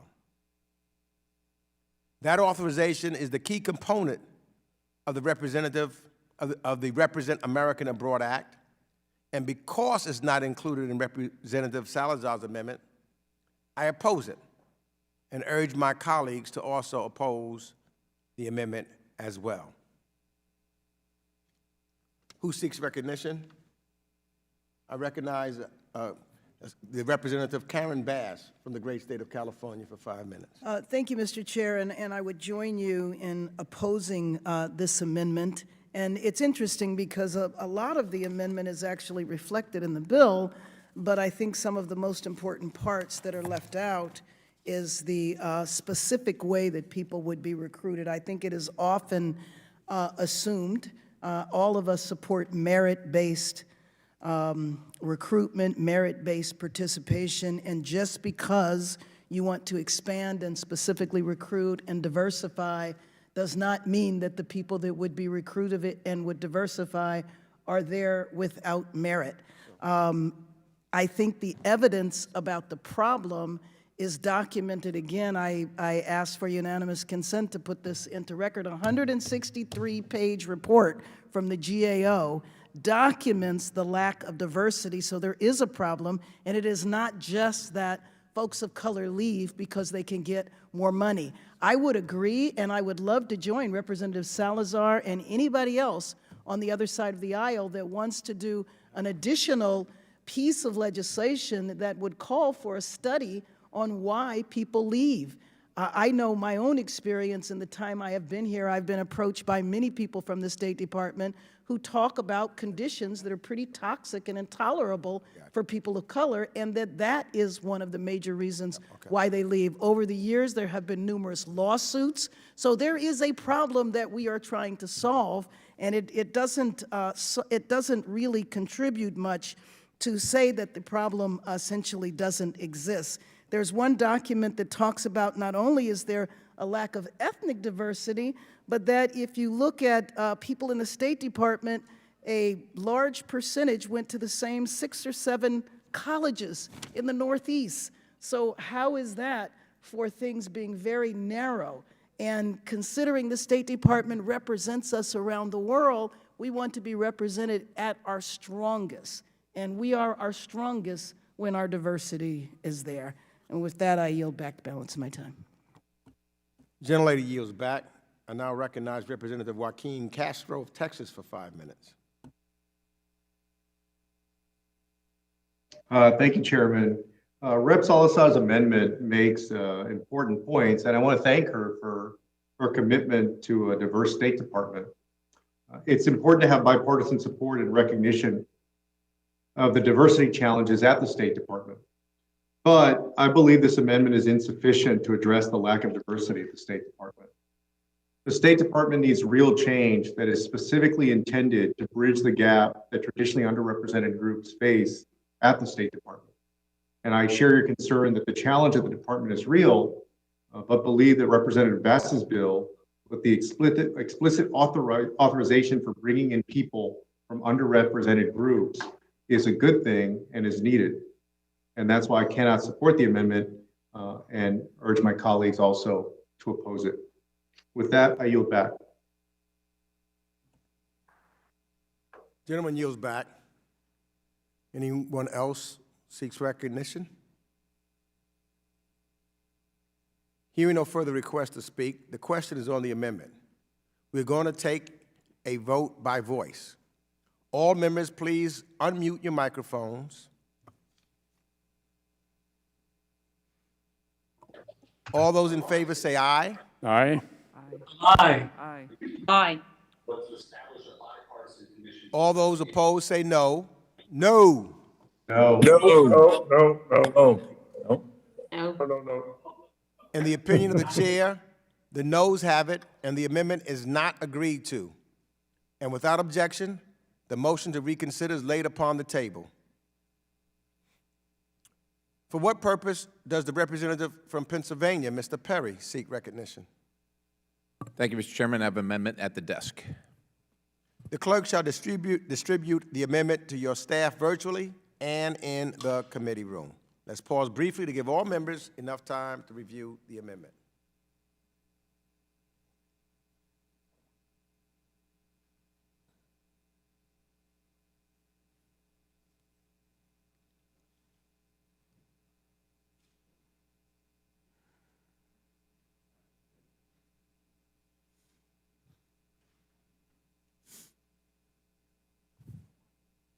What am I saying? Yeah.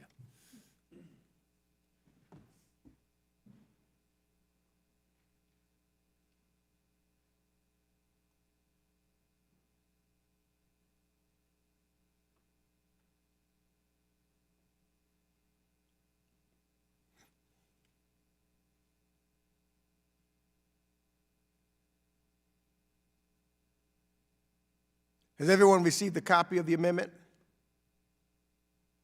The clerk will please report the amendment.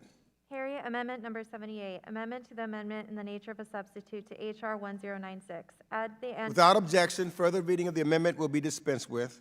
A point of order is reserved. The representative from Pennsylvania, Mr. Perry, is now recognized for 5 minutes in support of the amendment. Thank you very much, Mr. Chairman. And we know we took a break, but I want to just mention that your your testimony, if you want to call it that, in advance was impactful. It's powerful. I appreciate it. You're my friend, and I appreciate that. To be clear, I think every person on this committee can appreciate and acknowledge the numerous benefits that Americans of all races and creeds have contributed to the betterment of our nation. That's simply not up for debate here.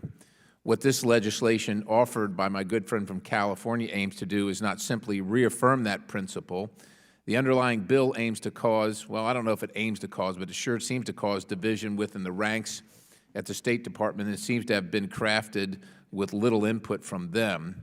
It is essentially an affirmative action bill with no discernible net gain for U.S. foreign policy, which is why they exist.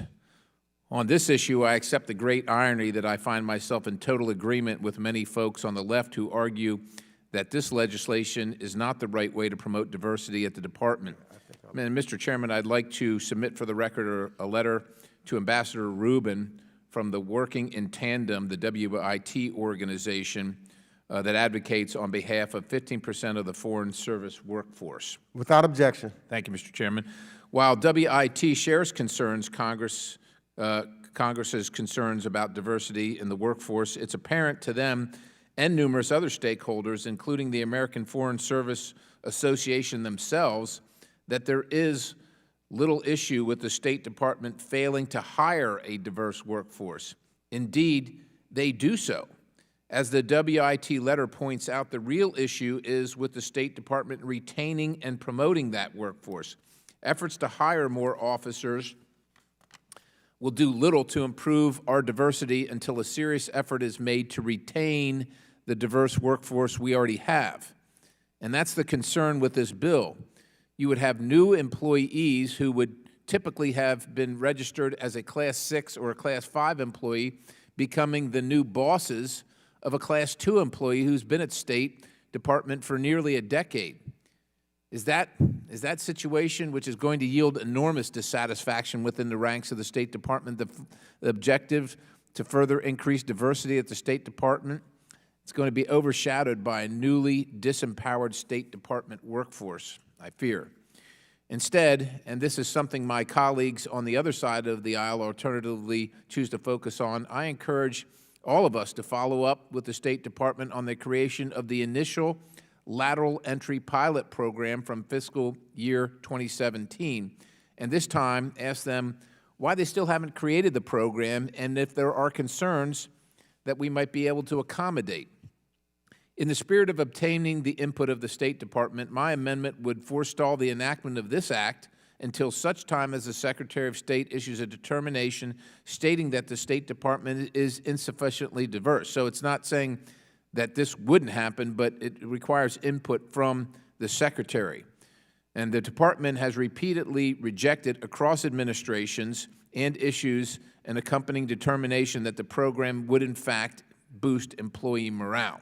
Mr. Chairman, I'm genuinely interested in hearing what the State Department has to say about the bill, that we will have a direct impact on their day-to-day operations. And I hope my colleagues are just as eager to do so. With that, I urge adoption of this amendment, and I yield back the balance. The gentleman yields back. I now recognize myself 5 minutes. I oppose the amendment. And I really understand Mr. Perry's intent, but I respectfully say we don't need the department to tell us whether or not it's not sufficiently diverse or not, because we already know it's not. How do we know? Because of the data. In March 2021, for example, data shows that 3.5% of the senior foreign service is African American, 5.8% is Hispanic, 4.9% is Asian American. And for the senior executive services, 5.6% are African Americans, 3.3% are Hispanics, 5.6% are Asian Americans. The numbers have been about the same for years and years and years. Additionally, in response to a request from this and other committees, the Government Accountability Office in January 2020 published a report on its investigation into barriers to diversity in the State Department. Among its findings, the GAO found generally lower promotion rates for racial or ethnic minorities than for whites. For example, controlling for factors such as education, years of service and occupation, racial or ethnic minorities in the civil service had lower rates and odds of promotion than whites at each and every rank from early career through senior management. The findings of the 2020 GAO report mirror the findings of the 1989 GAO report on a similar subject. That's more than 30 years, 3-0, of failing to make any progress. We've also had State Department leadership of both political parties acknowledge the department's shortcomings when it comes to diversity, and an amendment offered by our own colleague, Rep. Salazar, which acknowledges the challenge the State Department faces on diversity. In August of 2017, then Secretary of State Rex Tillerson said, "We have a great diversity gap in the State Department." Secretary Blinken, too, has already established a Chief Diversity and Inclusion Officer, the first ever. Why? Because he recognizes that the department needs to do better to address the lack of diversity at the State Department. And finally, I'd note that several outside groups, from the American Academy of Diplomacy to the American Foreign Service Association to the Council on Foreign Relations, all acknowledge that the department has a diversity problem. So while I really do appreciate Mr. Perry's amendment, I reject the premise that we need to rely on the department to tell us it is not sufficiently diverse. One just has to do one thing, and one thing only. Just look at the data and look at the numbers, and it will tell you it is not diverse. With that, I yield back the balance of my time. Mr. Chair. I now recognize Representative Bass from California for 5 minutes. So I just want to say the numbers again a different way. At the end of 2020, more than 74% of Foreign Service specialists and 80% of Foreign Service generalists were white. So we already have the data, and we have a problem that you are acknowledging. And Mr. Perry, I would like to ask you and Ms. Salazar if you would join me in calling for a study as to why people leave. I would be happy to do that. I would like to do that. But I want you to think about it this way. I do think that is a problem, and we need to find out what's at the root of it, and we need to solve it. But if we were to say that the problem with diversity in the State Department is really a problem of the individuals that are diverse because they left, just think about that. There is a problem at every level. And the programs that we have, the Pickering program and the Wrangle program, are wonderful programs, but they are entry level. And the problem, whatever's going on at the State Department that obviously is pretty toxic, that people don't stay to reach the higher levels. So that way you never solve the problem. That's why there needs to be an intervention. I did talk to the union, and I'm going to say now I'm going to call you a union man, like I'm going to call the ranking member. And Ms. Salazar. And you're an amendment man, too. You have amendments for everything. But we did meet with the union, and what they were concerned about was the pie being too small. And so what we committed to was to go to see if we could enlarge the pie. So they were worried about if mid-level people come in, then they're going to take up the spots. That's the leapfrogging issue. But you got to figure out how to diversify. It's our image to the world, and all of us travel the world. All of us go to embassies. And I would just ask you to think about how many embassies you've been to where you actually saw a diverse population. And I just want to mention one of our colleagues, Andy Kim, who is from New Jersey, who talked about during his time in state service that he was not allowed to work on issues related to Korea because of his background. That's outrageous.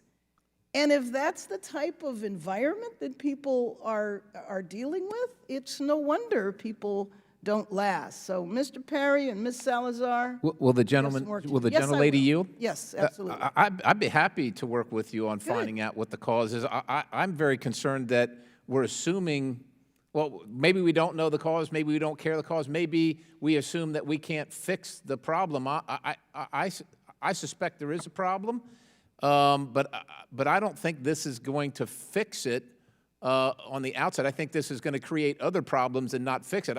I think we've got the cart before the horse.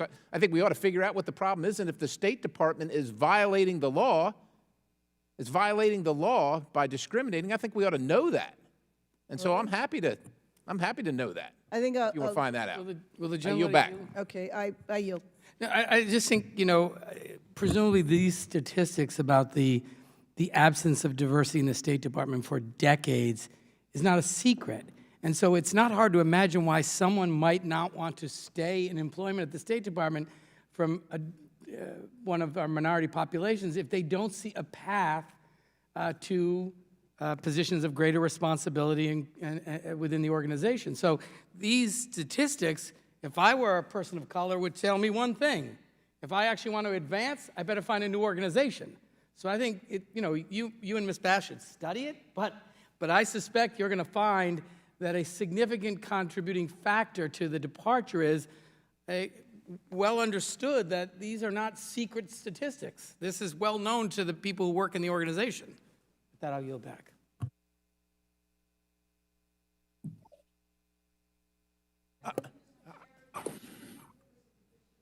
With some additional legislation looking at that problem.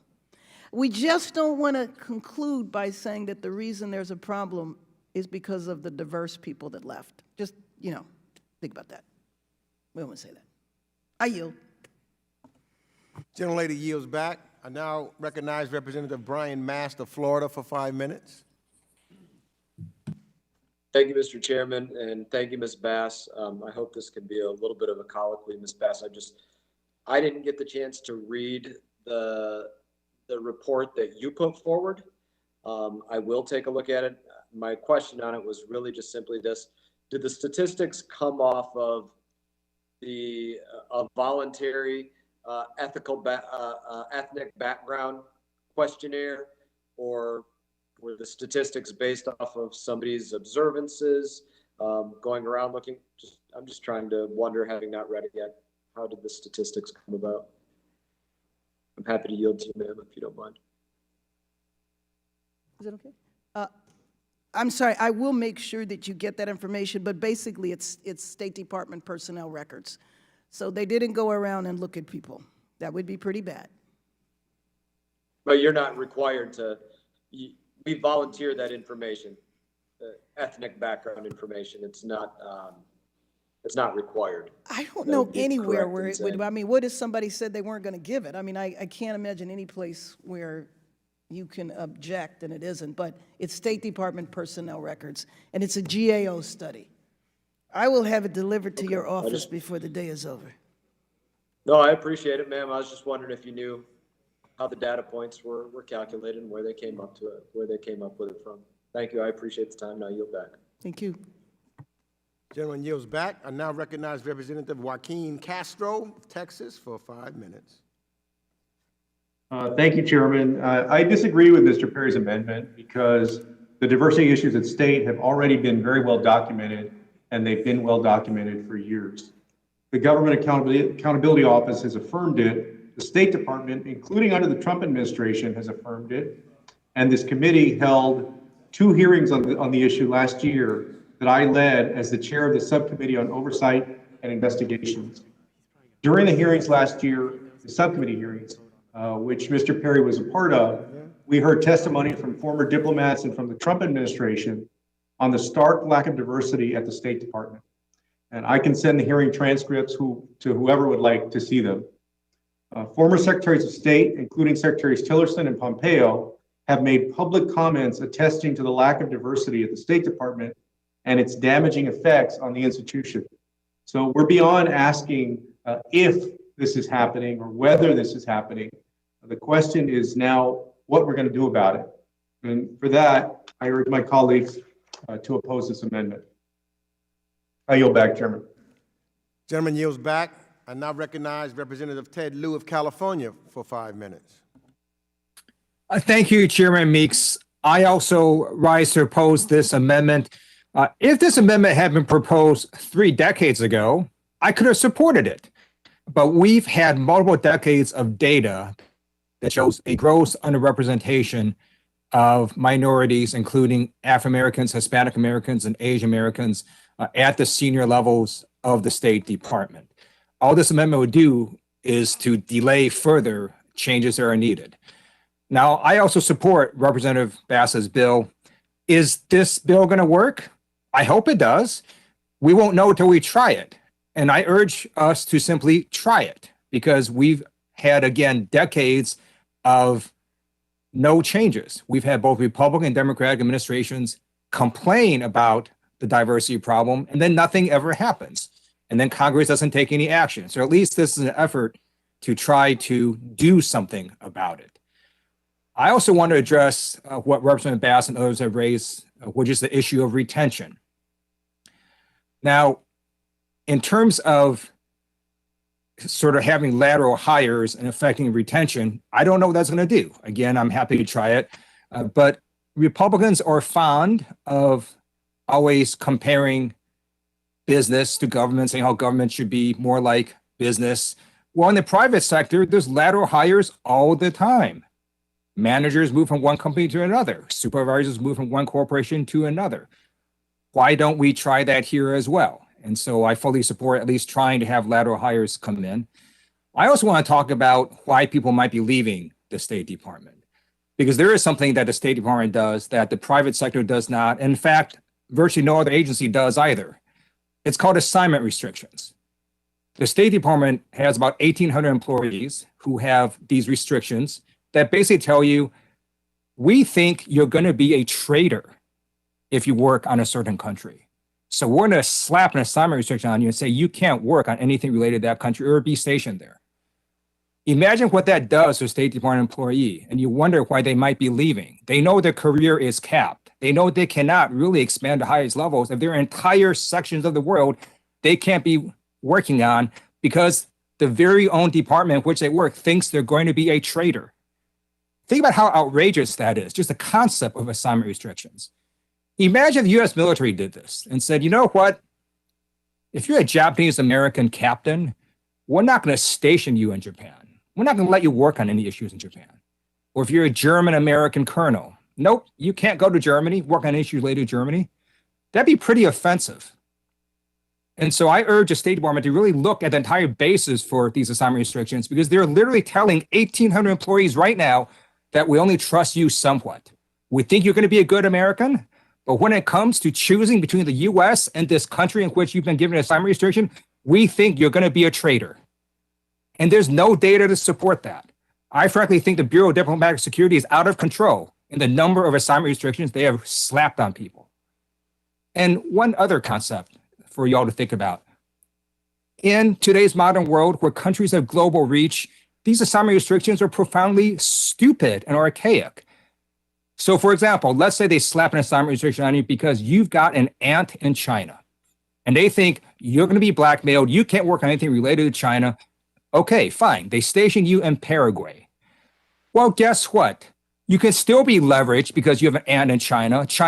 The Chinese government can still go after your aunt in China, leverage you for blackmail and ask you, hey, tell us about the vaccine diplomacy conversations between Paraguay and Taiwan, because we want to use vaccine diplomacy to get Paraguay to now not support Taiwan anymore, right? With countries with global reach, these assignment restrictions literally make no sense.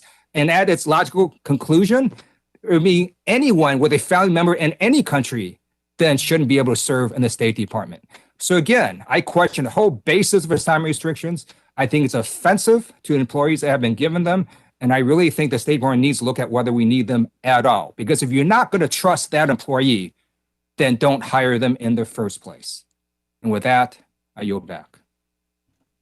Gentleman yields back. Is there any further debate on the amendment?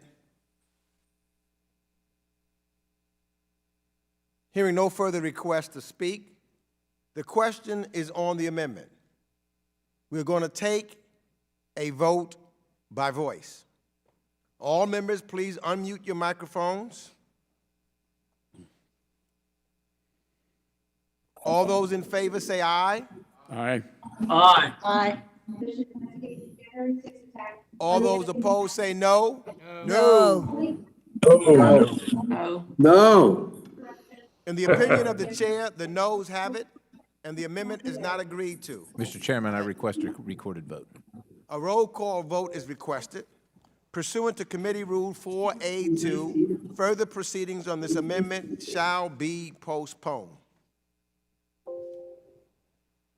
Now we move to consider the ANS to H.R. 1135, the Light Act. Pursuant to notice for purposes of markup, I now call up H.R. 1135. The clerk will report the bill. H.R. 1135, a bill to establish the Leadership Institute for the Transatlantic Engagement to develop a diverse community of transatlantic leaders committed to democratic institutions. Without objection, the first reading of the bill is dispensed with, and the bill shall be considered as read and open to amendment at any point. Without objection, the amendment in the nature of a substitute circulated to members shall be considered as read and will be treated as original text for purposes of amendment. And at this time, I recognize myself to speak on the measure. I spoke about the Represent America Abroad Act and how personal it was to me. Now allow me to lay out why the Light Act is something that I really treasure. First, it concerns inclusion issues that have been at the forefront of my career for decades. Second, it's about deepening transatlantic engagement, a topic on which I have been actively engaged on throughout my tenure on this committee, including my work as ranking member of the Europe Subcommittee and a member of the NATO Parliamentarian Assembly. And of course, the legislation was drafted by, and now in his honor, a dear friend, a great colleague, a great member of this House of Representatives, the late Alcee Hastings, who was significant to me in moving forward on this committee and engaging, especially on cross-Atlantic initiatives. The purpose of the Alcee Hastings Institute will be to develop a diverse community of emerging transatlantic leaders by providing training and professional development opportunities for racially and ethnically diverse leaders on democratic governance and international affairs, enabling international exchanges between leaders to increase understanding and knowledge of democratic models of governance, and increasing awareness of the importance of the international public service careers in racially and ethnically diverse communities. Just like here, I am sure across the Atlantic, many people of color don't even know what opportunities exist for them.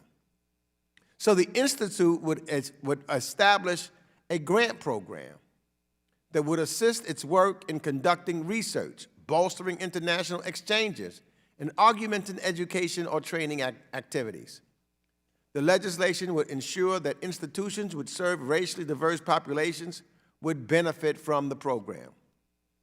Importantly, the bill also directs the Department of Treasury to establish and maintain a Leadership Institute for Transatlantic Engagement Trust Fund to invest appropriate funds and private donations.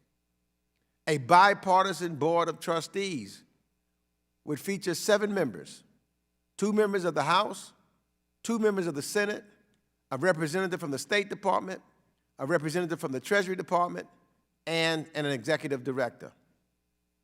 I believe this will be an effective formula for encouraging increased collaboration between the House and the Senate and Congress and the executive branch on the important issues of inclusive transatlantic engagement.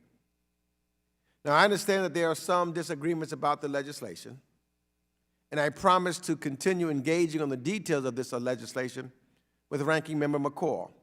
As I said earlier, he has been open and forthright with me. He's told me about the problems. He's negotiated and said he's willing to talk and work even though I'm moving this bill forward. But I appreciate the spirit of which he cooperates, even when we don't agree. That's really very much appreciated. So I remain hopeful that, and I know, that we'll be able to keep these doors open and we'll be able to maintain dialogue and conversation on this legislation. And I look forward to continuing that, Mr. McCall. Many members of this committee knew Mr. Hastings well, and those that did deeply understood his passion for the tenets of this bill. It would be a befitting legacy for Congressman Al C. Hastings for this bill to become law. And it would also be a positive step for deeper congressional transatlantic engagement that is so valuable to the alliances that underpin our world today. I urge all of my colleagues to support this bill, and I yield back the balance of my time. I now yield to Mr. McCall. Oh, thank you, Mr. Chairman. I mean, gosh, Al C. Hastings was a friend, colleague, well-liked, respected. I think he chaired the Helsinki Commission. I remember testifying before Rules Committee. He's very, very sharp mind. And I just want to let you know that my position has nothing to do with the man himself. I had a lot of respect for him. And I hope we can continue to work forward on this. Our biggest concern is that, we did try to compromise this to put it, allow this leadership exchange program, which, in principle, I think is a great idea and what a tribute to the man. We thought it was more appropriately housed in the State Department's Bureau of Education and Cultural Affairs for a variety of reasons. It would also give, us the ability to have congressional oversight, which I think is important.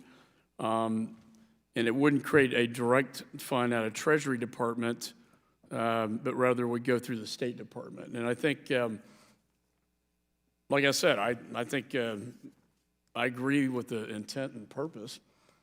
And I do hope we can work moving forward to make this bipartisan. As the chairman knows, I'm a very bipartisan member.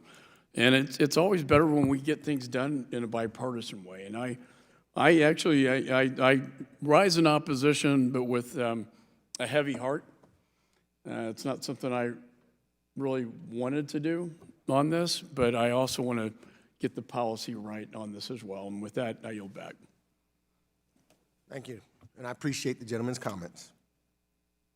And believe the gentleman, because I feel you. I really do. I realize members wish to speak on the bill, and that some members have amendments to offer. Please raise your hand in the chat, and I will recognize members by committee seniority, alternated between Democrats and Republicans, for the purpose of speaking on the bill first. If you miss your turn, please let our staff know, and we will circle back to you. Then we will move on to amendments. Do any other members wish to speak on this measure?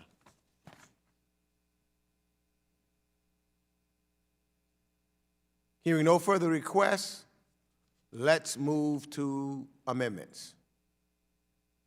For what purpose does the gentleman from Pennsylvania seek recognition?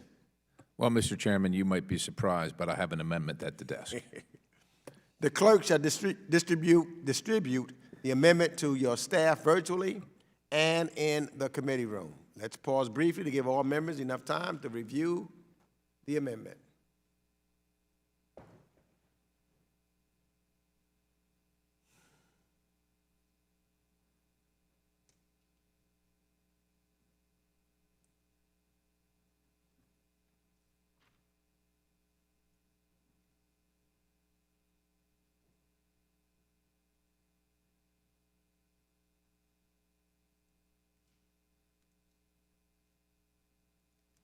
Has everyone received a copy of the amendment?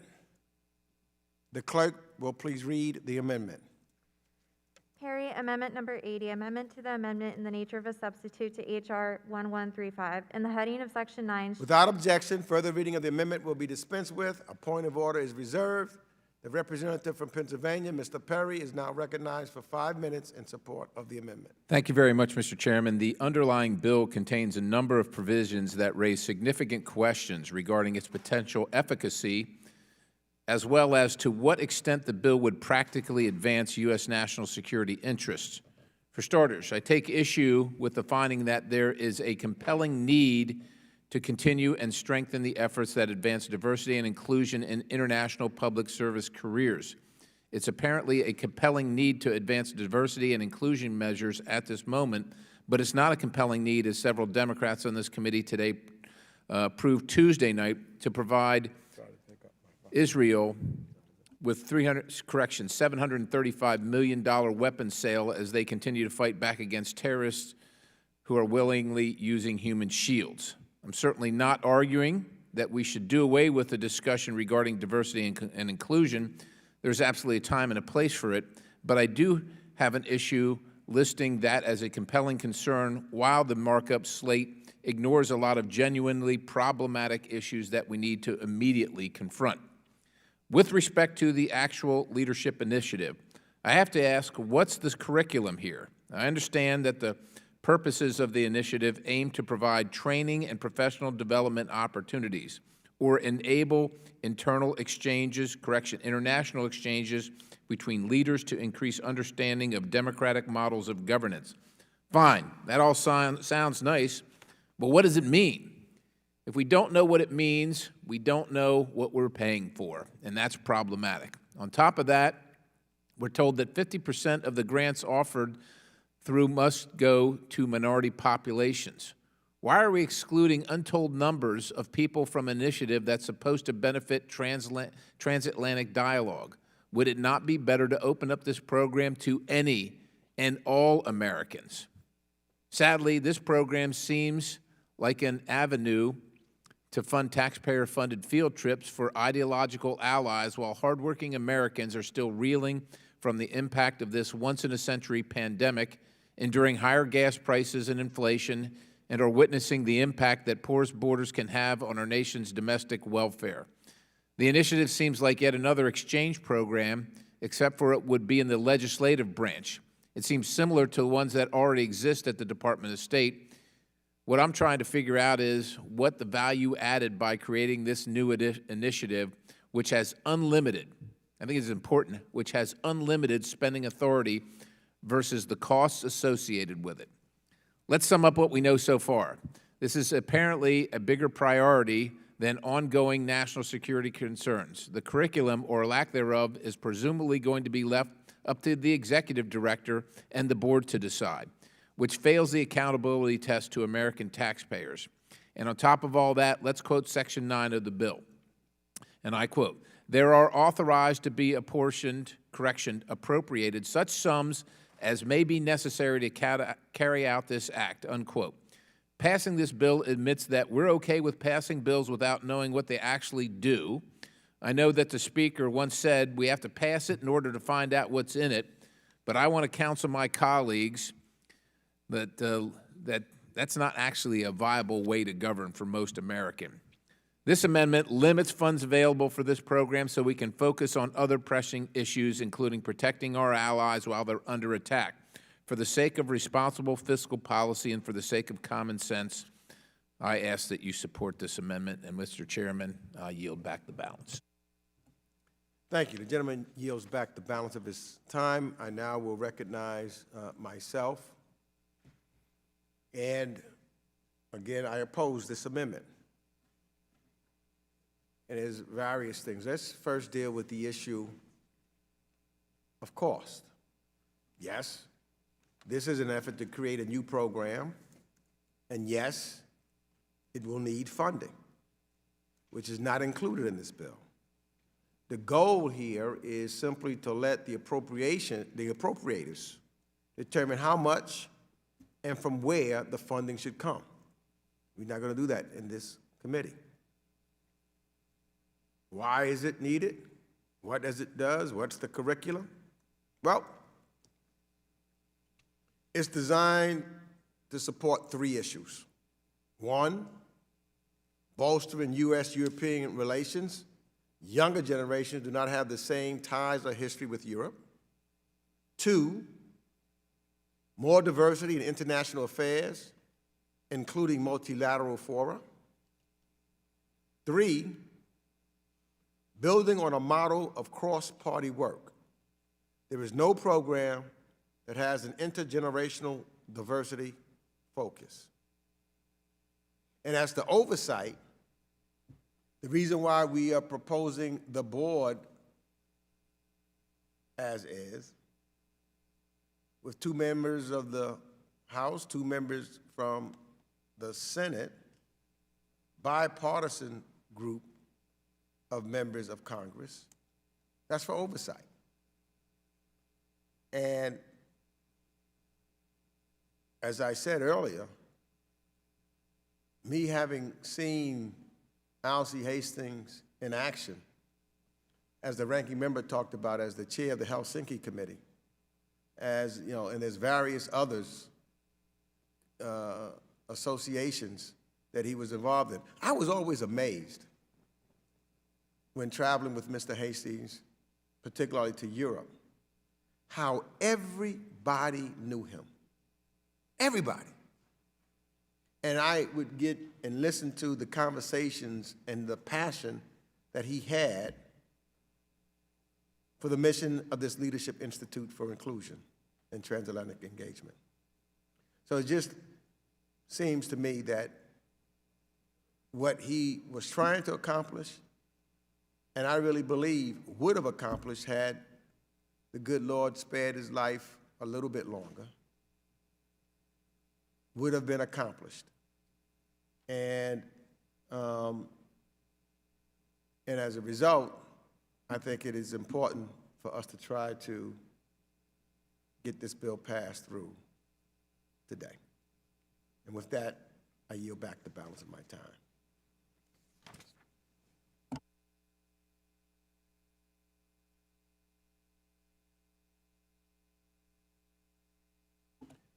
Is there any further debate on the amendment?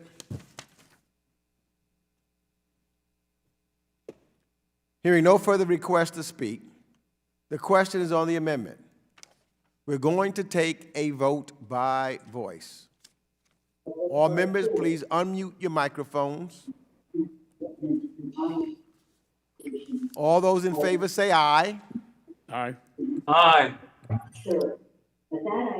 All those opposed say no. No. No. No. No. And We got you, Jerry. Mr. Connolly, you voted 3 times. in the opinion of the chair, the noes have it, and the amendment is not agreed to. Mr. Chairman, I request a recorded vote. A roll call vote is requested. Pursuant to Committee Rule 4A2, further proceedings on the amendment shall be postponed. Are there any other amendments?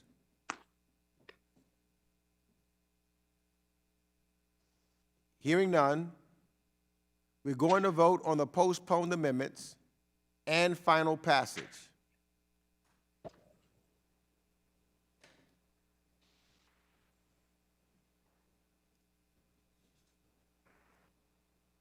The committee will come to order, and I want to get through this as quickly as we possibly can because we have votes coming up, and I know members have other things to do other than sitting in this hearing room with me and Mr. McCall. And period. The committee will now resume consideration of the amendment and measures on which roll call votes were requested and postponed. The committee will now resume consideration of the amendments to H.R. 2785. The other measures on which roll call votes are requested are postponed. Just hold it together for now. The question is on Perry Amendment designated number 83 to H.R. 2785, the Emergency Resource Governance Initiative Act of 2021. A recorded vote is ordered. All members, please make sure you are visible to the chair and unmute your microphones when your name is called. Stay muted until your name is called. As you cast your vote, please be sure to say your name for the record first, and then your vote. For example, Representative Jones votes no. The clerk will please call the roll. Representative Sherman. Sherman votes no on Perry number 83. Representative Sherman votes no. Representative Sears. Sir, you're muted. Representative Sears. Series votes no. Representative Sears votes no. Representative Connolly. Connolly votes nay. Representative Connolly votes no.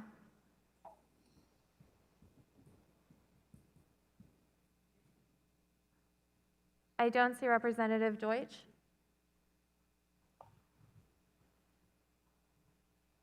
Representative Bass. No. Representative Bass votes no. Representative Keating.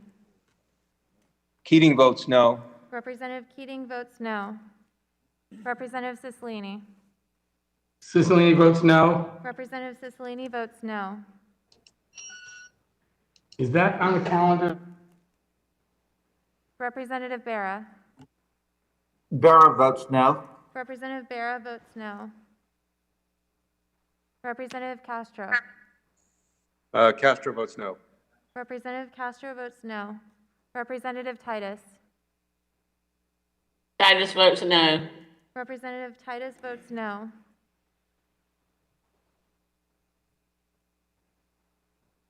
Representative Liu.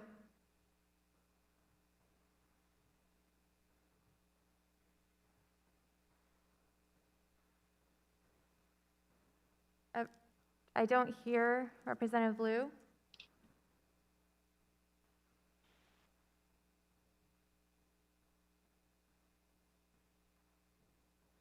Representative Wild. Wild votes no. Representative Wild votes no. Representative Phillips.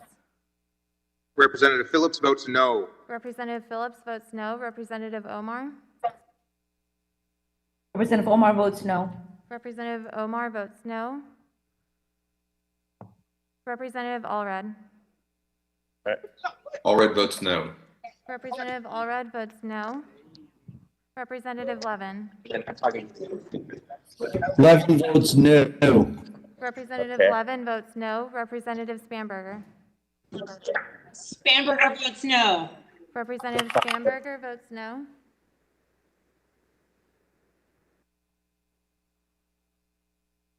Representative Houlihan. Representative Houlihan votes no. Representative Houlihan votes no. Representative Malinowski. Malinowski votes no. Representative Malinowski votes no. Representative Andy Kim. No. Representative Andy Kim votes no.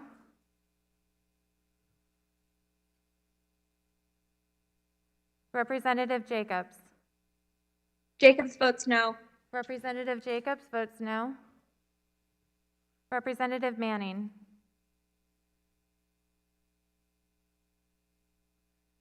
Representative Manning. Manning votes no. Representative Manning votes no. Representative Costa. Costa votes no. Representative Costa votes no. Representative Vargas. No, no, no, no, no. Representative Vargas votes no. Representative Gonzalez. Gonzalez votes no. Representative Gonzalez votes no. Representative Schneider. Schneider, no. Representative Schneider votes no. Ranking Member McCall. Aye. Ranking Member McCall votes aye. Representative Smith. Yes. Representative Smith votes aye. Representative Chabot. Chabot votes aye. Representative Chabot votes aye. Representative Wilson. Wilson votes aye. Representative Wilson votes aye. Representative Perry? Perry votes aye. Representative Perry votes aye. Representative Isa? Representative Isa votes aye. Representative Kinzinger? Kinzinger, aye. Representative Kinzinger votes aye. Representative Zeldin? Zeldin votes aye. Representative Zeldin votes aye. Representative Wagner? Wagner, aye. Representative Wagner votes aye. Representative Mast? Representative Mast votes aye. Representative Mast votes aye.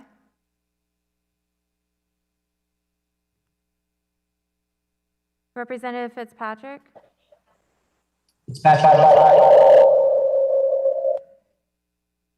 I'm sorry, sir, one more time. Representative Fitzpatrick? Fitzpatrick votes aye. Representative Fitzpatrick votes aye.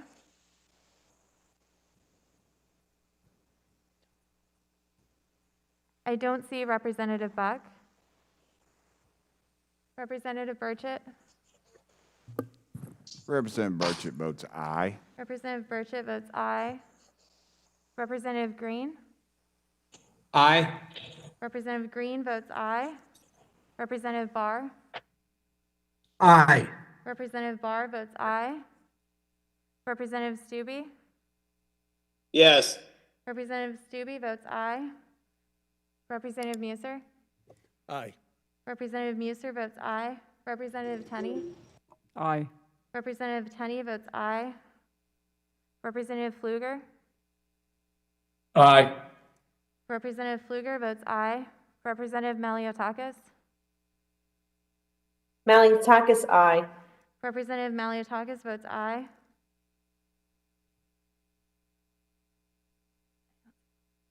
I don't see Representative Meyer. Representative Jackson?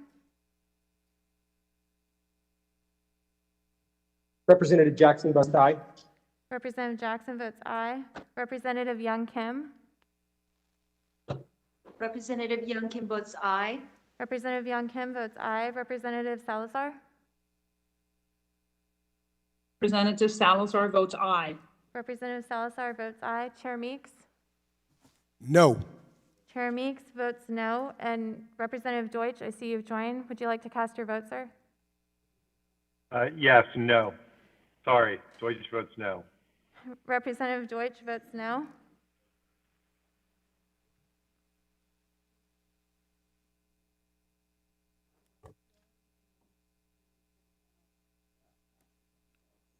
Have all members been recorded? That does not absolve any wrongdoing anywhere, anytime. But it says that this unique. No. Will members please mute themselves?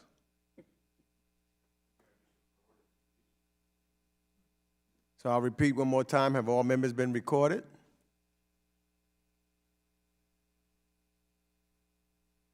Yes, Chair Meeks.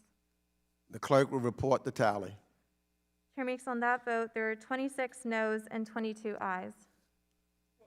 The agreement is not agreed to. Without objection, the motion to reconsider is laid on the table. The question is now on the Perry Amendment designated number 86 to H.R. 2785, the Energy Resource Governance Initiative Act of 2021.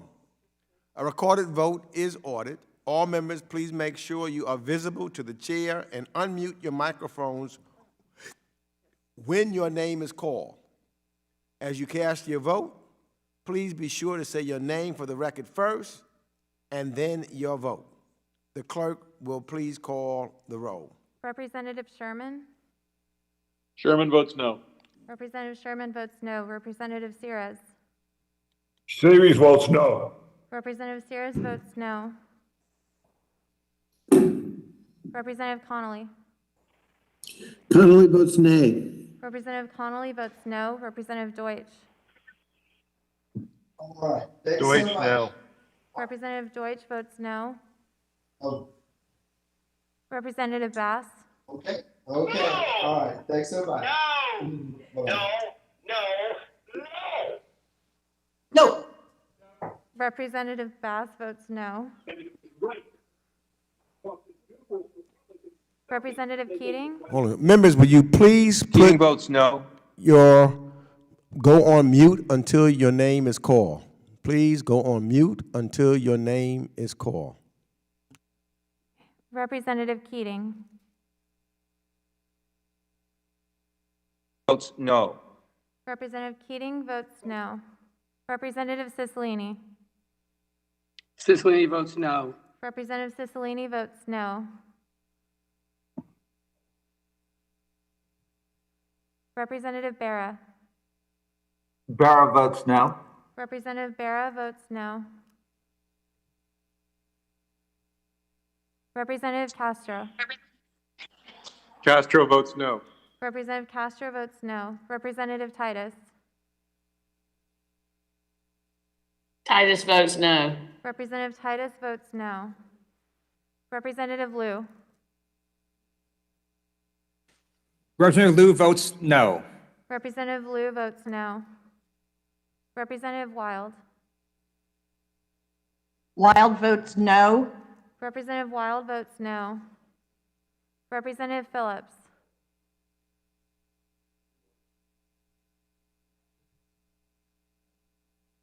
Representative Phillips?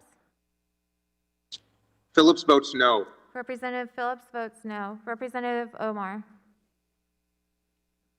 Representative Omar votes no. Representative Omar votes no. Representative Allred? Allred votes no. Representative Allred votes no. Representative Levin? Levin, no. Representative Levin votes no. Representative Spanberger? Spanberger votes no. Representative Spanberger votes no.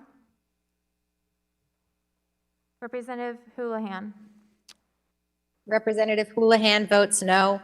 Representative Houlihan votes no. Representative Malinowski? Malinowski votes no. Representative Malinowski votes no. Representative Andy Kim? Andy Kim votes no.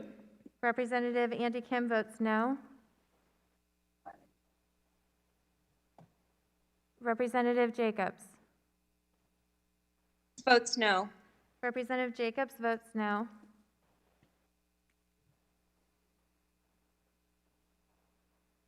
Representative Manning? Manning votes no. Representative Manning votes no. Representative Costa?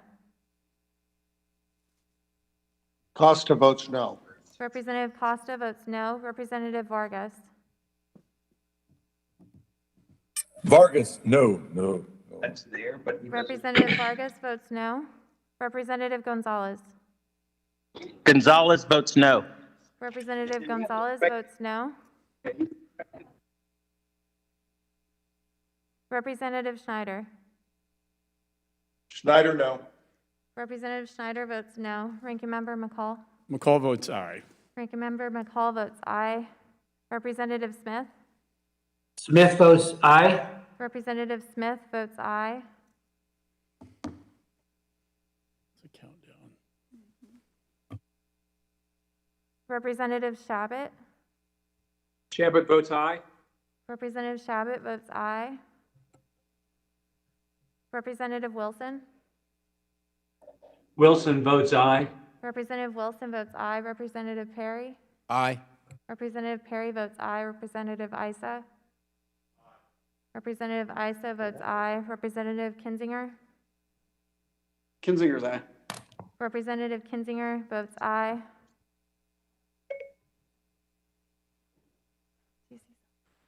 Representative Zeldin? Zeldin votes aye. Representative Zeldin votes aye. Representative Wagner? Wagner, aye. Representative Wagner votes aye. Representative Mast? Representative Mast votes aye.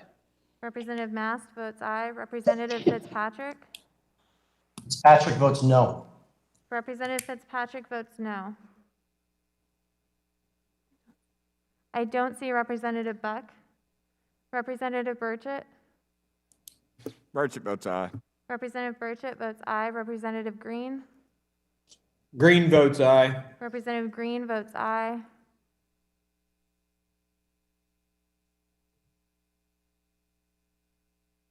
Representative Barr? Barr, aye. Representative Barr votes aye.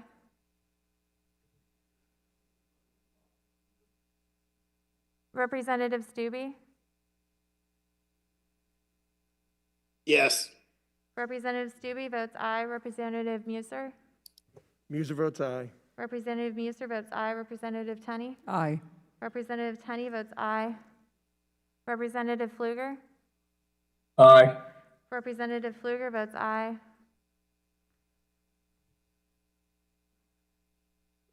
Representative Maliotakis? Aye. Representative Maliotakis votes aye. Representative Meyer? No. Representative Meyer votes no.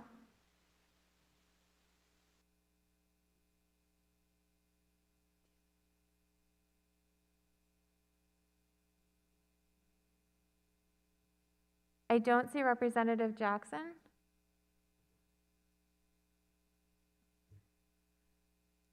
Representative Young Kim?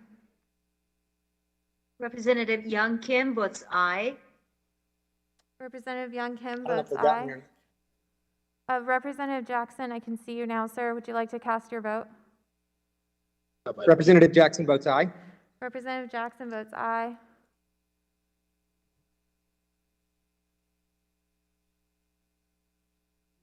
Representative Salazar? Oh, Representative Salazar has dropped. Chair Meeks? No. Chair Meeks votes no. Have all members been recorded?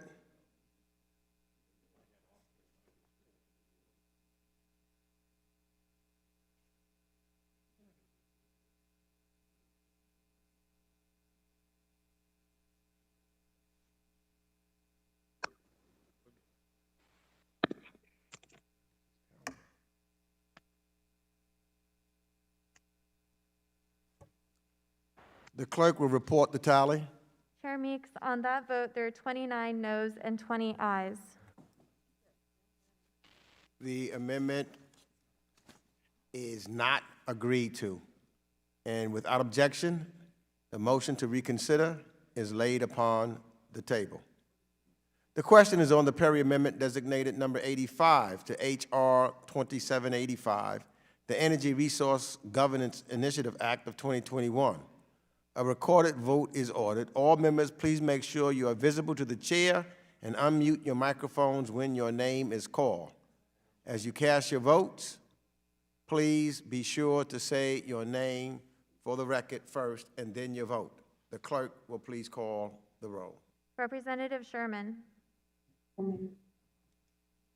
No. Representative Sherman votes no. Representative Sears? Series votes no. Representative Sears votes no. Representative Connolly? Connolly votes nay. Representative Connolly votes no.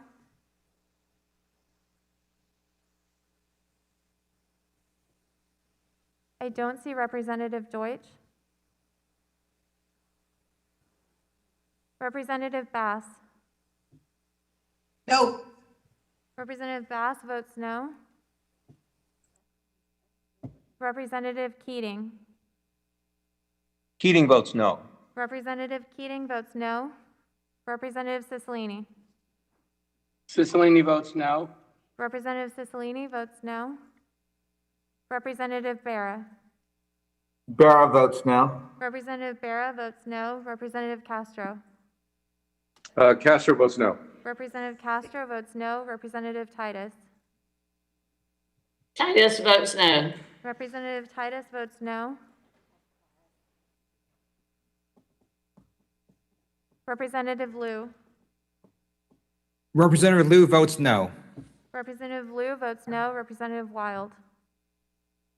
Wild votes no. Representative Wild votes no. Representative Phillips? Phillips is a no. Representative Phillips votes no. Representative Omar. Representative Omar votes no. Representative Omar votes no. Representative Allred. Allred votes no. Representative Allred votes no.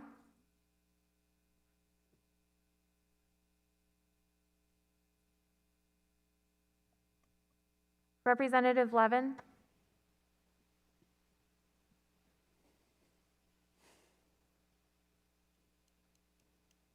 Representative Levin, I could see your camera, but you're having bandwidth issues, sir.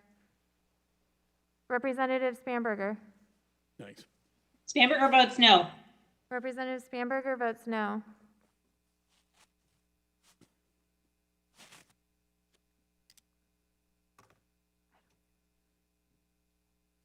Representative Houlihan.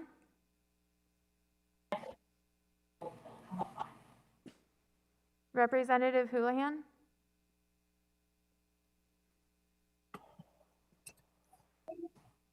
Representative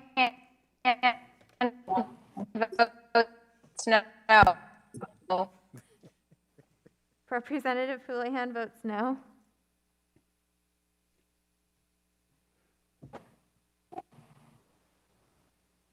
Representative Malinowski.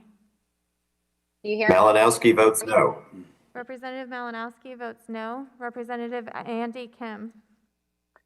Andy Kim votes no. Representative Andy Kim votes no.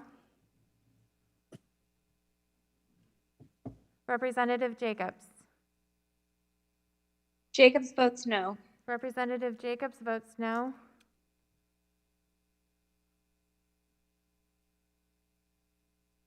Representative Manning. Manning votes no. Representative Manning votes no. Representative Costa. Time to go home. Well, we still have other votes. Representative Costa. Costa votes no. Representative Costa votes no. Representative Vargas. Vargas, no. No. Representative Vargas votes no. Representative Gonzalez. Gonzalez votes no. Representative Gonzalez votes no. Representative Schneider. Schneider, no. Representative Schneider votes no. Ranking Member McCall. McCall votes no. Ranking Member McCall votes no. Representative Smith. Smith votes no. Representative Smith votes no.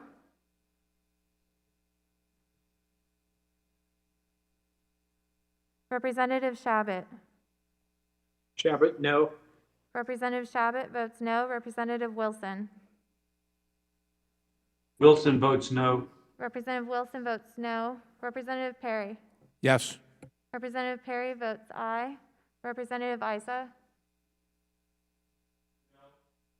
Representative Issa votes no. Representative Kinzinger. Kinzinger, no. Representative Kinzinger votes no. Representative Zeldin. Zeldin votes no. Representative Zeldin votes no. Representative Wagner. Wagner, no. Representative Wagner votes no. Representative Mast. Representative Mast votes no. Representative Mast votes no.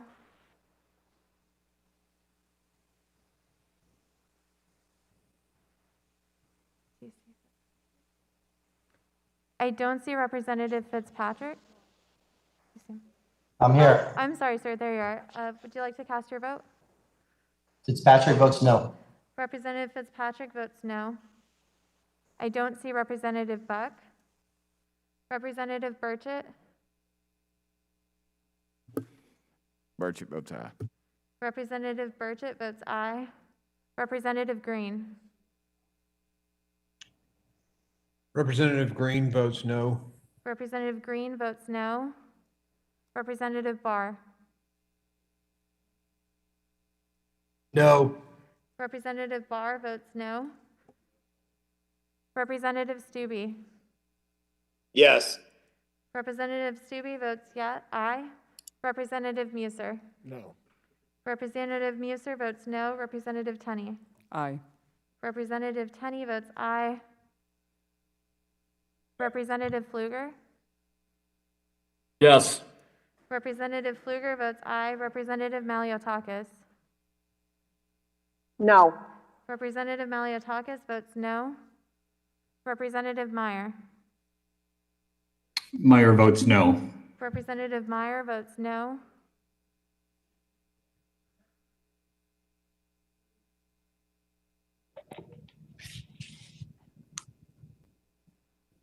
I don't see Representative Jackson.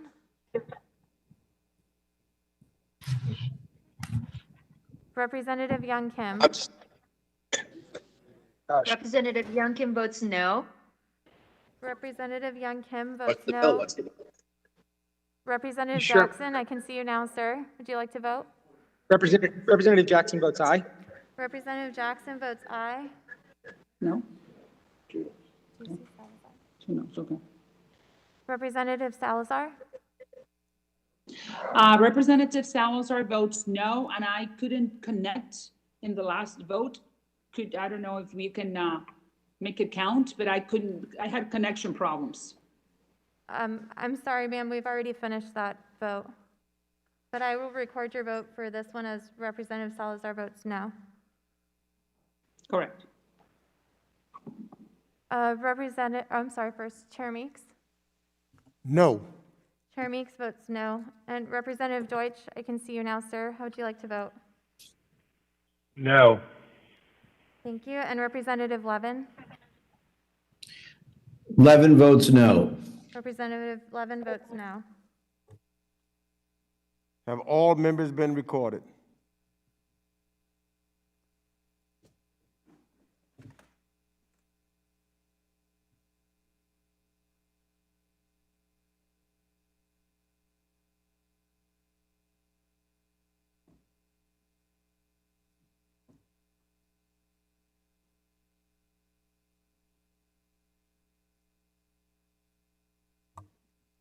The clerk will report the tally.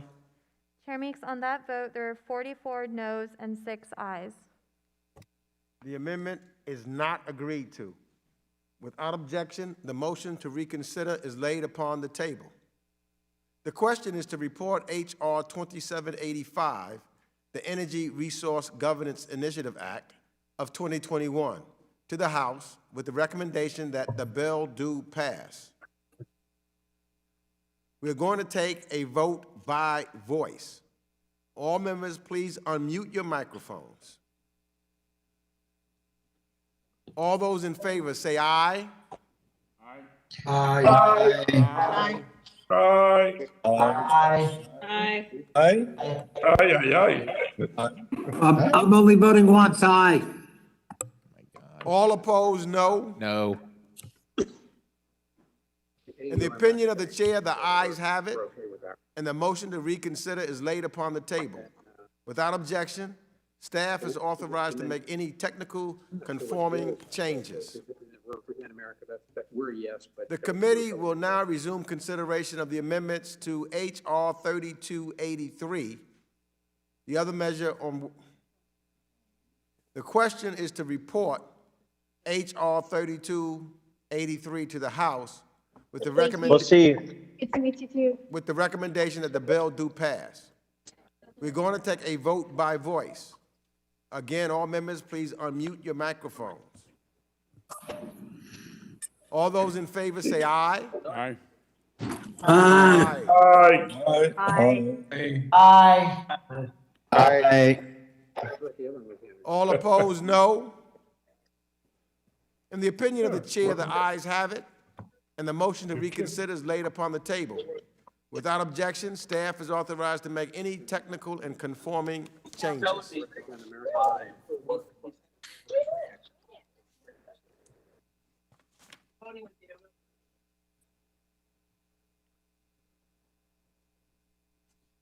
Now moving on to the Perry Amendment. The question is on the Perry Amendment to the amendment in the nature of a substitute designated number 78 to H.R. 1096, the Represent American Abroad Act of 2021. A recorded vote is ordered, and all members, please make sure you are visible to the chair and unmute your microphones when your name is called. As you cast your vote, please be sure to say your name for the record first and then your vote. The clerk will please call the roll. Representative Sherman. Sherman votes no on the Perry Amendment. Representative Sherman votes no. Representative Sears. Series votes no. Representative Sears votes no. Representative Connolly. Connolly votes nay. Representative Connolly votes no. I don't see Representative Deutsch. Representative Bass. Bass votes no. Representative Bass votes no. Representative Keating. Keating votes no. Representative Keating votes no. Representative Cicilline. 3 months. Cicilline votes no. Representative Cicilline votes no. Representative Barra. Barra votes no. Representative Barra votes no. Representative Castro. Castro votes no. Representative Castro votes no. Representative Titus's video's on. Oh, Representative Titus? Representative Titus?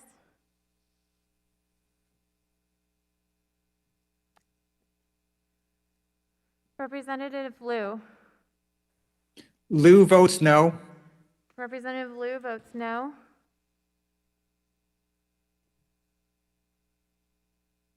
Representative Wild?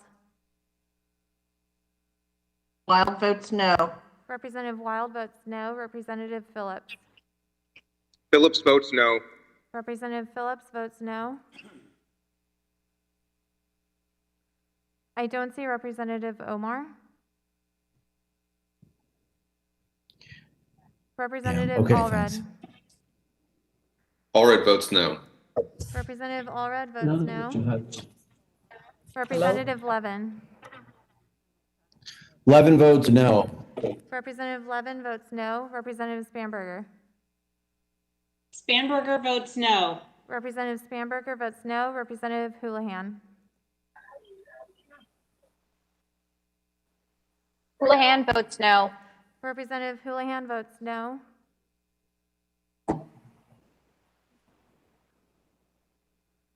Representative Malinowski. Malinowski votes no. Representative Malinowski votes no. Representative Andy Kim. Kim votes no. Representative Andy Kim votes no.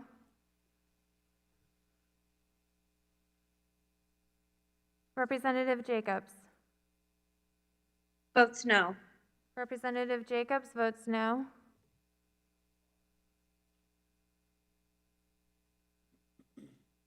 Representative Manning. Manning votes no. Representative Manning votes no. Representative Costa. Representative Costa, would you like to vote, sir? No. Sorry, one more time, sir. Costa votes no. Thank you. Representative Costa votes no. Representative Vargas. No, Vargas, no. No. Representative Vargas votes no. Representative Gonzalez.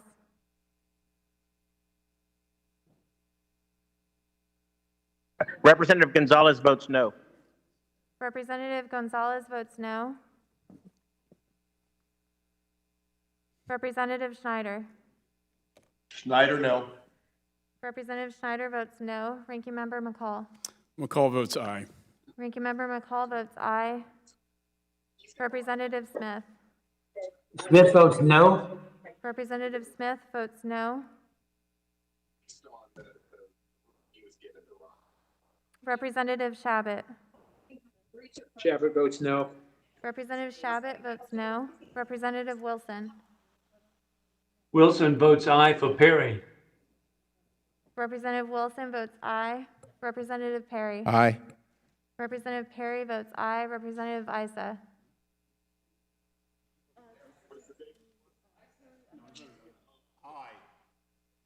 Representative Issa votes aye. Representative Kinzinger. Kinzinger, no. Representative Kinzinger votes no. Representative Zeldin. Zeldin votes aye. Representative Zeldin votes aye. Representative Wagner. Wagner, aye. Representative Wagner votes aye. Representative Mast. Mast votes aye. Representative Mast votes aye. Representative Fitzpatrick. Fitzpatrick, no. Representative Fitzpatrick votes no. I don't see Representative Buck. Representative Burchett.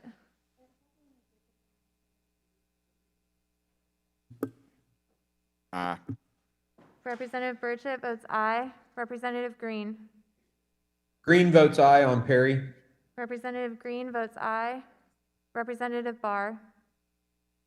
Aye. Representative Barr votes aye.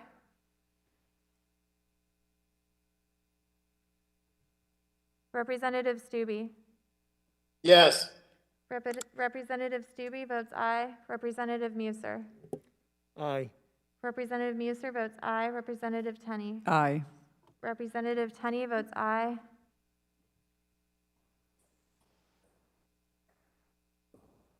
Representative Pfluger. Aye. Representative Pfluger votes aye. Representative Maliotakis. Maliotakis, aye. Representative Maliotakis votes aye. Representative Meyer. Meyer votes aye. Representative Meyer votes aye. Representative Jackson. Representative Jackson votes aye. Representative Jackson votes aye. Representative Young Kim. Representative Young Kim votes aye. Representative Young Kim votes aye. Representative Salazar. Salazar votes aye. Representative Salazar votes aye. Chair Meeks. No. Chair Meeks votes no. Representative Deutsch, I can see you on camera now, sir. Would you like to vote? No. Representative Deutsch votes no. Titus votes, yes, Titus votes no. Representative Titus votes Sorry. no. Omar votes no. Representative Omar votes no.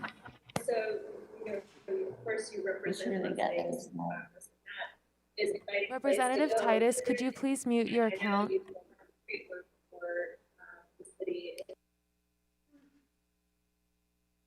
Have all members been recorded?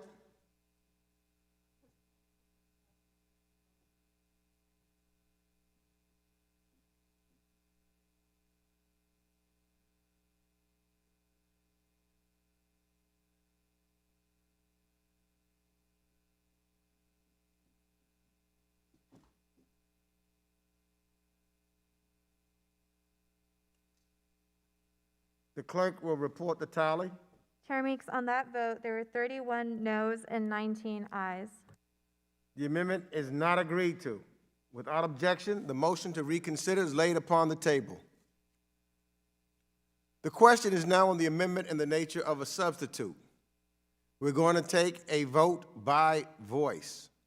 All members, please unmute your microphones. All those in favor say aye. Aye. Aye. Aye. Aye. Aye. Aye. All opposed say no. No. In the opinion of the chair, the ayes have it. And without Mr. Chairman, objection, Mr. Chairman, on that, I request a recorded vote.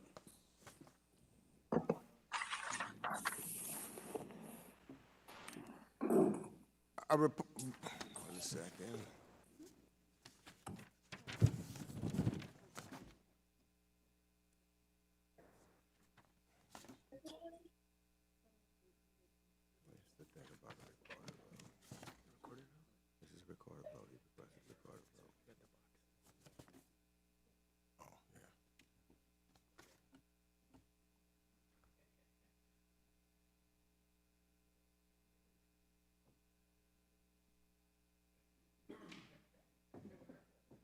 The question is now on the amendment in the nature of a substitute to H.R.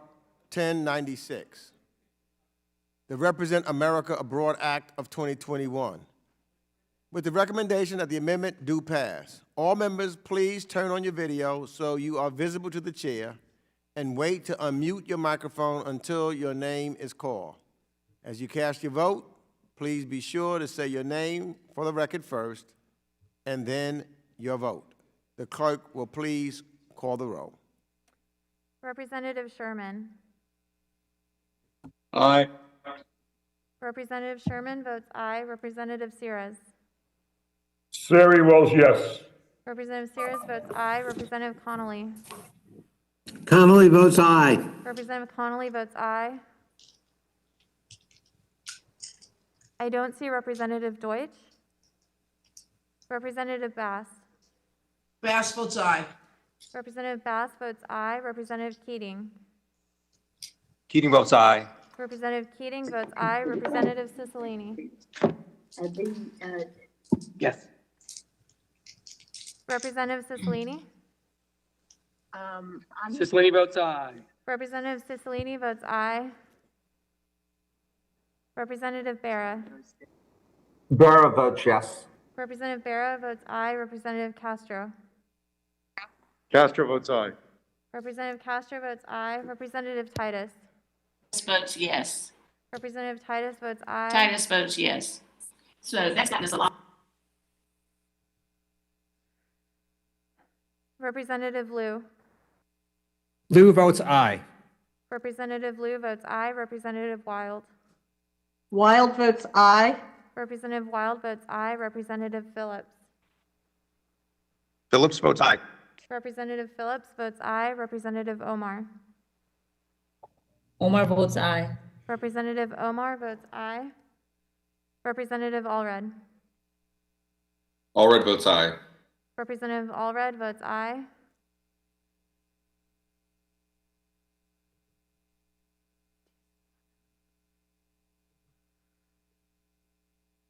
I don't see Representative Levin on camera. So Representative Spanberger. Spanberger votes aye. Representative Spanberger votes aye. Representative Houlihan. Houlihan votes. I'm sorry, one more time, ma'am.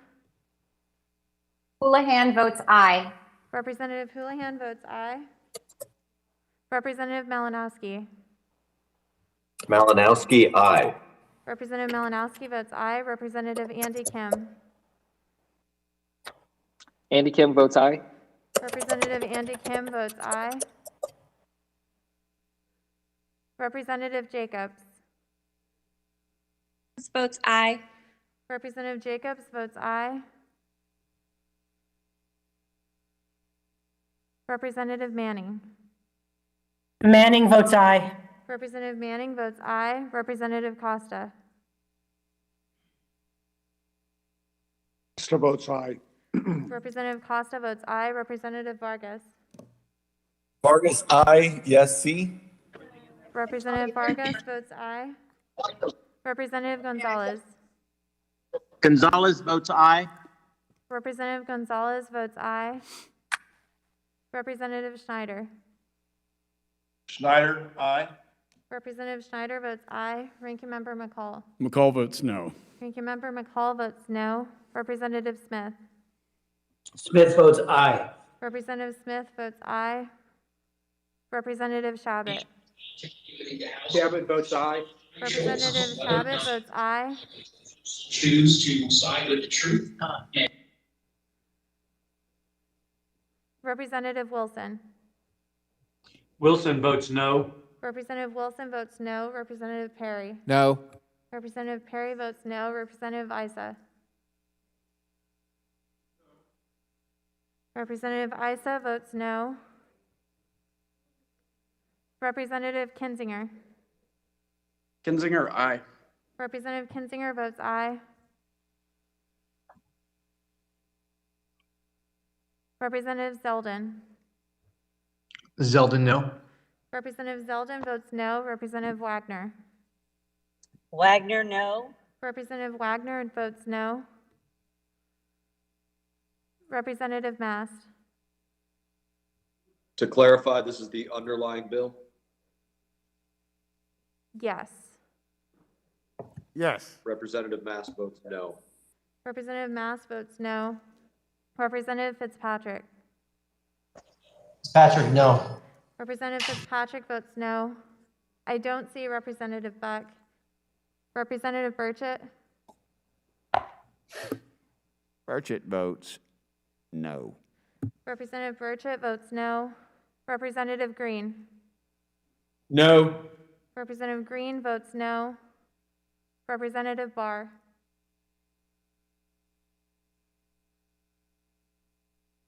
Oh, Representative Barr dropped off. No. Oh, I'm sorry, one more time, sir.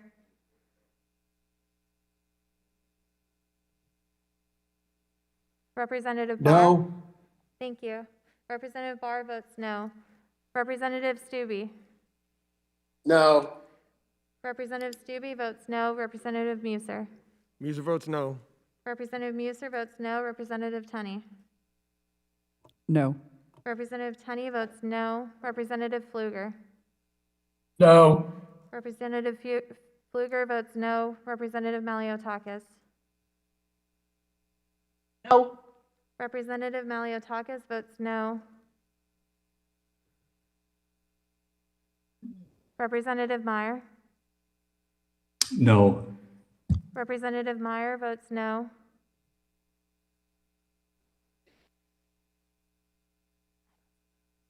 I don't see Representative Jackson. Representative Young Kim. Representative Young Kim votes no. Representative Young Kim votes no. Representative Salazar. Representative Salazar votes no.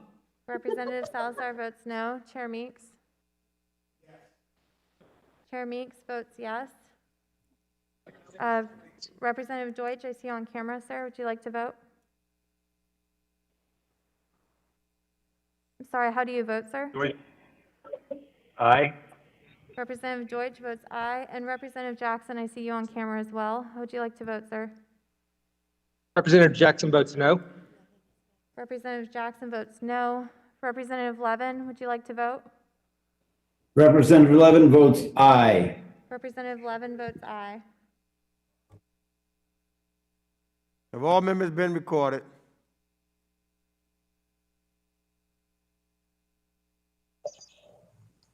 Mr. Chairman, how am I recorded? Fitzpatrick? Representative Fitzpatrick is voted as no. That's an aye. Okay. Representative Fitzpatrick votes aye.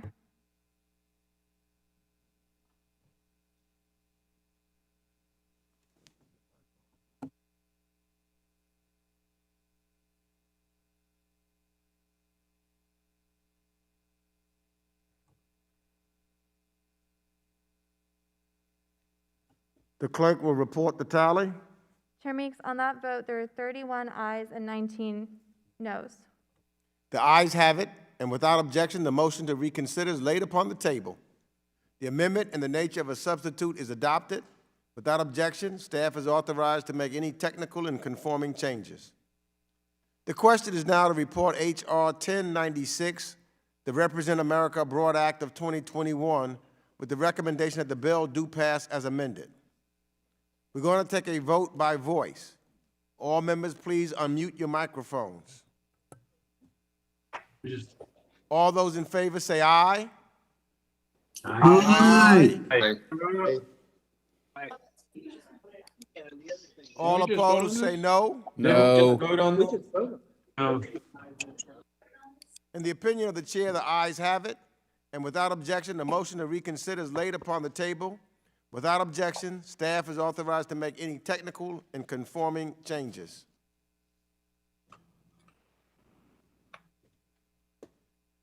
The question is now on Perry Amendment to the amendment in the nature of a substitute designated number 80 to H.R. 1135, the Light Act. A recorded vote is ordered. All members, please make sure you are visible to the chair and unmute your microphones when your name is called. As you cast your vote, please be sure to say your name for the record and then your vote. The clerk will please call the roll. Representative Sherman. Aye. Representative Sherman votes aye. Oh. Representative Sears. Or are we voting on the passage of the bill or on the Perry Amendment? We're voting on the Perry Amendment. The motion to table what? We are voting Oh, is this on. the motion to table? We are voting on the. No. We are voting. Excuse me, I had a staffer telling me what we were voting on the floor. Please proceed. Okay. Mr. Chairman, what are we voting on? We are voting on the Perry Amendment to the amendment in the nature of a substitute, which was designated number 80. Please excuse my confusion and record me as a no on the Perry Amendment. Representative Sherman votes no. Representative Sears. Siri votes no. Representative Sears votes no. Representative Connolly. Representative Connolly votes nay. Representative Connolly votes no.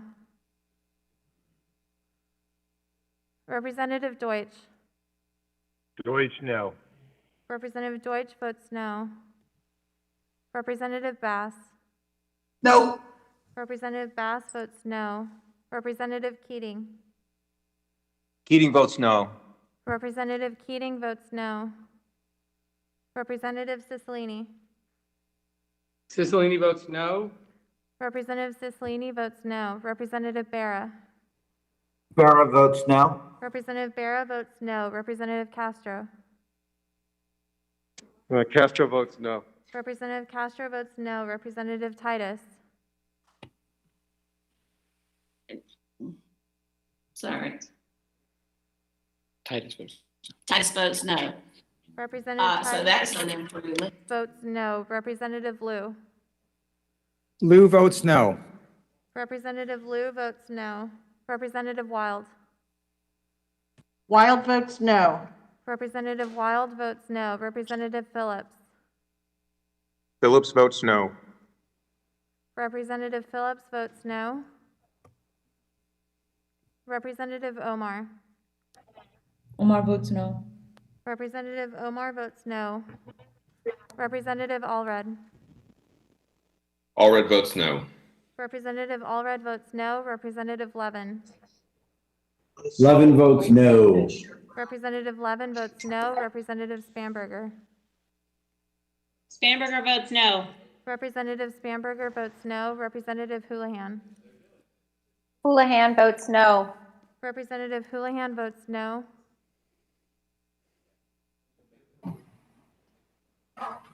Representative Malinowski. Malinowski votes no. Representative Malinowski votes no. Representative Andy Kim. Andy Kim votes no. Representative Andy Kim votes no. Representative Jacobs. Jacobs votes no. Representative Jacobs votes no. Representative Manning. Manning votes no. Representative Manning votes no. Representative Costa.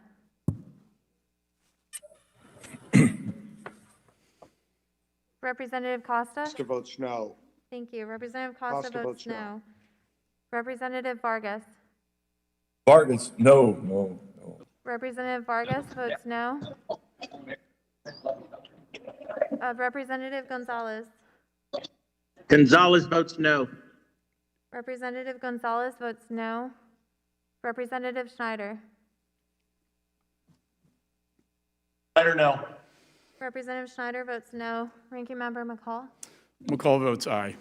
Ranking Member McCall votes aye. Representative Smith. Smith votes aye. Representative Smith votes aye. Representative Shabot. Chabot votes aye. Representative Shabot votes aye. Representative Wilson. Wilson votes aye for Perry. Representative Wilson votes aye. Representative Perry. Aye. Representative Perry votes aye. Representative Isa. Aye. Representative Isa votes aye. Representative Kinzinger.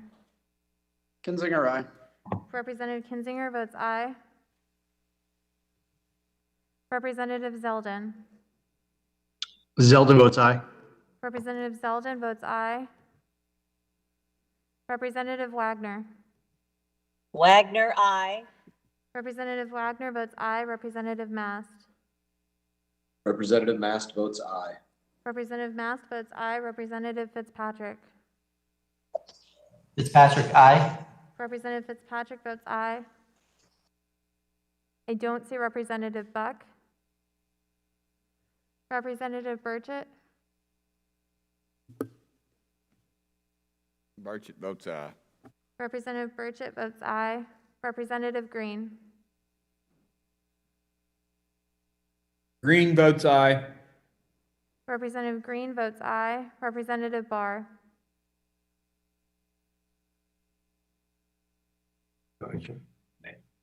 Is this the Perry Amendment? Yes, sir. This is Perry Amendment number 80. Aye. Representative Barr votes aye. Representative Stubbe. Yes. Representative Stubbe votes aye. Representative Muser. Aye. Representative Muser votes aye. Representative Tenney. Aye. Representative Tenney votes aye.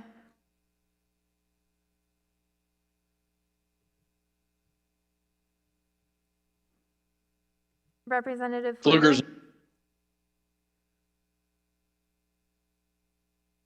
Representative Pfluger. Pfluger's an aye. Representative Pfluger votes aye. Representative Maliotakis. Aye. Representative Maliotakis votes aye. Representative Meyer. Aye. Representative Meyer votes aye. Representative Jackson. Representative Jackson votes aye.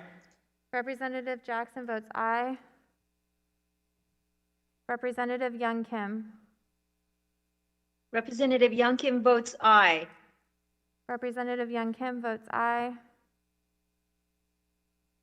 Representative Salazar. I vote aye. Representative Salazar votes aye. Chair Meeks. No. Chair Meeks votes no.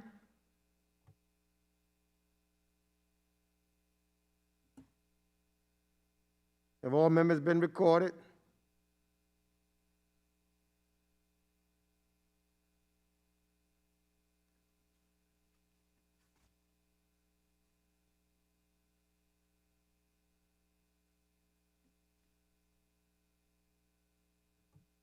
The clerk will report the tally. Chair Meeks, on that vote, there are 27 noes and 23 ayes. The amendment is not agreed to. Without objection, the motion to reconsider is laid upon the table. The question is now on the amendment in the nature of a substitute. We're going to take a vote by voice. All members, please unmute your microphone. Yes. All those in favor say aye. Aye. Aye. Aye. Aye. Aye. Aye. All opposed, no. No. No. No. No. No. Nay, nay, nay. In the opinion of the No. chair, the ayes have it, and without objection, the motion to reconsider. Mr. Chairman, with that, I request a recorded vote. The question is on the amendment in the nature of a substitute of H.R. 1135, the Light Act, with the recommendation that the amendment do pass. All members, please turn on your video so you are visible to the chair and wait to unmute your microphones until your name is called. As you cast your vote, please be sure to say your name for the record first and then for your vote. The clerk will please call the roll. Representative Sherman. Sherman, aye. Representative Sherman votes aye. Representative Sears. Series, yes. Representative Sears votes aye. Representative Connolly. Connolly votes aye. Representative Connolly votes aye. Representative Deutsch.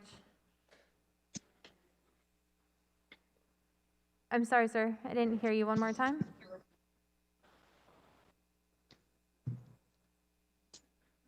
Sir, your audio is not coming through.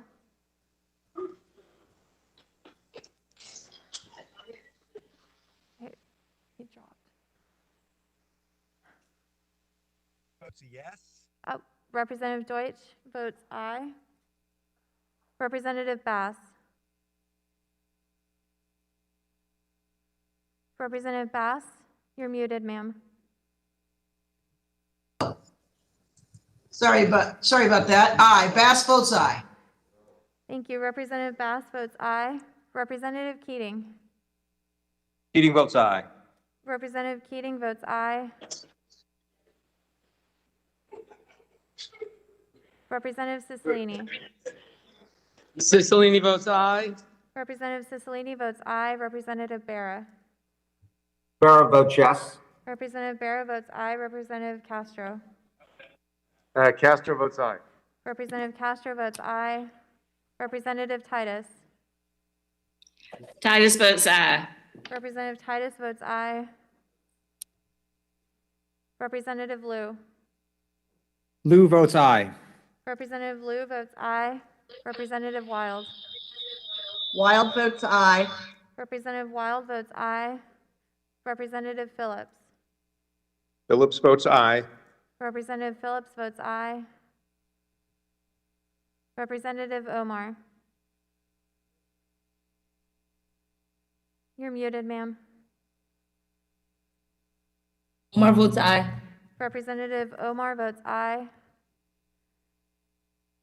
Representative Allred. Allred votes aye. Representative Allred votes aye. Representative Levin. Levin votes aye. Representative Levin votes aye. Representative Spanberger. Spanberger votes aye. Representative Spanberger votes aye.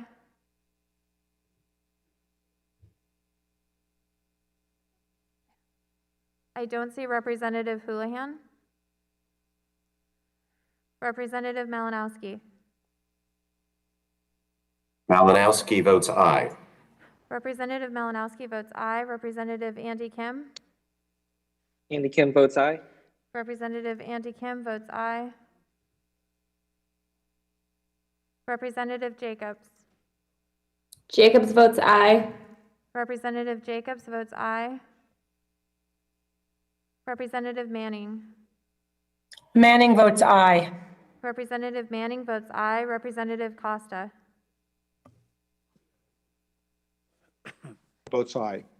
Representative Costa votes aye. Representative Vargas. Vargas votes aye. See, yes, aye. Representative Vargas votes aye.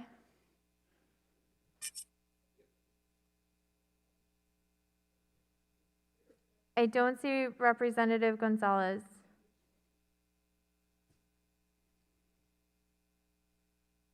Representative Schneider. Schneider, aye. Representative Schneider votes aye. Ranking Member McCall. McCall votes no. Ranking Member McCall votes no. Representative Smith. Smith votes no. Representative Smith votes no. Representative Chabot. Chabot votes no. Representative Chabot votes no. Representative Wilson. Wilson votes no. Representative Wilson votes no. Representative Perry. No. Representative Perry votes no. Representative Issa. To quote Mr. Vargas, no, no, no, no, no. Representative Issa votes no.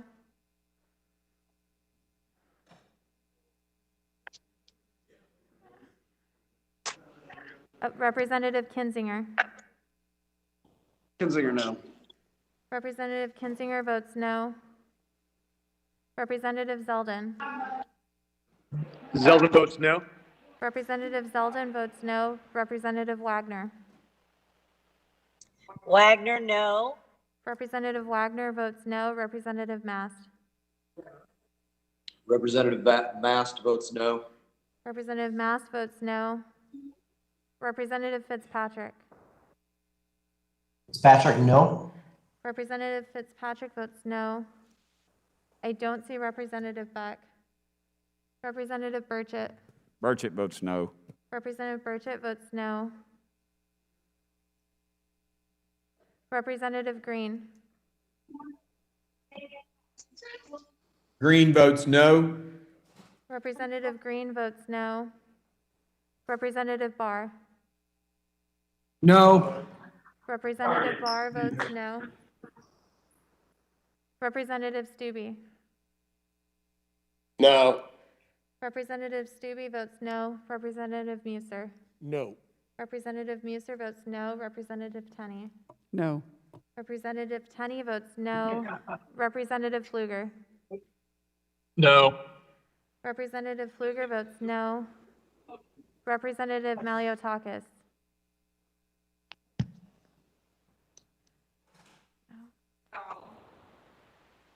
Representative Maliotakis.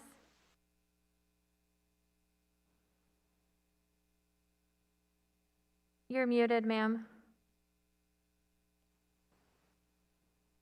Okay. Representative Meyer. Did you call my name? I'm sorry, Votes no. Youngkin votes no. Representative Meyer. Meyer votes no. Representative Meyer votes no. Representative Jackson.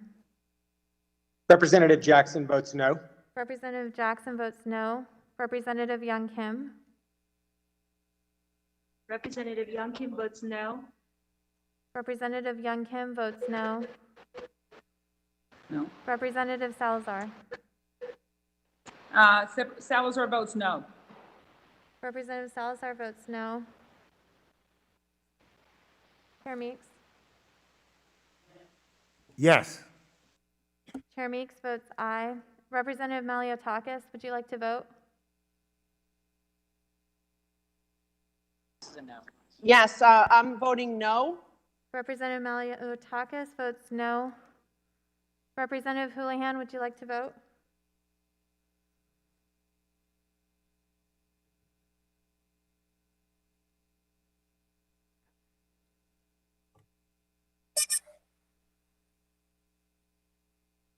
Have all the members been recorded?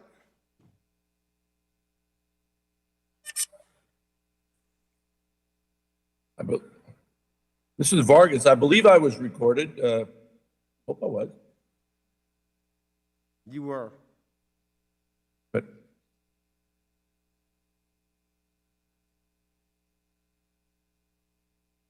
The clerk will report the tally.